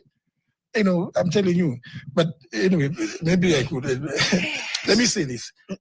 No, finish. Yeah, let me say this. I think it's a very unfortunate situation for the country that we have William Ruto sitting in the office as president of Kenya. And we have too many examples to give. And you knew this before did you know this before you were fired? Wouldn't this information have been helpful to the people of Kenya if we knew it before? Like I said, I am a gentleman. I was going to, in fact, somebody talked about a book. It's a book, the book is already in the works. I started immediately. I left, actually just before I left Parliament as Speaker. That's when I began working on it. Then now that we went into campaigns, I stopped a bit. And then I said, why don't I just wait and finish my experience in the cabinet. Before you do an expose. No. It's a book. to give this so that the book also includes my experience in the cabinet.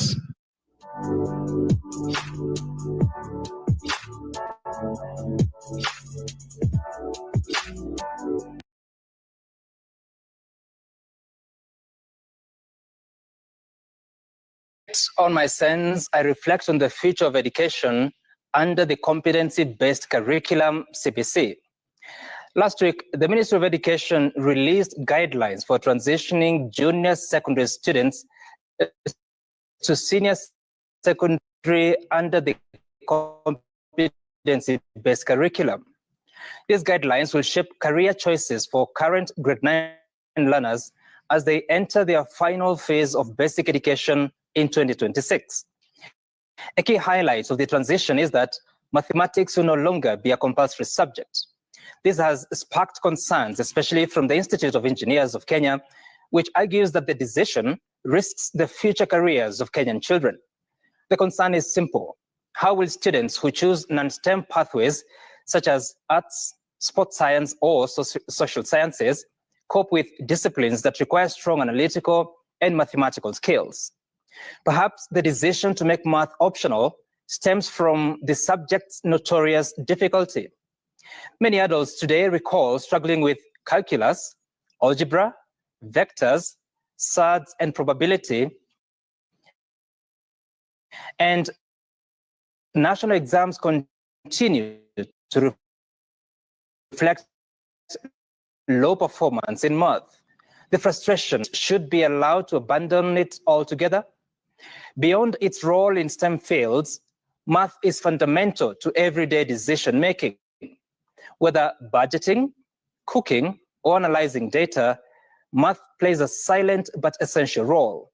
It enhances analytical skills, problem solving, and logical thinking. These are skills crucial not just for professionals, but for life in general. For children, math develops intellectual capacity and curiosity. The logic behind mathematical concepts helps students think in structured and rational ways. If well taught, it can build resilience and creativity. Even in politics, math plays a role. Before running for office, politicians calculate their chances, determine budgets, and strategize campaign schedules. Without math, their decisions would be guesswork. This is not to say that every student must be an A student in math. Rather, math should be appreciated for its broader benefits, how it shapes reasoning, structure, and precision in thinking. Under CBC, 14 to 15-year-olds will soon choose career pathways. If they opt out of math by choosing, say, social science pathways, and later decide to pursue accounting or economics, they will face major challenges. How does an accounting student in, say, May 2029 cope after a 3-year break from math? Should society punish a student for a choice they made as a young teenager? Math's complexity is undeniable, especially in physics and chemistry. But rather than eliminating it, could we restructure it? The Institute of Engineers of Kenya has proposed introducing applied mathematics for non-STEM pathways, focusing on financial literacy, technical measurements, and computational thinking. This could make math more practical and relevant. Before then, can we make learning math interesting? Before celebrating that a child can count from 1 to 10, have we explained what those numbers mean?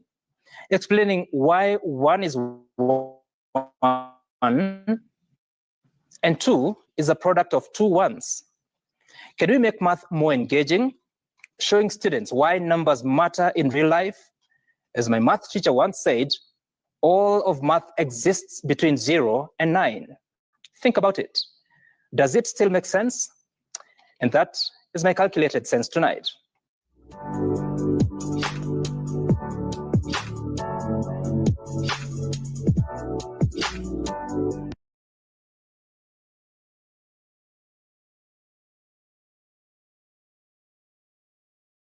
Rafiki yangu mam, Mheshimiwa Betty Montet, Your Excellency, the Prime Minister,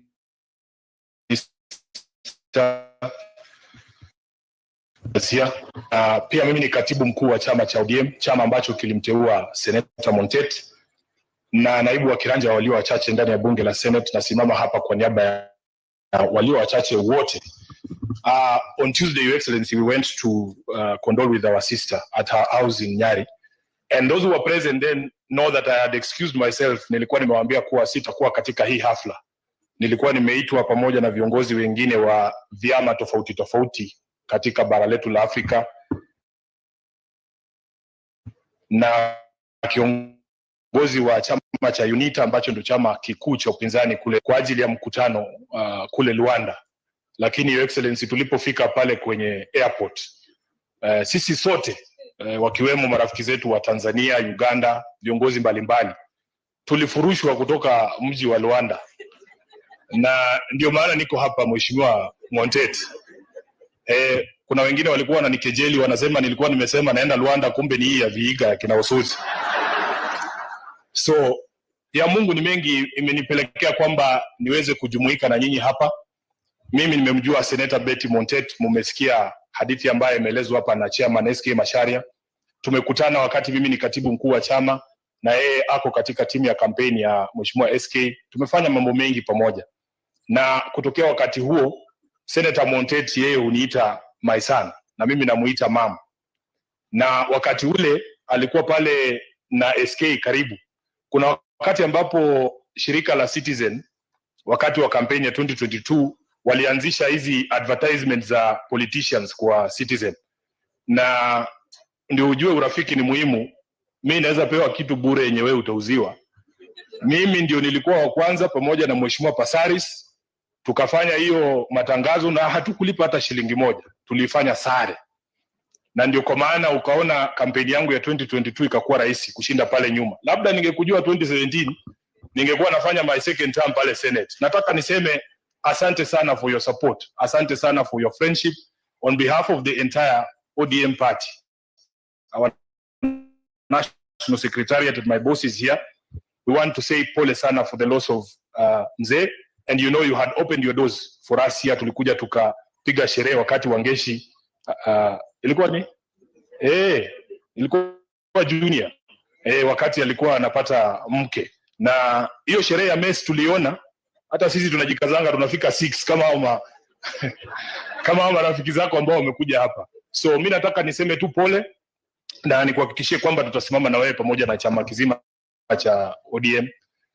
Kuna chairman wa clan yenu hapo ambaye amenichallenge hapo kama SG wa ODM. Mimi unajua juzi tukifanya hiyo shughuli ya kusign documents pale, nilikuwa najua tukitoka pale kuna watu wataenda kusema kitu ambayo haiko ndani ya hiyo mkataba. Wataenda kusema ni hii na sio hiyo. Wengine ni hawa marafiki zetu waandishi wa habari. Mimi naamka siku moja naona headline hapo ati Sifuna ametoroka rais kwa mikutano yake Nairobi. Hakuna mahali kwa hiyo mkataba inasema katibu mkuu wa chama cha ODM atakuwa anaenda mikutano na rais. Hakuna mahali inasema huyu senator ambaye amechaguliwa na UDA ati baba akiwa na mikutano yake hapo ati lazima akue hapo.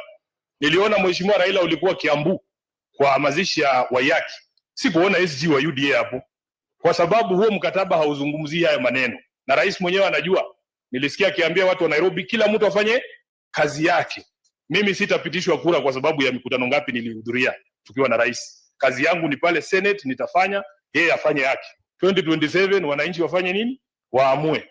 Na baba, mimi baada ya kusaini hiyo kitu, unajua kazi yangu ni rahisi sana. Mimi nakaa na marking scheme tu. Siku na agenda 10 pale. Iwapo Mkenya mwingine yoyote atachukuliwa na polisi ati abducted afichiwe mahali, chama cha UDA na kiongozi wake William Ruto watakuwa wamekeuka mkataba ambao tumeandikisha. Iwapo polisi wa Kenya hawatawajibika, watoe fidia kwa familia za watu ambao walipoteza maisha, ambavyo huo mkataba unasema, Mheshimiwa William Ruto na chama chake cha UDA watakuwa wamekiuka mkataba wetu. Iwapo kufikia mwaka huu wa fedha kaunti zetu hazitapokea bilioni 450 kulingana na vile tumesikizana, UDA na party leader wao watakuwa wamekiuka mkataba na chama cha ODM. Hiyo ndo kazi yangu tu, hakuna kazi nyingine. Tunataka wafuate vile tumesikizana. Kwa hayo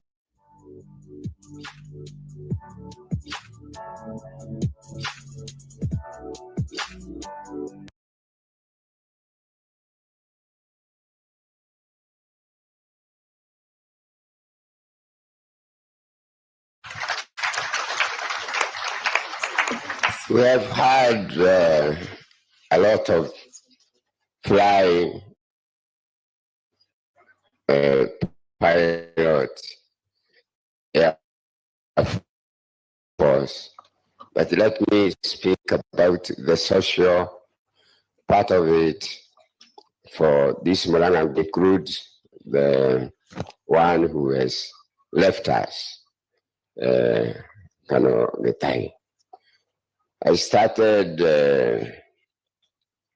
campaigning for presidential candidates in 1992 when I was campaigning for Raila Odinga and as a Kikuyu, and Matiba was the opposite candidate. When I went to that side of the country, they would block roads. They would be told there's somebody who is not campaigning for Matiba, but campaigning for Odinga. But when I get to where the roads are blocked, and they see me, they say, oh, it's SK. Okay, we'll remove there. So they remove them and I go on. In 2022, there was no big deal because Raila had joined Kibaki to compete in the presidential election with Uhuru. And it was a Nisia election for Kibaki.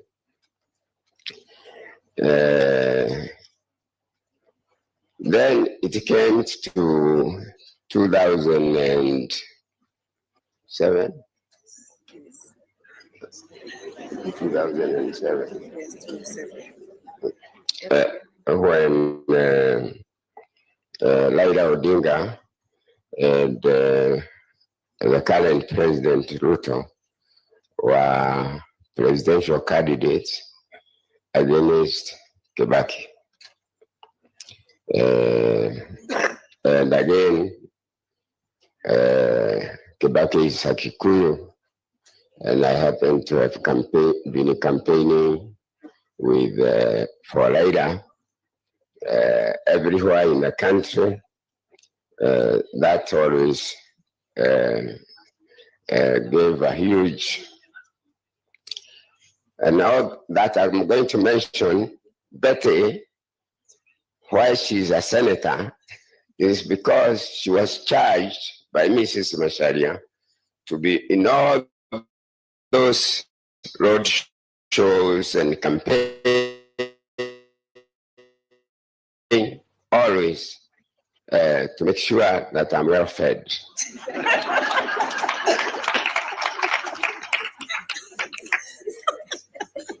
Then in 2017, 2012, or 2012, the 2012, no,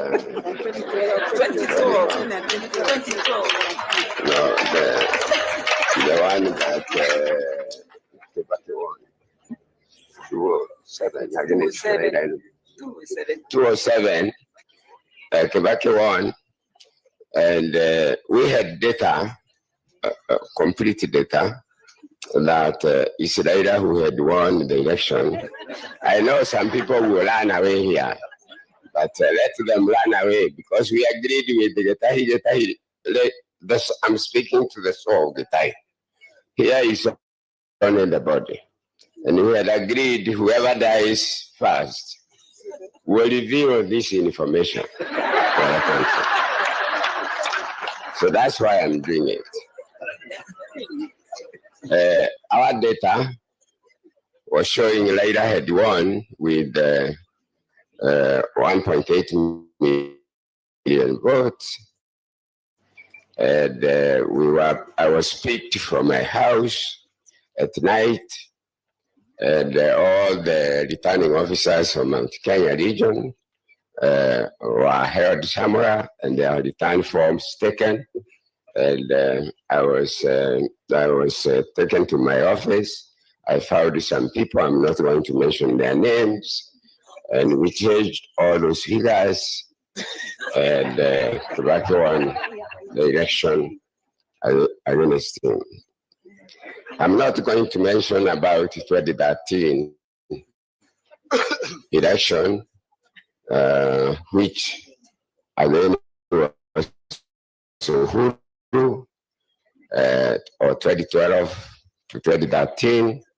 Again, I campaigned for Raila, and Royal Media had already started then, and Inoro TV and Citizen TV were switched off in the whole of Mount Kenya region, but that could not make me change my belief in Raila, because Raila was left to me by his father.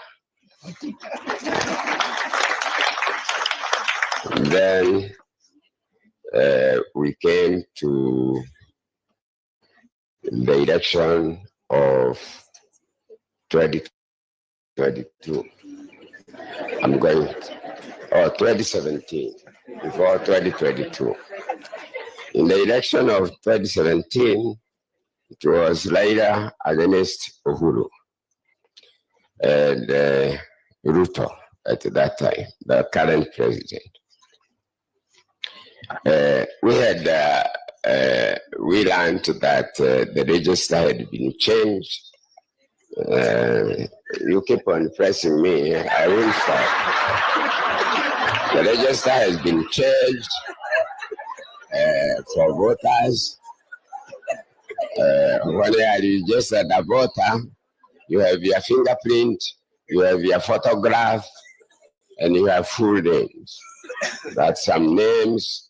They have taken some IDs from the death register, and they have the names, but they don't have a photograph. That's how Raila got beaten but remember, Malaga could fight discrepancies and drew away the election. And Raila said it's not the election with the IBC being not changed. So obviously it was Uhuru and Ruto. They won the second round, the repeat, easily. Then I want to mention, because all this is in our records, about the election of 2022. We went to Naivasha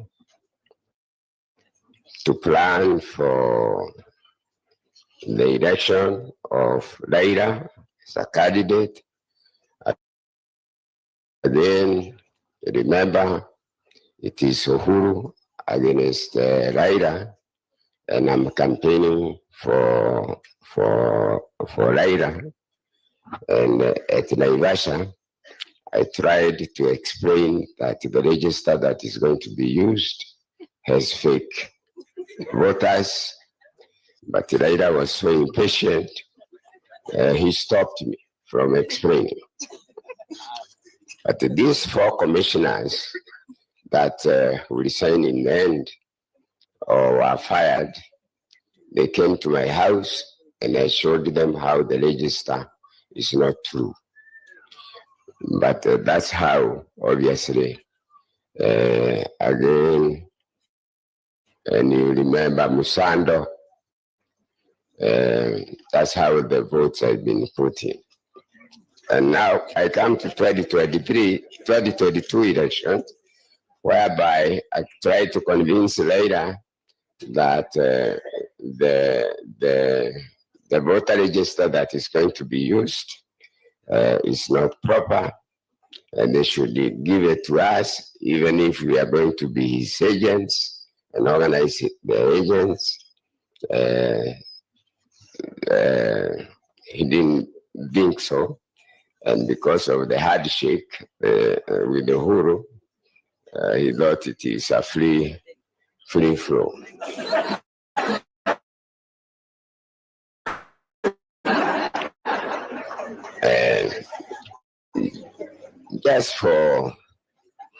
Just for jokes, 2022 election comes. It's Raila against Ruto. They were saying we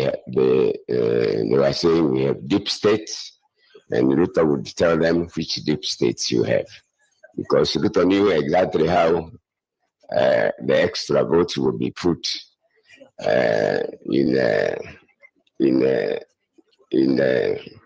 it doesn't matter. You know, I'm 82 years. If I get kidnapped or hijacked, 84. It doesn't matter. Kano is gone and he was younger than me. So we must just tell this, because I want to tell President Ruto, and it's good that Raila is here, if he wants to leave this country, good, because he's the president, and if he cannot do anything, yeah, whether he won the election or he didn't win. He's the commander-in-chief of the armed forces. But the only thing that can help us is to make sure that a new register of voters is created. If election comes before I pass on, like retiring in the next 2.5 years or so, so that all Kenyans can cast votes, and each vote will, even if he loses, at least he will leave a good country that counts votes, and each vote.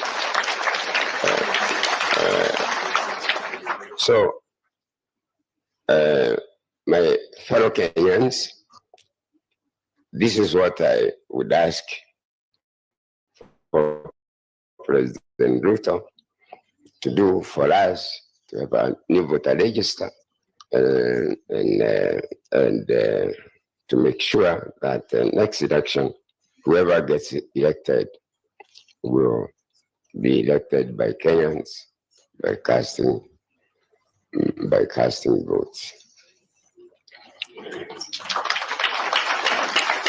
So, Mama Gashi, in all this election that I have campaigned for Raila throughout the country in road shows and so on, including the Kikuyu lads, where sometimes we would be even beaten, but Mama Gashi was always there in those vehicles. So even in this last election, for her to become a senator, in fact, the Montet wrote me a letter saying, how wonderful are you, SK? You could have convinced Raila to appoint you senator, but instead you selected our daughter to become senator. So that's how Betty became a senator. So life has been all this time that we, Muranga group, we always used to go there during Christmas as families. Yeah. And we would stay there before Christmas Day until New Year's Day. And we would get enough goats from the auction in Baringo, and we would get all of them enough to eat. There is somebody who calls all these ladies my wives. He's still there. He's there. Linus Letai, former managing director of Nation newspaper. Anytime I get invited anywhere, he says, and you go with your wives. They are all called my wives. What is Waja? Waja has but died this year. 208. And because she's part of this family, we have never stopped. He was the computer manager. In fact, I remember when we changed the votes for Raila, he called the managing director, Ashira, because he was in the control room, and said the chairman is with some people in the office, and he is giving us figures to change. And what should we do? And Washida said, if he's the chairman, then there is nothing we can do about it. You obey. You can keep on hitting me, but it's better to tell the truth.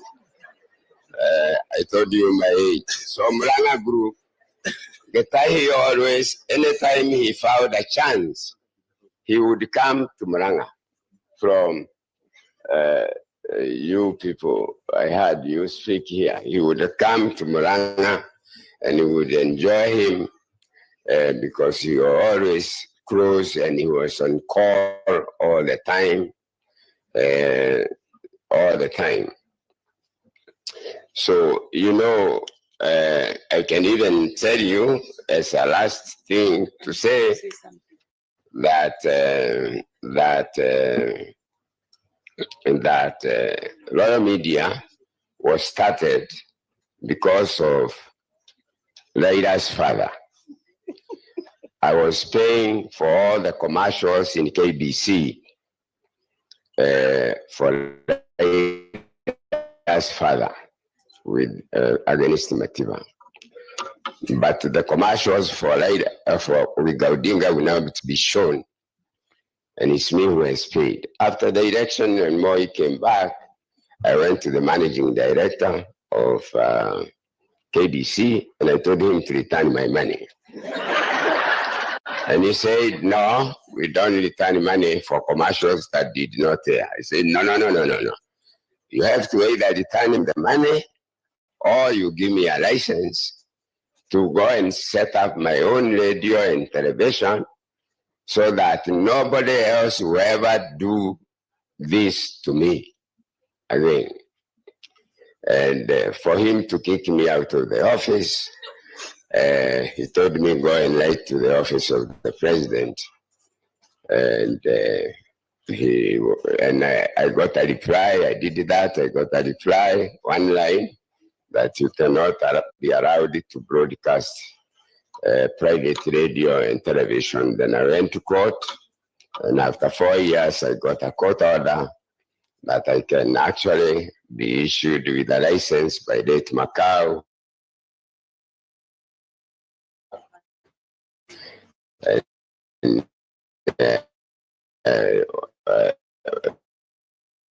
Wako, who was there to court, and in the end, they went to speak to President Moi, and Moi said after they were told they are going to jail, Moi told me, I was called to State House, and I was told, why do you want to take my ministers to jail? I said, because they have been told to give me a license to broadcast private radio and television, and they have refused. He asked me whether I would join Kanu. I was in ODM and that time, and I said yes. Are you going to support me in the election? I said yes. When I went home, then Macau was told to go and give me a license. So we drove from State House, and nobody had ever been given a broadcasting license. We asked ourselves, how do you light it? I told him, give me a piece of paper. I wrote, I refer to your application, that this and this. This letter constitutes the only license you require to broadcast private radio and television. He typed the letter, and he secretly typed the letter. The PS called Adele was called. He signed the letter. That's how Royal Media started. Can I say something? Yeah. She wants to say something. Good afternoon. Good afternoon, everybody. I think SK Baba will be president one day before you move on. Because let me tell you one thing, what he's not telling you. Last time, I was in South Africa. And I was not feeling well.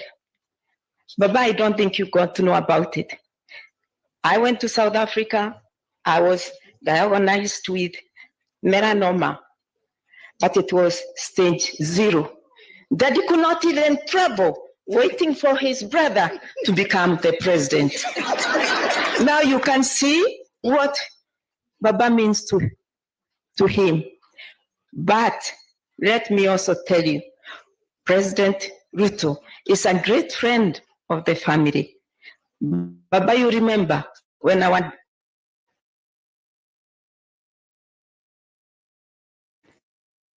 son moved on, you came home with him. So he's also a very good friend of the family. About President Kibaki, you can even see we are with his loved one. Can you understand all that? So what do we say? In fact, doctors in South Africa were asking me, where is your dear one? And I was saying, he's busy doing campaign for his brother. That's why I'm saying, when it comes to his brother, even us as a family, we have to take a back seat. And that's what we have done over the years. So what can I tell you? He's 84 years. He has seen it all. That's what he tells me now. So good people, I must not forget to say thank you, Mr. Speaker. When Getahi moved on, when I got to Machakos mortuary, I found the senators, Veronica, my sister, and many others were there. I said, this is the Kenya I want. Baba, they were all there. Speaker, you have one great team. Then we went to Nairobi Hospital. They came, and when I went home, I said, that's the Kenya I want. The senators, the MPs from all circles, they were there. Please, Veronica, I asked you to tell the Speaker, well done for putting everybody together. And also, tell the President, thank you. He has a great team, the Senate and Parliament. Thank you, all of you. Thank you. Last word. Bete has not lost a house, but they are all my wives. We're fighting with that. Thank you very much. Asante sana, makofi tafadhali. Good afternoon, everybody. I just want to tell you one thing. You see us here as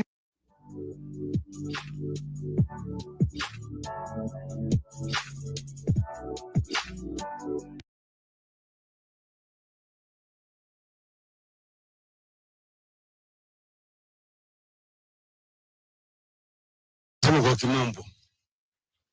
Unajua tuko marafiki. Na Kimani na mimi nilikuwa kama wandugu. Yeye alikuwa mtu shupavu, lakini kile vile mtu ambaye hana chuki na mtu yote. Amefanya kazi kikamilifu kwa taifa la Kenya. Vile nimesema, aliumia zaidi. Monyo, vile unavyojua, walianza siasa na Jaramogi. Monyo alikuwa candidate hapa 1961 Nairobi, akiunga mkono na Jaramogi, akisimama na the late Tom Mboya. Monyo baadaye akaja, alikuwa assistant minister ya Jaramogi wakati Jaramogi alikuwa vice president ya Jamhuri ya Kenya. Baadaye wakati Jaramogi alijiuzulu kwa serikali, hata Monyo vile vile alijiuzulu. Baada haya Monyo baadaye akawekwa kama waziri wa nchi ya kigeni. And all the records show that Monyo was the most effective Minister of Foreign Affairs that Kenya has ever produced. He represented Kenya in many international fora. He spoke so strongly about apartheid regime in South Africa and said that over his dead body would Kenya have a relationship with the apartheid South Africa.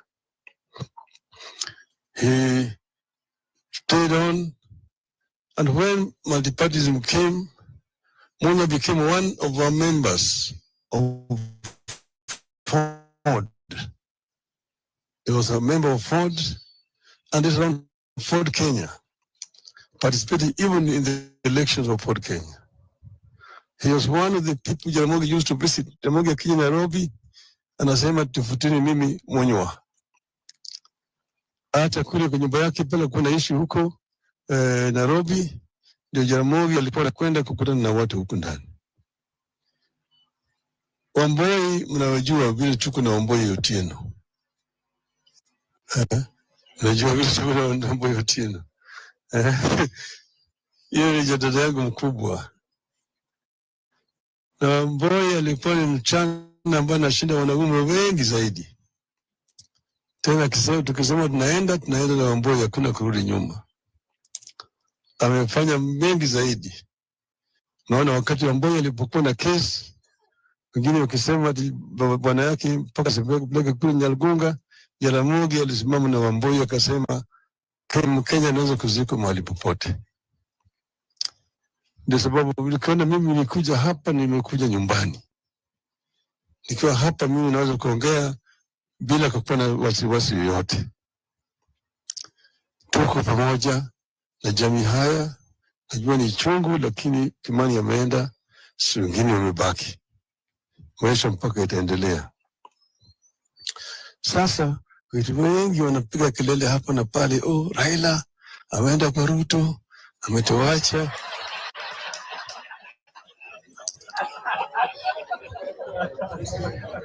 Mimi sijaenda kwa Ruto. Ruto amekuja kwangu. Mimi nimesema mimi nibaki, msimamo yangu haijabadilika. Kitu muhimu zaidi mpaka zizaliwe mpaka sasa, mimi nakuwa napigania haki ya Wakenya yote. Uliona mwaka ile mwingine sisi tulitoka yote, tulikuwa kwa barabara tukipigania Wakenya, kusema gharama ya maisha imepanda, tukasema fungulieni sava, tukasema mambo ya ufisadi imezidi, sasa mambo ya ukabila imezidi. Tutasema yote mpaka baadaye tukaunda jopo kazi kinaitwa NADCO wakaandika ripoti. Jamaa walikuwa na sita, baadaye mwaka jana vijana wakajitokeza. JNC wakaingia kwa barabara, wakapiga chafua sana tena, wakapiga na hao watu, wakatuma mapolisi kwenda kupiga watoto na kuua watoto. Wengi waliuawa. Haya yote yakawa pale, wakaleta watu jeshi, wakatetemeka. Baadaye sasa wakalazimishwa kuvunja serikali na kusema watashauriana kuunda serikali mpya. Lakini sisi tumesema maneno ambayo ziko swala nyeti zimebaki pale pale mpaka litatuliwe. Lakini haviwezi kutatuliwa kama watu hawajakuja pamoja kuongea, kuangalia vile mambo yatakuwa. Kwa sababu hao jamaa wakikuwa wameshikwa na baridi na wamekuja upande wetu, mimi nikasema tufanye mambo marekebisho haya yote. Mnaona yale tumeandika maneno 10 yote ni yale tumekuwa tunadai, na wakasema watatimiza. Sasa tumesema tunapatia hao fursa ya kufanya hayo ili yarekebishwe. Uchaguzi utakuja mwaka 2027, hapo wananchi wataamua wenyewe.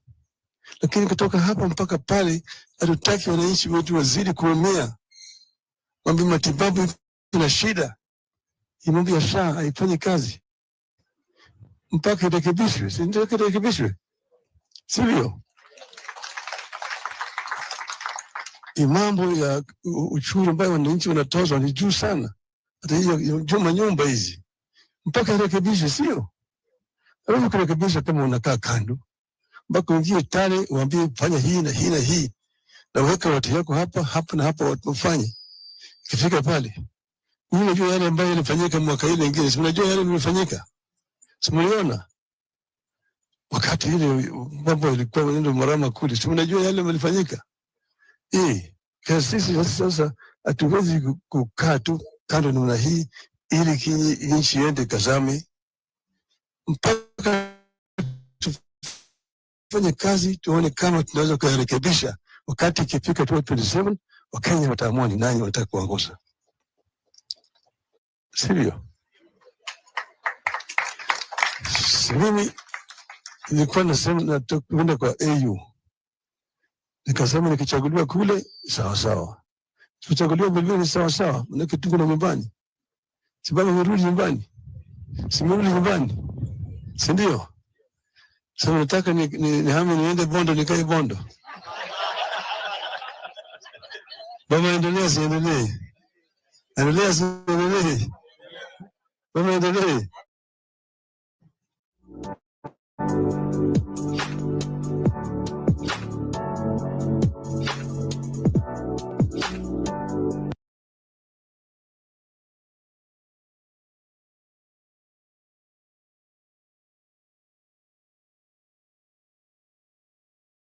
Missing Wajir MCA Yusuf Hussein Ahmed has been found dead. The body of the Delaware MCA has been missing for over a month, then was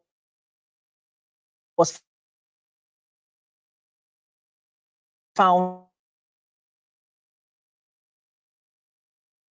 in Lake Yap.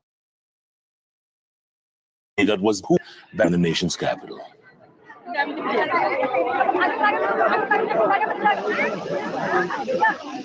A few moments later. Shifting focus, it's a huge sigh of relief for the family and relatives of missing Wajir MCA Yusuf Hussein Ahmed after he emerged at his Nairobi home after more than 6 months. It was an emotional reunion as family members received the Delaware MCA at their home in Eastleigh, Nairobi. The frail-looking Ahmed was immediately admitted at a Nairobi hospital where he is now receiving treatment. Our reporter, Noel Nabiswa, with the details. It was a joyous moment for the family and friends when they set their eyes on their beloved one, who has been missing for 6 months. When he emerged at his home in Eastleigh, Nairobi, albeit in a bad health condition. According to his family members, Ahmed was dropped outside his house last night. Around 9:30 p.m. last night, he was dropped outside his court by unknown people who are masked. You are also aware that he's not the only one who has also been missing or abducted. Another prominent elder called Mzee Omar Mohammed Nur alias Mzee Dua has also been released, has also been dumped in Isiolo. The MCA was reportedly abducted on 13 September 2024 along Enterprise Road in the industrial area of Nairobi. He's reported to be in a frail condition, forcing the family to take him to hospital, where he's now admitted. His physical state is a bit worrying because he's really looking very malnourished. We pray to Almighty Allah that he has not suffered irreparable damage. Speaking during a media briefing at Nairobi Hospital, Ramudimu Ward representative, who is also Ahmed's cousin, Elias Abdile, blamed the state for the MCA's abduction. We have been suspecting that it was the State Department that have took Yusuf. We believe it because Yusuf was brought back 39 yesterday night. 4 days could have elapsed, 6 months, and his seat could have been vacant. Several leaders, including elders from northeastern Kenya, were present and were overjoyed to hear that the MC was alive and kicking. But they had questions. We want to thank the Almighty. He has brought us back our son. We want to thank Kenyans. We want to thank Kenyans of every walk of life because they have been with us. They have stood with us. They have felt the pain with us. Even if they did not do it in public, they did it in private. We have been looking for him. He has come back with to us. He has rejoined with his family. We have nothing much to say, but just to thank Allah for bringing him back.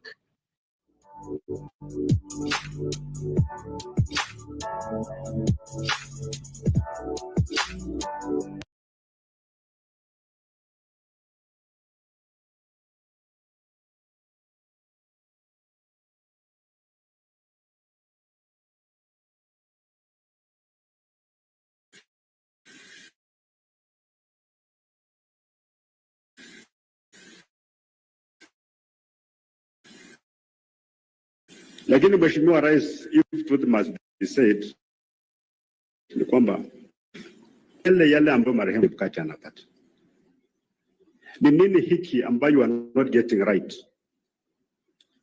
Hata hapo ukiangalia watu Azimio hata hakuna, hata wakati tunamzika Chebukati hakuja matanga. Hii uchaguzi mbona inapingiza chuki sana? Mheshimiwa Chebukati alikuwa chairman, other than the personal sacrifice he made. Kulikuwa na wakati nafika mahali wa Kenya wamengojea results, we are on tender hooks. Alafu mnaambia kwamba the secretariat and the commissioners are not working together. Watu wamengojea matokeo, mambo ya uchaguzi kwa na tension ile ya mwaka. Hii ya 2022 watu wamengojea matokeo, unaona ma commissioners wengine wanapeana press conference pande hii, wengine wako pande hii.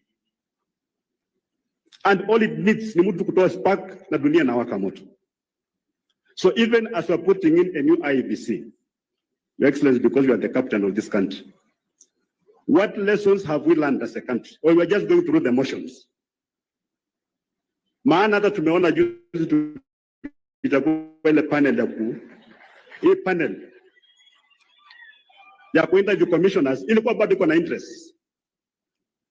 Na mimi najua hata baada ya commissioners wapo kuwekwa, kila mtu atasema huyu ni wa huyu, huyu ni wa huyu, huyu na huyu. Na wanatarajia baada ya uchaguzi watu wakubali matokeo. Can't we as a country look for a better way? Mimi napeana maoni tu.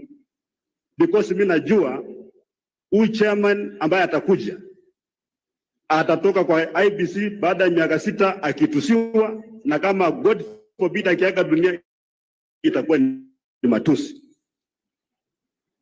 Mimi naomba hivi kwamba ndugu wetu Chebukati asikumbukwe kwa sababu ile cheche za maneno kwa siasa. Kwa nini? That's public life. Tungependa tumkumbuke marehemu Chebukati kwa ile mambo mengine mazuri ambayo amefanya, ambayo ni mengi.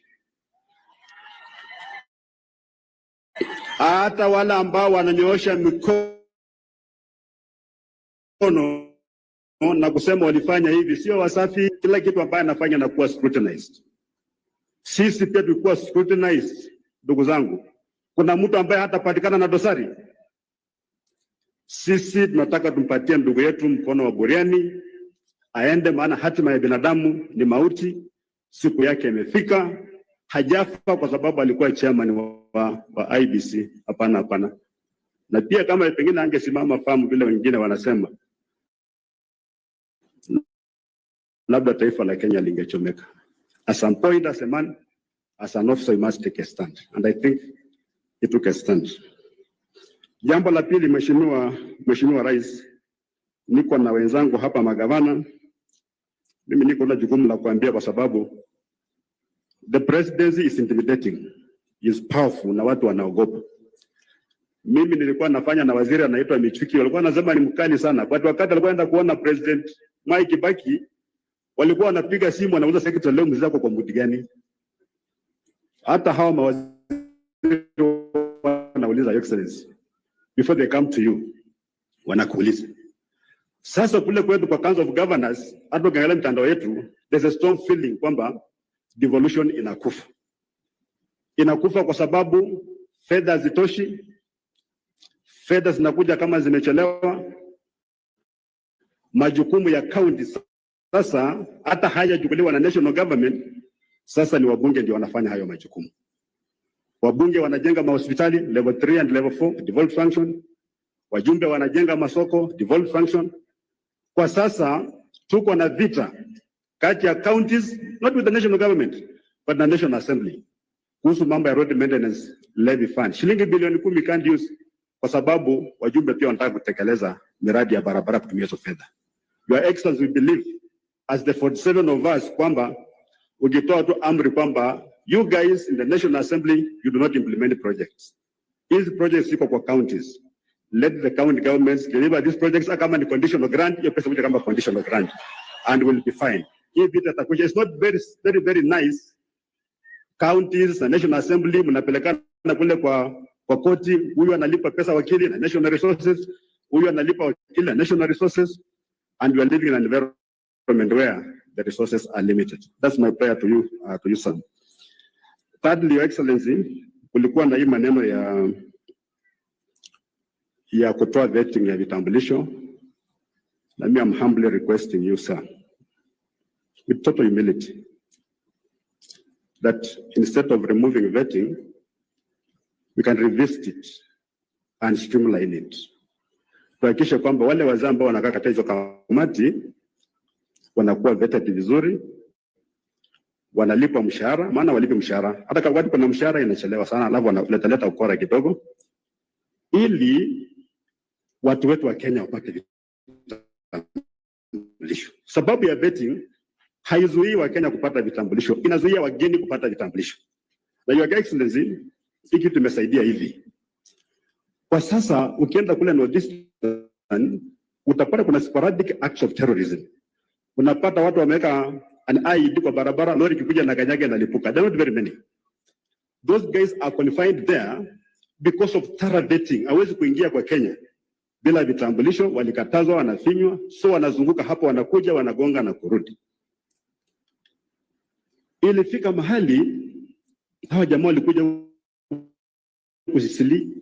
I was a DC at that time. Walikuwa wanapiga vilipuzi, every day inalipuka. Mpaka ikafika mahali serikali ikaunda National Counter Terrorism Center, ikaunda Interreligious Council, na viongozi wote hata Waislamu wa Somalia wakaamua kukashifu hii kitu. Sasa wakati hawa jamaa walishindwa kukuja, wakatafuta mbinu nyingine ya kuradicalize vijana wetu. Maana wakienda Somalia wakirudi wako na vitambulisho, wanapenda kwa njia rahisi. Ikafika mahali kama kuna explosion ya bomb, mwenye amepiga ni Mjaluo, ni Mkikuyu, ni Mluya sana sana. Hata huko Somali they were not participating in these things because it was easier to radicalize mtu na umlete. For now, hawa jamaa wakipata ID zetu, atakuja na ID because it's not a city, inakuja kama different parts. Anapita pale kwa barabara, akiulizwa anatoa ID, anakuja. Watatoa kule kwa mpaka, watafika huko. Work that our people have done, including kuna MP anaitwa Yusuf Hassan, alipigwa bomu ikavunjika miguu because of terrorism. Your Excellency, where we are, mimi naomba kabisa usaidie hapo, tusirudi huko tena. Hatusemi kwamba Wasomali wasipewe kitambulisho. Hii mambo ya mipaka yote tunasema our local people within Kenya ndiye patikana kupata vitambulisho haraka, ili wageni nao wasipate nini vitambulisho. Lakini la muhimu, Your Excellency, baada ile mambo ilifanyika jana, watu kuja pamoja, mimi ningependa sasa focus kwa vijana. And the first president za kuwapatia ni kutoa pesa ya kulipa ukipata vitambulisho. Hiyo shilingi 300 ikitolewa, hao watu watapata vitambulisho mingi, hadi atashinda ile mambo ya kule vetting.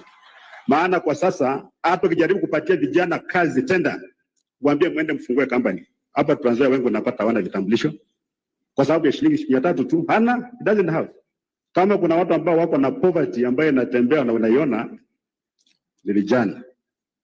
Hii pia imechangia kwa mambo ya unemployment. Ningependa ni karibu nimalize nikisema kwamba Excellency, you are a farmer, a very good farmer. Wakulima wa hapa Tanzania pia wamenituma. Umesaidia kupunguza bei ya pembejeo ya mbolea. Tunashukuru. And even this year I've confirmed with the National Cereals Board ya kwamba mbolea imefika. We are very, very grateful. But we believe you can substitute further kidogo. Kwa sababu mwaka wa 2021-22 bei ya mahindi ya mkulima kupeleka kwa soko ilikuwa 6,400. Imereduce progressively to 4,500, 3,500. Saizi wanakuza na 3,000 shillings only. So hata wakati tunapunguza bei ya inputs, pia tuone kule mbele mkulima atapata soko namna gani ili akiuza pia apate pesa kwa mfuko. That's the only way you can fight poverty. It's the same problem na wale ambao wanalima miwa hapa Tanzania. Ngana ambao watu wameanza kulima miwa nyingi, but for every kilo tani 5 ya miwa inauza shilingi 5,000. Meaning tani moja ni 1,000. Ukienda kununua sukari nafikiri kilo 2 shilingi 200, mkulima anapata shilingi 10 peke yake. So yule mwenye anaenda kwa shamba anapata 10. Watu wengine wote wanagawana 190. There's something wrong with our farm all the way to the market. Finally, Your Excellency, I have a disclaimer here. Mimi nimekuwa nikiongea mambo ya watu wetu pande kukua pamoja. Na kuna watu ambao wanaona hiyo kama ukabila. Sio ukabila. Watu kukuja pamoja vile tumekuja hivi, hiyo sio ukabila. Ukabila ni kupendelea. Unasema huyu ni jamii yangu atapata kitu fulani kwa sababu ya jamii peke yake, sio kitu kingine. That's tribalism. Sisi tunataka jamii yote ya mkoa wa Magharibi, na mnajua tuko cosmopolitan. Hakuna mtu ambaye akai Magharibi. We suffer the same problems. Mimi nasema tukuja tukae pamoja, tutembee pamoja, so that we are taken seriously. Nyinyi mgeendelea kukaa vile mnakaa hivi, ghafla kama ile ilifanyika jana kati ya rais na former prime minister, nyinyi watu ya Western, kama mtakaa pamoja, mweke kura zenu pamoja, mtakuwa mnaangalilia kwa view sasa.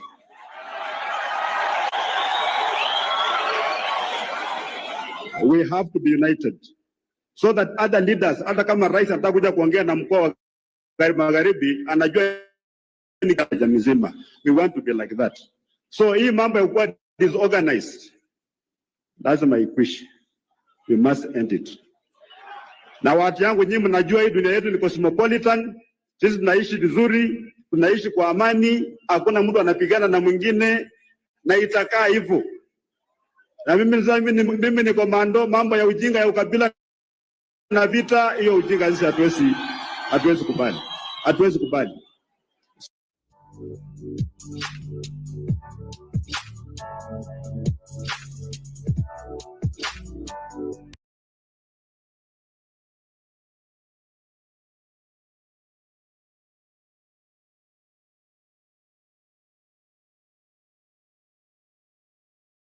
Over united, prosperous Kenya that is inclusive, that we must work together in that manner.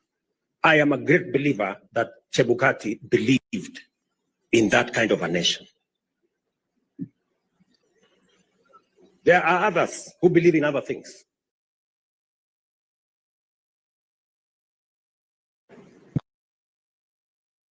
Believe in tribes, and they want to discuss tribes and how they are going to work with tribes. That is your choice. We believe in a nation called Kenya. And that is why I serve as president the people who voted for me and those who did not vote for me, because they are Kenyans equally. So tutashirikiana namna hiyo. And as a person who believes in equality, equity, and justice, I will never be part of any policy that categorizes Kenyans into different categories. Siwezi, na nilisema wakati nimechaguliwa ya kwamba tutaweka uwiano wa Wakenya, umoja ya Wakenya, usawa katika taifa letu la Kenya, katika viwango viwili. Ati kuna Wakenya wanapata vitambulisho kwa hali moja, alafu kuna Wakenya wengine wanapata vitambulisho kwa kiwango kingine. That is unacceptable. It is undemocratic. It is unconstitutional. It is illegal. And we cannot continue with that kind of parochialism. Hatuwezi kusema jamii fulani ni wagaidi. Wagaidi ni wahalifu. Na tumeona katika uhalifu kwamba haina kabila. Unakuta pale katika wahalifu wamepatikana kuna watu wa makabila zote. So I want to tell the people of Kenya that they will never again be discriminated against in the issuance of IDs on the basis of their religion, on the basis of their ethnicity, or on the basis of the region they come from. It is our responsibility as government to make sure that we protect every citizen. And for the last 2.5 years as president, we have made sure that we have secured and protected our nation. We shall continue to do that going forward without compromising any Kenyan and treating Kenyans differently. Mimi nataka niwaulize ndugu zangu, watu wa Trans Nzoia. Pale nyuma tulikuwa na mfumo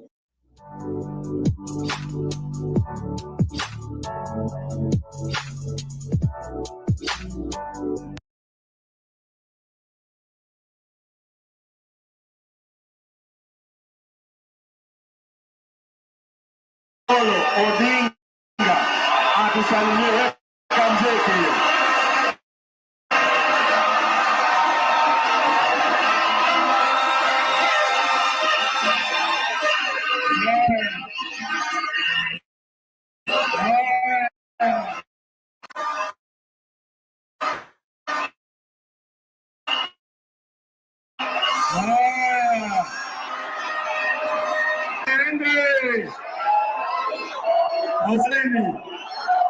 Asanteni sana.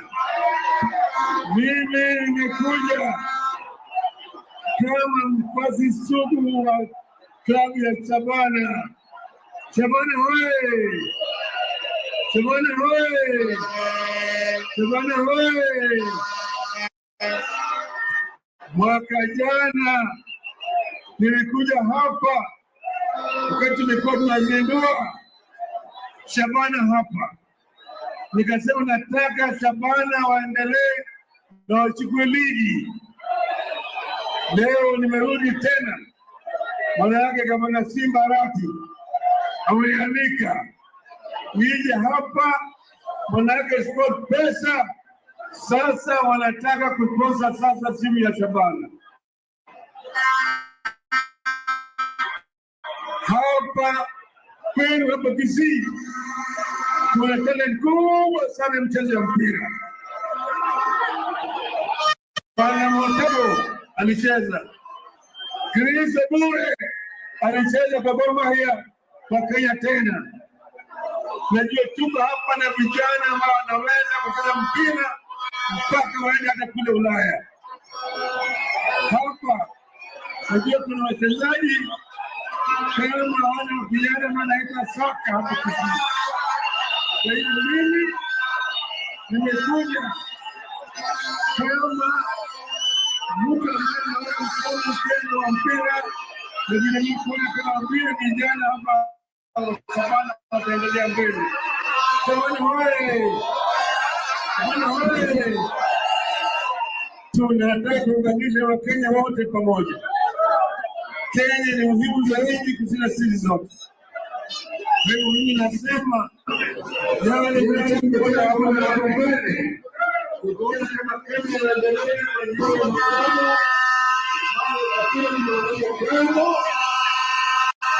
na ufisadi tumeweka uchumi, na Wakenya wote wanaungana kama kitu kimoja.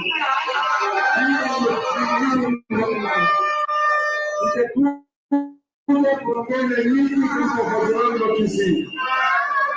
Nimekuwa mara mingi zaidi. Mimi ni nyuma Raila Amolo Odinga. Tunataka kuona kama mambo yetu yote yanaenda pamoja, tunaongeza pamoja. Tuone ambao tunafanya wewe shauri yako.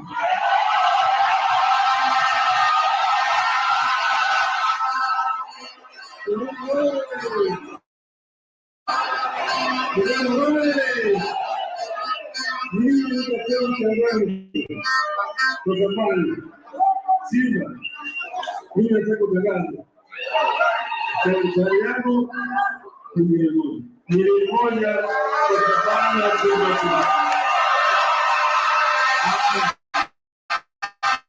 Baba amepeana shilingi milioni moja kwa Shabana.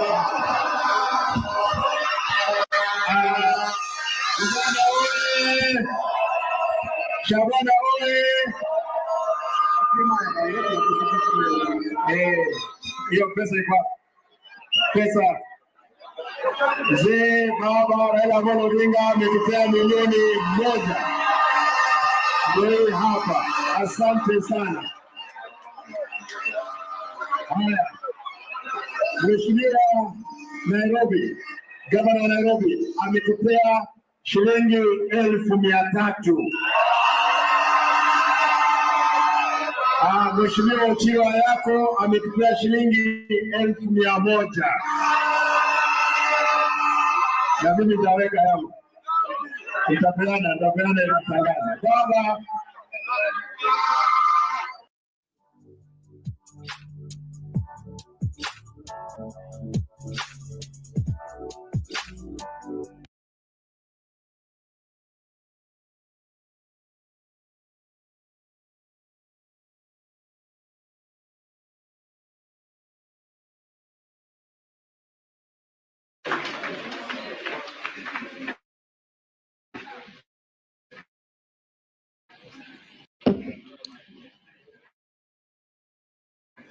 Haya, you may be seated. President William Ruto, who is also the party leader of UDA, leaders of the two political parties, ladies and gentlemen, Amjambo. The ODM people here, ODM. ODM. ODM. See, wako tayari. Well, I am very happy to stand before you here this morning to talk to you after a long period of absence. As you know that in the last 6 months, I've been engaged in the campaign on the continental platform for the position of the chair of the African Union. Some people ask me, why did I decide to run for that position? And I say that I was approached by senior leaders on the continent who, when they saw that that position was becoming vacant, they needed somebody with the Pan-Africanist ideology to go and try to set that movement in the right path so that it can achieve the objectives for which the founding fathers formed it. So they then sent the former Nigerian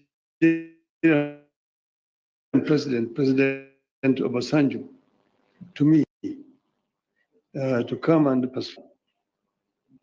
And after a lot of soul searching, I made a decision. And some of you will have seen me with President Obasanjo on my side when I announced that I was going to run for the position of African Union chair. I did not expect to be supported by the Kenya government. But out of blues, President Ruto announced that he will support my candidature.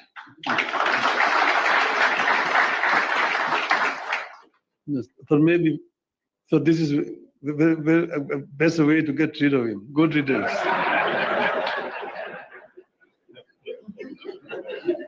I would say that in respect to the motives,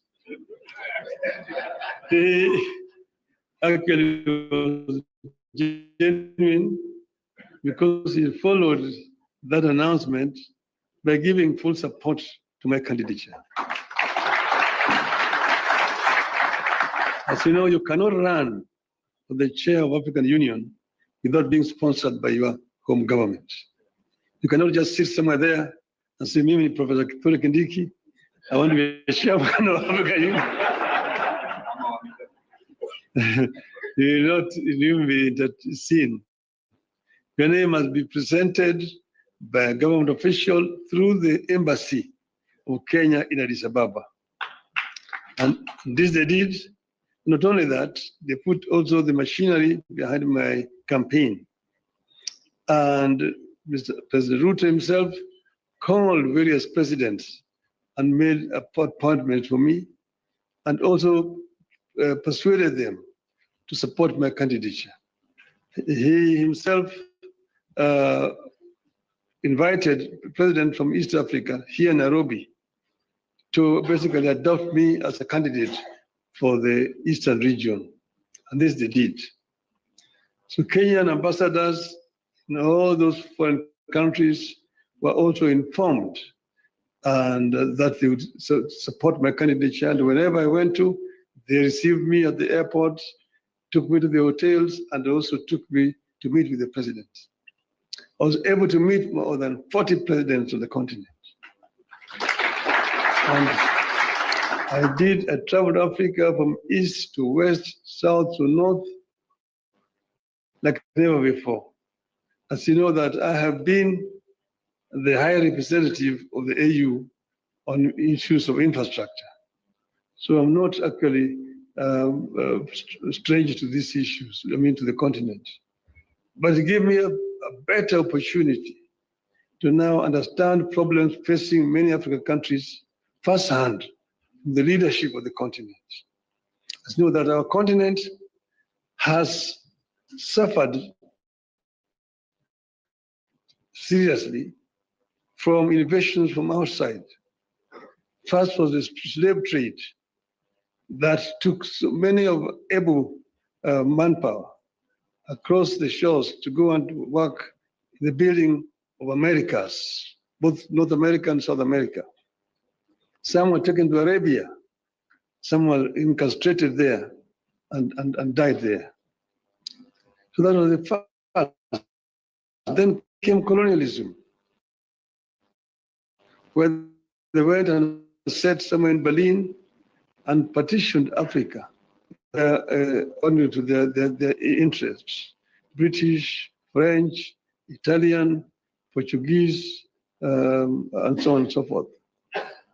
So Africa has suffered seriously. That was colonialism. Then when Africans fought for independence, they granted it. It was a flag, but then there was also neo-colonialism that came about, and Africa has continued to be marginalized. So I saw this and came up with a program of how we were going to deal with these issues. We campaigned strongly, and we went to Addis Ababa quite confident of victory. Before I went there, the women here, Orange women in Nairobi, organized a prayer meeting for me in the Bomas of Kenya. And they prayed for my success. And I told them that they were only going to do two outcomes in Addis. One, we would win, in which case we would have succeeded. The other one, we would lose, but we would also have succeeded. Because I told him why, we will come back home. So east and or west, home is? So we are here. So,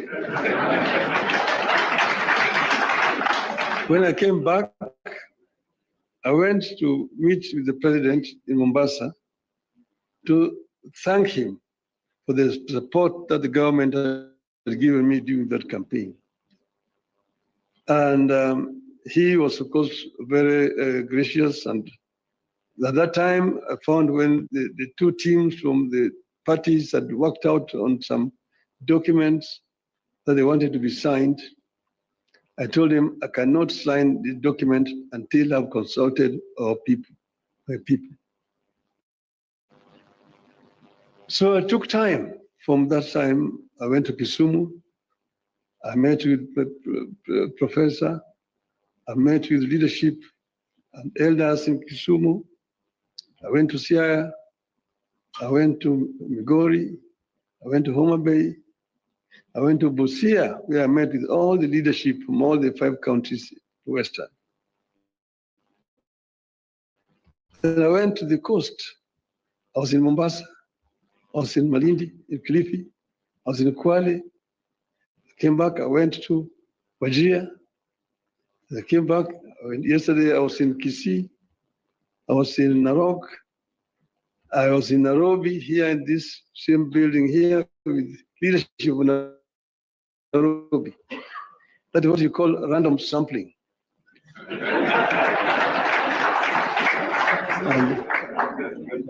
think I managed to get my people, my supporters.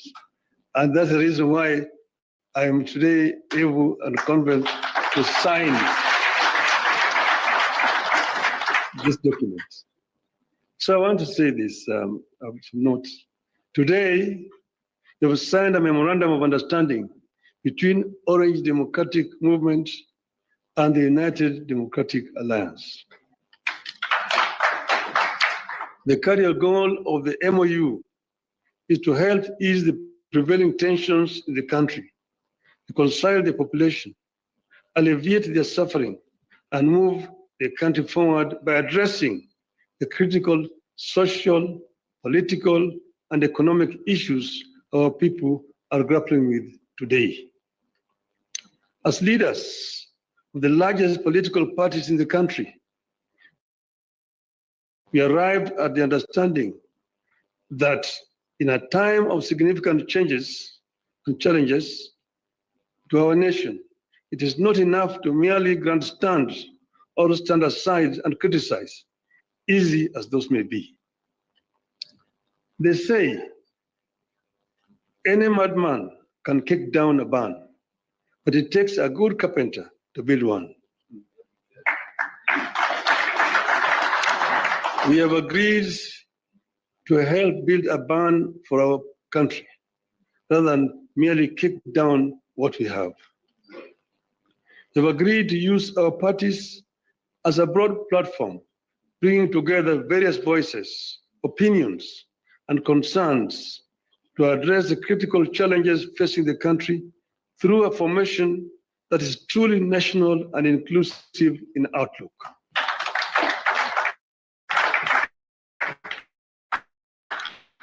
A core problem we agreed to prioritize is youth unemployment and resulting hopelessness that has made them easy fodder in political contests in which there's nothing tangible for them. In this MOU, we agree to embark on steps to realign the country's economic, social, and political priorities to address the youth agenda that has progressively fallen behind in the last 62 years of our independence. Through this MOU, we commit to uphold the Constitution, the rule of law, and respect for human rights. Importantly, we pledge to tackle unemployment, cost of living, crippling poverty, inequality, and failure of the institutions that have been eroded by inefficiency and corruption over the decades, making them unable to deliver to Kenyans. We seek a more equitable country in which all peoples of all backgrounds are included in the enjoyment of socio-economic benefits and are equal members of one indivisible nation. All Kenyans must feel that they belong here by right, and the right to access, without any form of discrimination, whatever Kenya has to offer. We commit to protect and to strengthen devolution as a machinery for ensuring a more inclusive development across the country. In this regard, we will be tabling a proposal that the unbundling of functions that has been recently concluded, counties should get not less than 450 billion shillings in the 2025-2026 financial year. We will also seek the faithful flow of funds to political parties, being vehicles for the channeling of hopes and aspirations of the people. We will use this platform to revisit the constitutional provisions on leadership and integrity, corruption in public life, fundamental freedoms like free speech, protests and assembly, and preservation of the rule of law. We recognize that many of the issues this country is struggling with are as old as the country itself. It will take mutual trust between leaders and the creation of a conducive environment for them to be tackled with honesty and objectivity in a broadly constituted formation. As leaders of our parties, we commit to hold regular consultations on pressing issues, exchange expertise and information on the best practices in the governance of the Republic of Kenya, and facilitate and participate in public activities of interest to the people of Kenya that relate to their problems. We make it clear that the memorandum we have signed today does not define the formation of a political coalition between ODM and UDA. However, its successful implementation could inform the basis of steps toward the establishment of a broadly constitutive and progressive formation for a stable country in future. We urge all Kenyans who are interested in having a stable, inclusive, and progressive country, devoid of grandstanding and alienation of whole communities and regions, to rally behind this formation in the interest of our nation. God bless Kenya.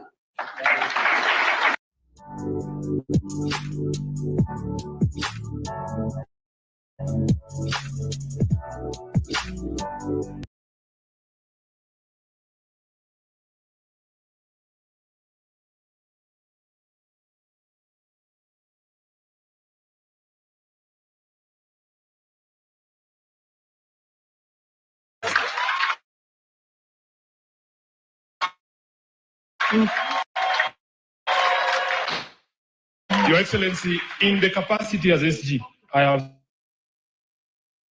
we have taken the liberty to read out this memorandum of understanding so that we are all clear on what it is and what is not.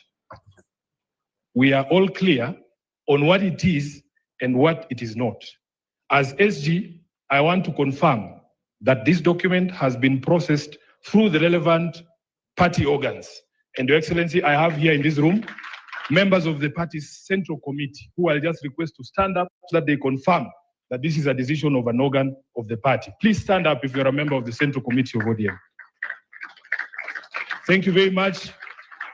You may be seated. We are going to take turns with my counterpart to read out this MOU. It is titled Memorandum of Understanding to Resolve the Social, Economic, and Political Challenges Facing Kenya 2025.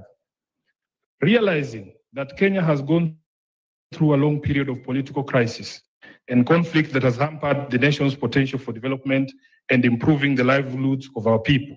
Noting that such crises have often resulted into demonstrations by our people demanding their rights, with the state often resulting to brutal suppression of such demonstrations that unfortunately lead to loss of life as well as property. Acknowledging that the nation will not develop without reinforcing democratic governance and the rule of law, conscious that the decay in democratic governance is expressed through skewed allocation of resources, ethnic intolerance and marginalization, corruption, and noting that devolution, though intended to strengthen democratic governance and development at the grassroots, is systematically undermined to CGH and starved and the Right Honorable Raila Odinga, EGH, being the party leaders of the largest political parties in Kenya and bearing the greatest political responsibility, acknowledge the need in setting up a broad platform for collaboration and cooperation between all political forces and other stakeholders in the Kenyan society to address these long-standing challenges that threaten our nationhood. As a first step towards this collaboration, His Excellency President Dr. William Samoei Ruto, CGH, and the Right Honorable Raila Amolo Odinga did set up the National Dialogue Committee in the year 2023, and hereby make this resolution on the initiatives that must be undertaken to instill further confidence in the country. While this memorandum does not define the formation of a political coalition between the respective political parties, Its successful implementation will inform the basis of steps towards the establishment of a progressive and stable country. Now, therefore, the two leaders commit and resolve to collaborate and cooperate with each other by conducting broad-based consultations between themselves on the key issues identified below. Number one, the full implementation of the National Dialogue Committee report, the NADCO report. Priority issues in the NADCO process, like the cost of living, youth unemployment, establishing a framework for the implementation of the 2/3 gender rule, have been the topics of discussion for far too long and now must be actualized. Number two, inclusivity in all spheres of public life. Kenya belongs to all persons, regardless of their ethnicity, religion, generation, or geographic location. All Kenyans are equal and all are entitled to an equitable budgetary resource allocation and opportunities in public appointments. Further, though the Constitution of Kenya is clear on the rights of minorities and the marginalized people in the country, not enough has been done almost 15 years later to uphold these rights by fully implementing the provisions of the Constitution. Third,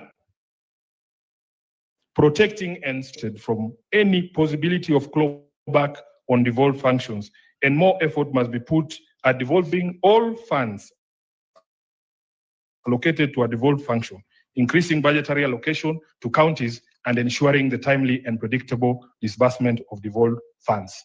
Your Excellency.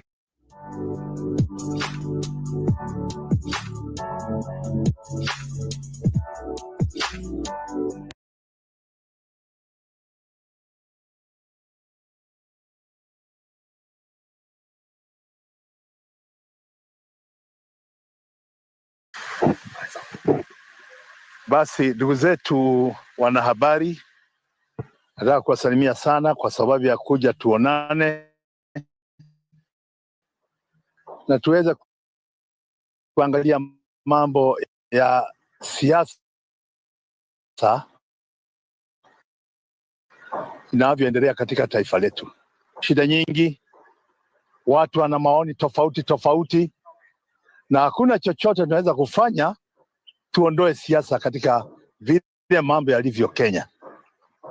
Naomba ndugu zetu, hata tukiwa tunafanya yale yote, naomba ndugu zetu tuone ya kwamba siasa yoyote ambayo inaweza kutupeleka katika mkondo wa ukabila, siasa hiyo tuikatae kabisa.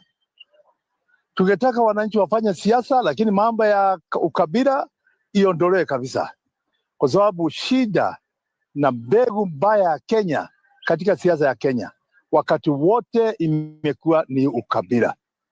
Na mimi najua kuna wengi ambao wameshindwa kujua siasa wataifanya vipi hata wakati huu, na wangetaka kutumia mbinu ya ukabila ndio watu wakosane, wagongane, wakatae kukubaliana kwa sababu ya mbinu ya ukabila. Naomba wananchi wote kwa jumla, tafadhalini, mambo ya ukabila muikatae kabisa, kwa sababu shida ambazo mnazo haziko kwa kabila hili au kabila lile. Shida ambazo ziko Kenya ziko kwa kila kabila na kila sehemu Kenya. Ukisema mambo ya hospitali, katika matibabu, mambo ya afya, mkiangalia mambo ya elimu, mkiangalia mambo yote ya insurance hata ya hospitali, muangalie mambo ya kodi, muangalie mambo ya maisha kuwa magumu sana.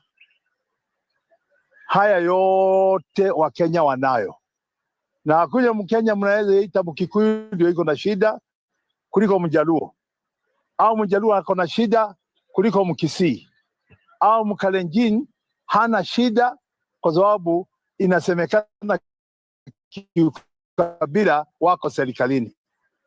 Hii shida iko na kila mtu, na ni afadhali tuangalie kabisa Wakenya, tusije tukaliharibu taifa letu, tuharibu nchi yetu kwa sababu ya kutumiwa vibaya kikabila.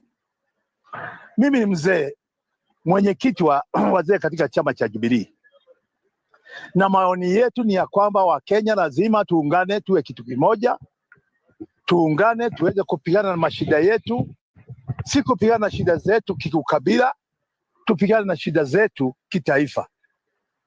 Na mimi ningetaka kusema ya kwamba watu waangalie ambayo yanayotendeka wakati huu.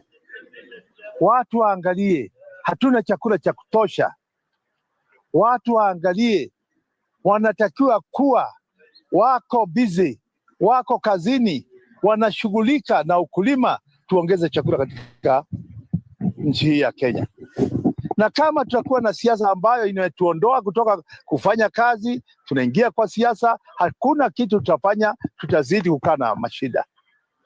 Naomba serikali yenyewe iangalie kabisa mambo ya ukabila, ijue ya kwamba serikali yenyewe ndio imeleta shida nyingi ya siasa. Kwa sababu kama mtu ameenda kwa ugonjwa na wengine ni maskini na wanakataa kutibiwa, hata mseme nini au mseme nini, mseme iliharibiwa na huyu au yule, au vile tenda ilifanywa kwa huyu, hatujui pesa inaenda wapi. Haya yote ni mambo ya mtengenezo wenu, mliyaunda ndio labda ufisadi upate njia kupitia, lakini anayeumia ni mwananchi wa kawaida. Kwa hivyo serikali iseme ati watu wanaleta siasa nyingi, siasa mbaya. Hakuna siasa mbaya hapa. Watu wanatetea haki yao na lazima wapewe haki yao. Na mimi nataka kuomba serikali ya Kenya kwanza, kabla hamujamuonyesha mtu kidole, mumuonyeshe mwanasiasa yote kidole, au mlaumu kabila hile au mlaumu kabila hile lingine. Kwanza jionyesheni hicho kidole, kwa sababu hasira ambayo iko na wananchi, shida ambayo iko na wananchi, hii inatokana na serikali yenyewe, na ni lazima mjue hii. Na hata mfanye nini au mfanye nini, serikali si rahisi kutoka kwa shida ambayo wananchi wamesema ndio nyinyi mnawaletea. Lazima mkubali kubadilika, lazima mkubali mbadilike na mbadilishe, na ionekane mnabadilisha, kuliko kulaumiana na kulaumiana kusio na maana. Ndugu zetu, mimi nataka kuambieni nyinyi, muungano wa Raila na Ruto kwangu mimi nasema ni muungano mzuri. Kwa nini mimi nasema ni muungano mzuri? Kama wote wawili wamepima ya kwamba Kenya inaweza kutulia katikati ya sasa na kabla uchaguzi ujao, na kazi ifanyike kwa wananchi, ningesema muungano huo ni mzuri, na ningetaka Wakenya wote waungane hivyo, ndio kazi ifanywe. Lakini mnajua wakati utafika siasa ya kuchaguana, mtakuwe viongozi nini hamjui. Lakini mjue ya kwamba wale ambao wanasema haya muungano kama huu ni mabaya, wale ndio wanapotosha Kenya zaidi. Ni kazi gani inaweza kufanyika kama watu hako pamoja?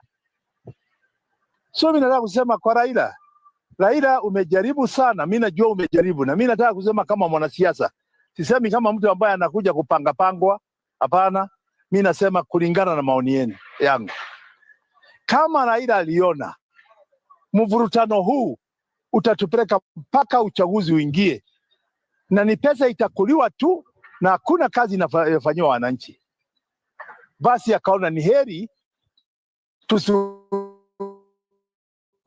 tufanye kazi, tufanyie wananchi, tukigoja mwaka wa 2027 ndio tufanye siasa ya kuchaguana. Mimi naweza sema kimaoni yangu ni sawa sana. Nataka kusema kwa Kenya kwanza ni sawa pia, hata ninyi mmekubali mnaweza kuungana na mfanye kazi na wengine.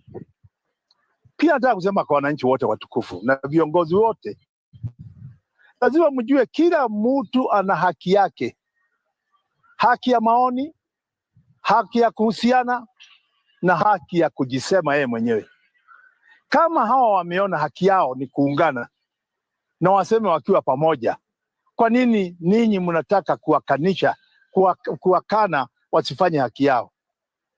Tendeni wale ambao wanapinga hili jambo waende pia waonyeshe haki yao na vile wangependa wajijenge vile wangependa, lakini wasitumie kukataa na kuwanyima watu haki yao. Endeni mfanye haki yenu kama wale wengine.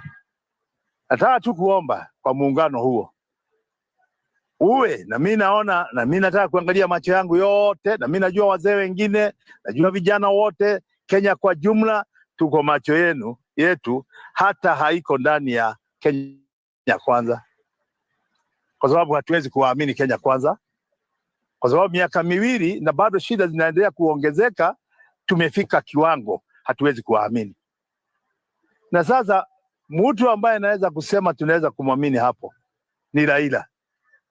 Raila amekuwa upinzani akipigania haya mambo, anaona yanatendeka paka wa sasa. Tungetaka kusema kwa sababu umeungana na hawa, si kwa siasa, lakini kwa kufanya kazi. Tungetaka kuona ni nini utafanya ndio uweze kubadilisha, ni nini utafanya ndio uweze kubadilisha. Nataka pia kusema kwa wananchi wote watukufu, kila saa tumeona Raila akijiunga na njia ile, wananchi mnasema hapana, hatutaki aende huko. Juzi alikuwa ameenda kupigania kiti cha Afrika, mwenyekiti wa Afrika. Wananchi wengine Kenya wakasema hapana, hatutaki aende, tunataka afikae hapa. Aliposhindwa, wengine mlicelebrate, mkasherehekea kwa sababu ameshindwa. Sasa huyu Raila wenu mmemfanya mpira, agongwe kwa ine, agongwe kwa ile ingine. Ni lini mtamwamini?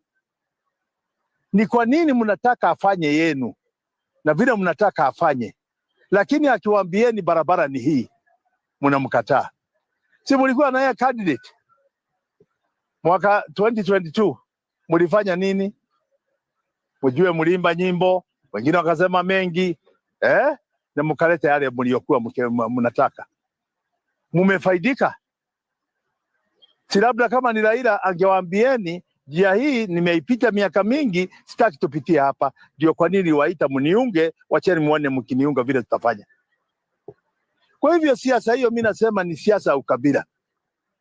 Raila hakosi kiti kwa sababu yeye ni si mwanasiasa mwema, hana uongozi ndani yake, anakosa kiti kwa sababu ya ukabila. Na ninataka kuomba Wakenya wote, mambo ya ukabila tuyaondoe. Nataka kuomba ndugu zetu wa mlima, ndugu zetu, nguvu yenu ni nyingi sana kisiasa, nguvu yenu ni nyingi kabisa. Kwanza mko wengi, lazima tuseme. Uzuri mwingine wenu, hamuna uchoyo, na hiyo inajulikana. Mnaweza kumuunga mtu yeyote, tunajua hayo. Kama mwaka jana mlimuunga Ruto, kwa uchaguzi uliopita mlimuunga Ruto, ni nani hamwezi kumuunga? Hamuna shida na yeyote.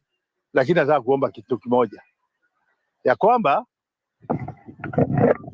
kama ni wakati huu wa siasa hizi zote, nataka muangalie na muwe waangalifu. Hakuna shida kuwa mpinzani. Msilia ati Raila ameenda kwa kuungana na Kenya Kwanza. Hapana, hiyo piga ni makofi, mshangilie, mseme mmewaona sasa na mmeona rangi yao sasa. Kama watamaliza namna hiyo mpaka uchaguzi uje, mtaweza kusema kweli Raila ulituambia unaenda njia hii, kumbe mlikuwa mnatafuta njia ya kuungana kisiasa. Nataka mfanye hivi, unganeni, ya kupinga mpinge, unganeni, mkubali kwamba hata nyinyi mnaweza kuwa wanasiasa ambao muko upinzani. Kwani Raila hajakaa upinzani miaka hiyo yote? Kwani wafuasi wake ambao wanamfuata wamekuwa katika mambo hayo? Ningetaka kuomba ninyi wote kwa heshima kubwa, kubalini kuungana kwa sababu ya maslahi yenu, mahitaji yenu na maono yenu ya miaka ya mbele. Lakini msikosana kwa sababu ya ukabila, msimdhulumu mtu na mkumdharau kwa sababu ya ukabila. Tafadhalini muungane, mna nguvu nyingi. Lakini muache siasa ya ukabila, siasa ya kugongana. Nendeni muungane kama mlima, kisha mtafute makabila mengine kwao, muungane, muone kama wataona maoni yenu vizuri na kama wataona maoni yao ya vipi. Kwa hivyo mimi naomba ndugu zetu, mambo ya siasa ya ukabila tuache, mambo ya siasa ya ukabila tuache, kwa sababu kitakachotusaidia sisi wote ni kazi ambayo tutafanya Kenya, kwa sababu ya heshima ya watoto wetu, elimu yao, afya yao, ukulima wetu na yale yote tukayofanya, hiyo ndio iko kwa faida kwetu kuliko siasa miaka yote. Nataka kuomba sana, niseme sana, mimi mwenyewe niliona ukabila mkubwa katika vile waligawa viti vya kamati za bunge. Hilo jambo lilionyesha ukabila, kwa sababu wakati wamekaa kwa hizo kamati hawaendi huko kama chama hiki au chama kile au chama kingine, na wanapofanya kazi hapo hawafanyi kama Kenya Kwanza au Jubilee au ODM, wanafanyia Wakenya kazi. Kwa hivyo kuondoa wengine baina ya hawa, hilo ni jambo lilimuonyesha, na mimi nataka kumwambia Spika bwana Wetangula, kama kuna wakati umeonyesha ukabila ni wakati huu. Ukakubali kamati lazima zibadilishwe, watu watolewe, wafukuzwe kazi, na mkiangalia ni wale tu wa kabila moja. Hilo ni jambo lilionyesha ukabila mkubwa, na tumesema tunalikosoa, tunalilaani, na tunataka kusema bunge ibadilishwe, iwe bunge wa taifa, isiwe bunge wa makabila.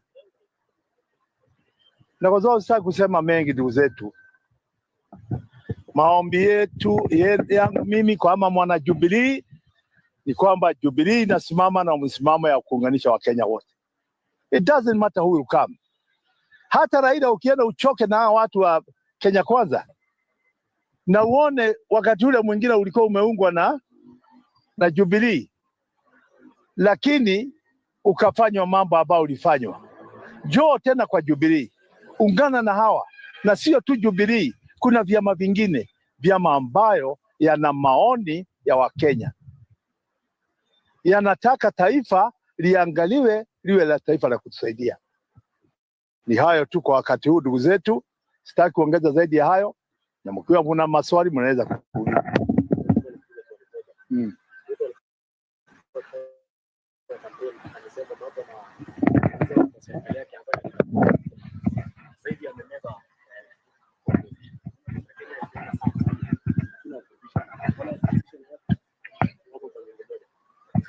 Swali ambao mimi naweza kusema hapa kwa kujibu hilo swali lako, binadamu ni binadamu, hata rais ni binadamu. Anaweza kufanya makosa katika statement zake, anaweza kufanya makosa katika matendo yake, lakini aangalie. Yeye mwenyewe alisema katika serikali yake hata achanganya upinzani na nini na nini, ataendesha pia yake. Kwa nini amekubali kuchanganya sasa? Kwa sababu ameona kuna wengine wana ujuzi zaidi kuliko wale anao. Kuna wengine ambao wamejitolea Kenya kama wazalendo, na kuna wale ambao wanataka kufanya kazi nao, si afanye kama chama cha Kenya Kwanza, lakini afanye kazi kitaifa.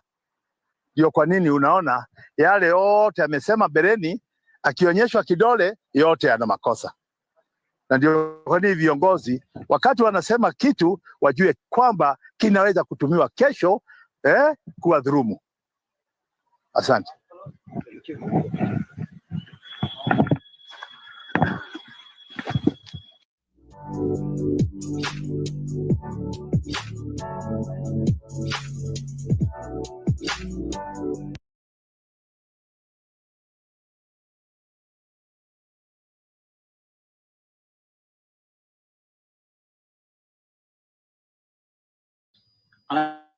I have a message to the Kenyan people.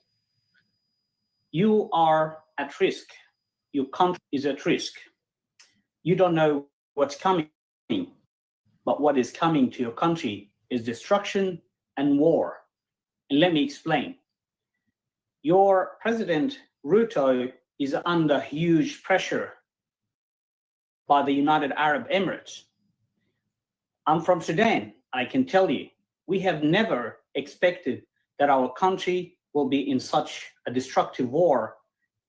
But the reality is we've been in the unexpected high level of destruction caused by the United Arab Emirates for the last 2 years. And we've never thought that the UAE will ever do that to us until it became a reality. We've seen the actions of the UAE in Yemen. It destructed the whole country. We've seen the UAE actions in Sudan, in Libya, and in other countries. The UAE is not what you think it is. UAE is not what is Dubai looks like. Explaining to you in more details, Mr. Ruto brought the RSF, the genocidal group. Hang on, I'm not saying that the RSF genocidal because I just don't like them. You can go back and search why Mr. Hemeti is in the list, the blacklist of America, and that he is now confirmed and wanted targeted killings and ethnic cleansing. Yes, you've heard me right. He thinks he's an Arab, and he thinks that he is superior to the Africans of Western side of Sudan. So he is killing African descents and targeting them. And it's unfortunate that Mr. Ruto supports all that, and he provided a platform for such a genocidal group. Now, he didn't do that because he really, really, really wanted it. He's under pressure. And he's under pressure because his hands are actually dirty. He was part of gold smuggling deals. Yes, you've heard me right. And I didn't say that myself.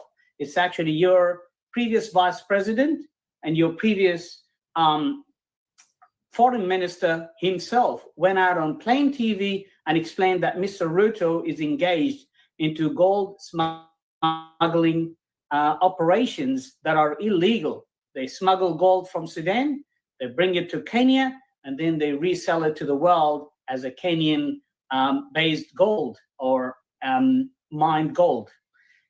Now, what will happen is that Ruto is under pressure to legitimize this genocidal group. And soon the UAE will start interfering into your politicians, buying them one after the other, with millions of dirty money, just like Mr. Ruto, which no doubt his actions, the erratic, irrational actions of him in the last few weeks are just based on the UAE dirhams that put him under huge pressure. And because of the dirty deals he was involved in, and he doesn't want it to go out on the surface. So he's pushed to accept and legitimize the RSF group. Now, let me tell you what that means for you and for every regular Kenyan and to the Kenyan government.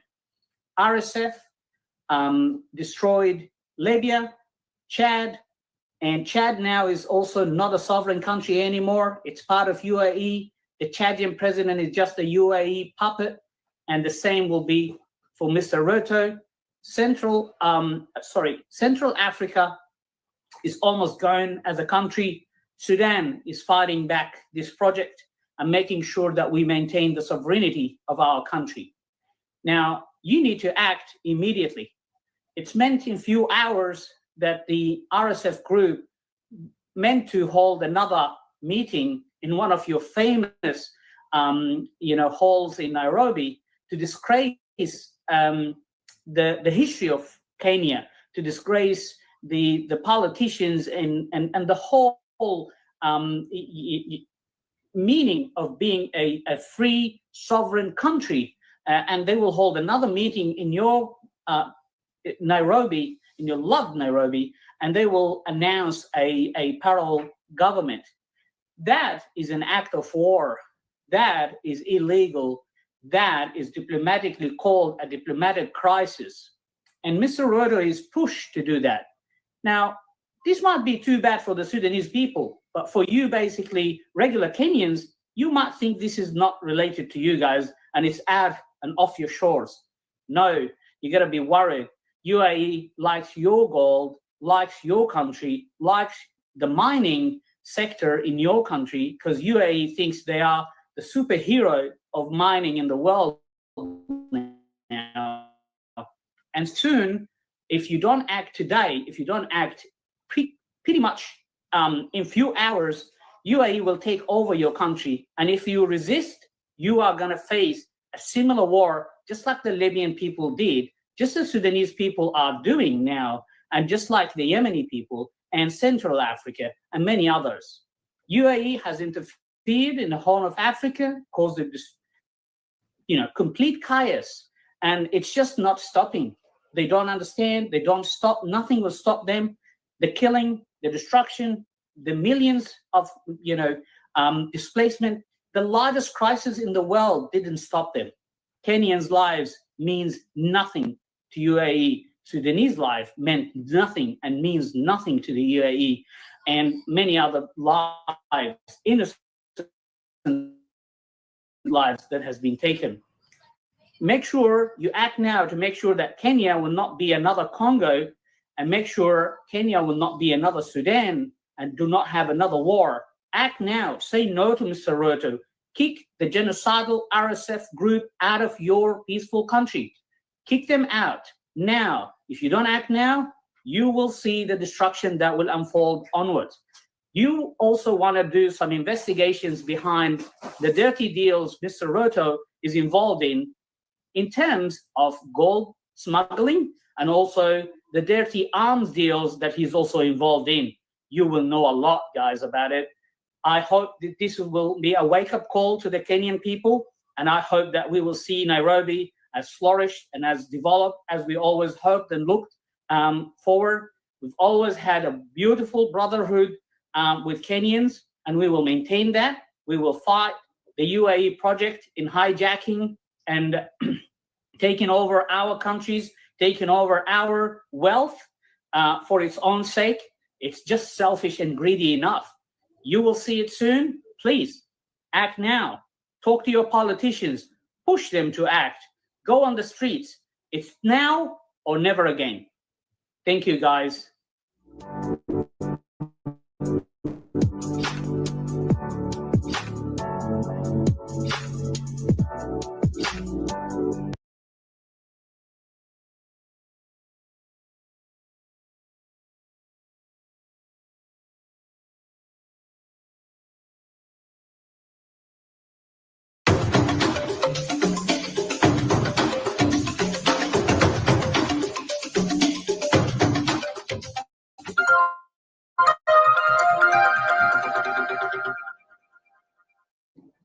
I have always been apprehensive about what happened in Kenya. The Kenyan people came out in large numbers on the 9th of August to exercise their democratic right of electing their leaders. Nobody should try to interfere with the right of the people, the sovereign right to elect leadership of their choice. Unfortunately, what happened in Kenya was regrettable, particularly when it came to the presidential elections. There was a lot of manipulation of election results by the agency that had been appointed there to ensure free, fair, and transparent electoral process, the IEBC. We were shocked at how they handled themselves. The problem became with the transmission and tallying and an announcement of the results at the National Tallying Center, which was purely for the presidential votes only. That's where the problem was. Where the problem was because a scheme had been orchestrated to basically undermine the will of the people.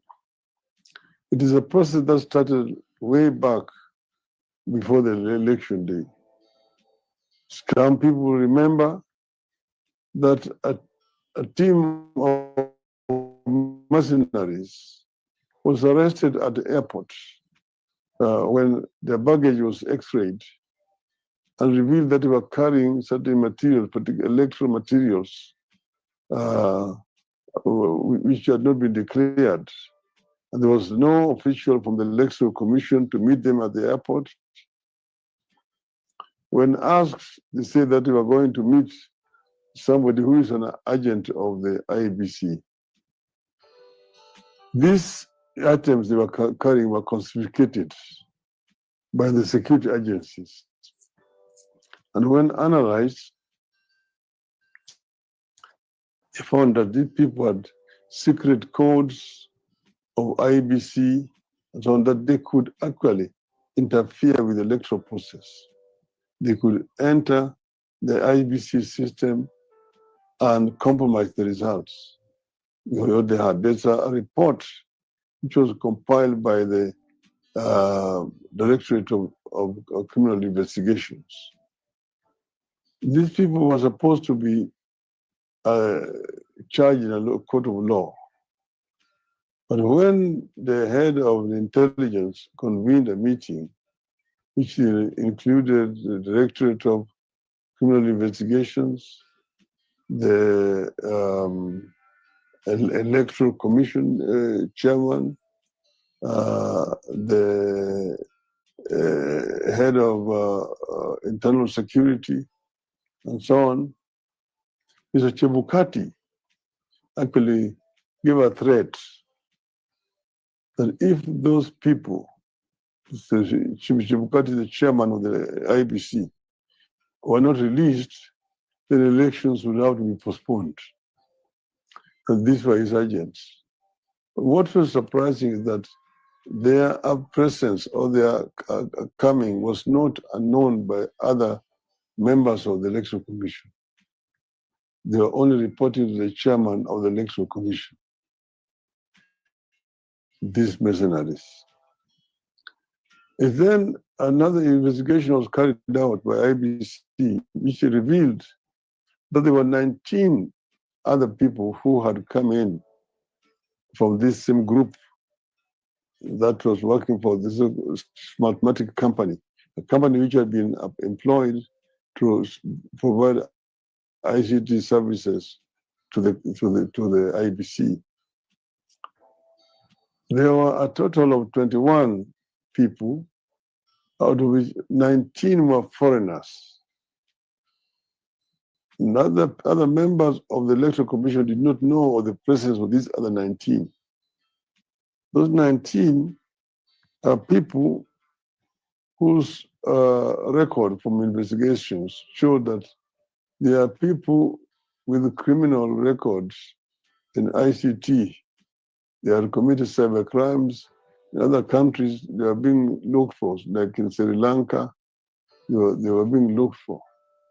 So these were basically crooks who had been smuggled in the country by the IBC for purposes of compromising the electoral process.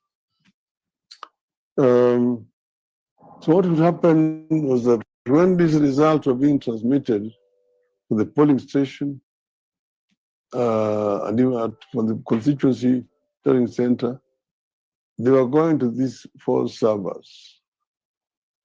But to the server in Venezuela, where she was manipulating the results, altering results, and transmitting to the portal, which was at the National Tallying Center. That is the crime was committed.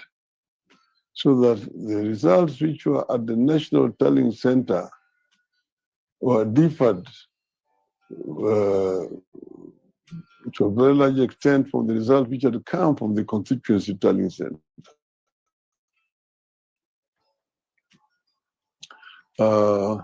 So what was, therefore, what now happens is that you have the results which had come from the constituency tallying center, and they were available in the server at the IBC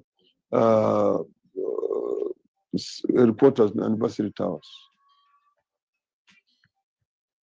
At the tallying center, the Bomas of Kenya, our agents were suspicious with people who were walking around with gadgets and which were involved in altering results. And the attention of the chairman of the Electoral Commission was actually drawn to these facts. Now, the chairman of the Electoral Commission had said that he was not going to announce the presidential result outcome until he had received the originals of forms 34Bs from the returning officers of 290 constituencies, plus one which is for the diaspora, therefore 291. But he would only be able to complete Form 34C out of this sum total of 291 Form 34Bs. That is how when he was going to originate 34Cs. That's what he said. But then what happened was different. As you know, as the telling was going on, the portal was live, and the people were seeing on the television screen the results as being coming from constituencies to being announced, and the people were showing it. So the figures keep on changing. However, 2 days before the end of the exercise, they stopped the portal. It was no longer showing anything. And then they were going through constituencies, but they were no longer being posted in the portal. Then now they reached a stage where there were 29 constituencies which still remained. The chairman stopped the exercise at that point. And then he said he was going to rest. He went to rest. He went away for 8 hours. He was completely incommunicado. When he returned after these 8 hours, he came and then called the commissioners and told them that he had the final results which he wanted to announce. They asked him, but when you left here, we had still 29 constituencies which had not been tallied. He said that his staff had already tallied all that, and he has now the final results which you want to announce. I told him, but we don't know how you've arrived at these results. And we have not even discussed this as a commission. He said, no, I'm the returning officer. I have the sole prerogative to announce the results, and I'm going to announce. At that point now, these other commissioners walked away, protesting, saying that they could not be party to a process that was opaque, that had not been party to. And then that's how they walked away, and they went and then addressed the press conference. Chebukati, of course, went then and made his own announcement. We were not satisfied. Our people were, of course, tantalized. Then we went to the Supreme Court in 2017. In 2017, we had evidence, of course. And in 2017, the Supreme Court annulled the results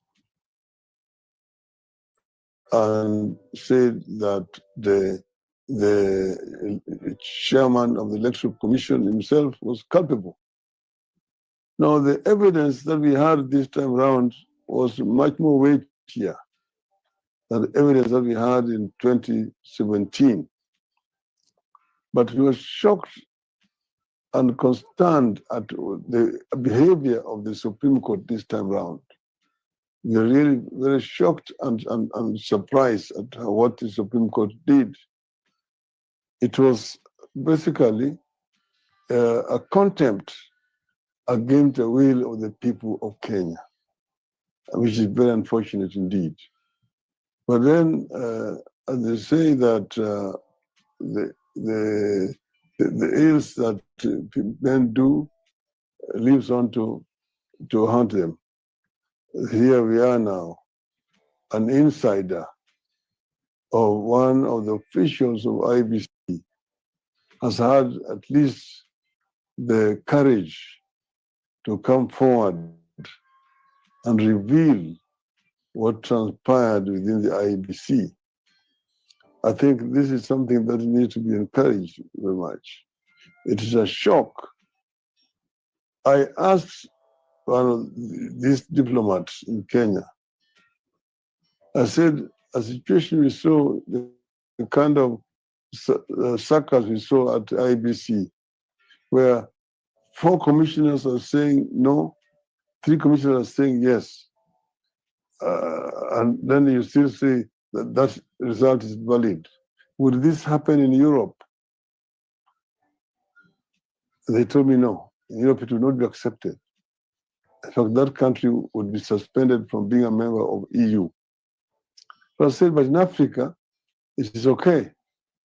It's not okay in Europe, but in Africa, you can apply different standards. If this thing is not acceptable in Europe, it should also not be acceptable in Africa. And therefore, I'm saying that the facts that are there shows that Mr. William Ruto did not win an election. He lost the elections. I won the election. So he's there illegally as a president. And what we are going to demand is that Mr. Ruto should resign and let the Kenyans have their will. The people's will is the God's will. And in my view, that is what should happen. He says that he's a man of God. He respects righteousness. He respects the rule of law. So let him follow. Let him live up to what he has been professing. These elections were flawed. He did not win these elections. He lost them. And I am happy and I'm proud of the people of Kenya. I want to thank the people of Kenya for conducting themselves peacefully these elections. There are areas which they say that people did not vote for me, like in central Kenya. But these results have shown that the people of central Kenya voted for me overwhelmingly. So I want to thank them for their patriotic duty. What happened is not the mistake. Their will was subverted by agents of impunity at Bomas of Kenya. From the results which have come out from the whistleblower, who is an insider, it has shown very clearly how the people of Kenya spoke on that day. And it's shown that Mike Challenger got 5.9.1 million votes. There's a difference of 2.2 million votes, which cannot be challenged. And that's why I'm challenging Mr. Ruto to accept the will of the people of Kenya. Because otherwise, it is going to be like an illegitimate government ruling the country.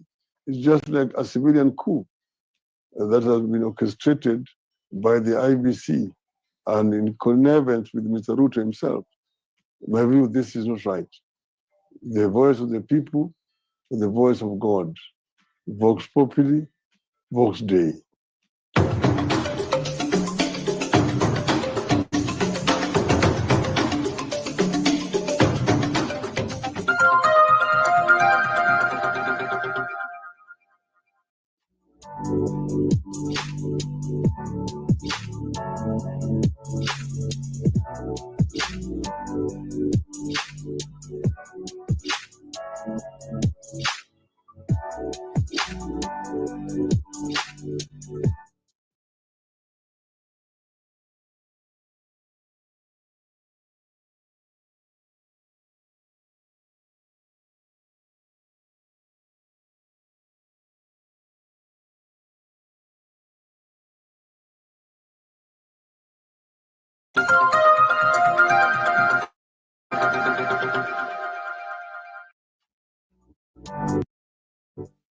Will you come and tell us the way now they were telling us KK walikuwa majority, and then tulikuwa tunasema Azimio was the majority because they had more members of parliament, governors, MCAs up to date in counties, and they refused. They were in parliament, I think we remember Penat, wakati walikuwa nafanya debate. They were not given chance. I think there were this eyes have it and nose, eyes and something nose, and then when even the nose heard, then the speaker pronounced eyes have it. And we see what really happened. So Kenyans, we have seen what is going on in this country. And we are the one. Ni sisi Penat. It is us. Ni sisi tunawapatia nafasi. We give them that chance. When wrong happens, even the court now, where were they for 2 years? We are confirming some things of which are we now saying machi nasema nini? Machi yamemwakika yawezi soleka. We are ready for 2027 or what is going on, Penat? I hear what Orengo say. If you found your child aliipiwa maternity, Penat, na mama mwingine, and then hiyo mtoto ichulikane ni yako, will you leave that child kwa sababu you did not raise? No, kama imefanywa TNA and your child is yours. And I think we had even some families, one was in Nairobi and the other one was it Western, that they had twins. Mtoto moja analelewa Nairobi, mtoto ingine alikuwa analelewa I think Western Kakamega or somewhere there. Na watoto wakakutana kwa mchezo. Then the children was like, you are calling this child and the other one. But end of the day, wakati ukweli ilipatikana, because there were two twins. One twin, dada yake alikuwa Nairobi. The other twin was not a child. But wakati ilichulikana, they had to return the twin from Nairobi back to her family, and the other child that was not of that family, they take back to their parents. So hii mambo imefanyika Penat. Whistleblower, he says something, nobody say anything. Now court have spoken, and we know the majority real. So what are we doing as Kenyans? Are we going to claim our child? Kwa sababu tumejua mtoto yetu ni alive. Are we going again? I hear what Kalonzo say. I hear my party leader Martha Karua what say. Now, the police on our side. And then when the police on our side, who is the opposition now?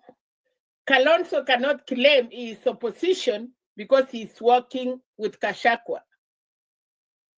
And then ODM wanafanya kazi na Songo. Then it is only my party that she work out of them. She work out of Baba, she work out of Kalonzo, and she's there. If we really, I hear what she say, tuseme ukweli. But nani wako majority as today Penat in parliament? It is ODM. So are they going for their child or they have sold their child? Thank you. Let keep coming and then Musimama, I know, whoever you give it. Thank you. Okay, thank you, Mami. Intense soul-searching question indeed. Mtoto tuna dai mtoto wetu ama tunaacha aende na aliyeiba, na masuala haya yamekuwa complicated, lakini pa kuanzia ni pale pa kufuata sheria. Naona Ayaga amechemka huko kwa comments, anasema Ruto amefanya vizuri Wakenya wakuwe sawa katika masuala haya. Hakuna mtu anapinga Wakenya kuwa sawa, lakini masuala ya usalama lazima yatiliwe mkazo. Hawezi kufungua mlango wako kila mtu aje kwa sababu unataka usawa. Hata kwako Mr. Yaga, huwezi acha mlango wazi kwa sababu wewe ndio unakaa kwa estate ya kila Mkenya, na Mkenya akuwe na haki ya kuingia kwako akitoka. So let's not hail problems and the things that are going astray. There are different ways to address the issue of ensuring that our country is secure. The danger of having a foreigner as a president is what we're having in Congo right now. Why are we not taking lessons? Okay, somebody coming from another country becomes your president and now sells your country, and makes things not to work for the indigenous. What are we talking about America today? Okay, the whites are not the indigenous citizens of America. It's the Red Indians. But the Red Indians allowed visitors to come in. Visitors grew, multiplied, swallowed them up, pushed them in the periphery there. And now, who is calling shots? What are you playing with, you guys?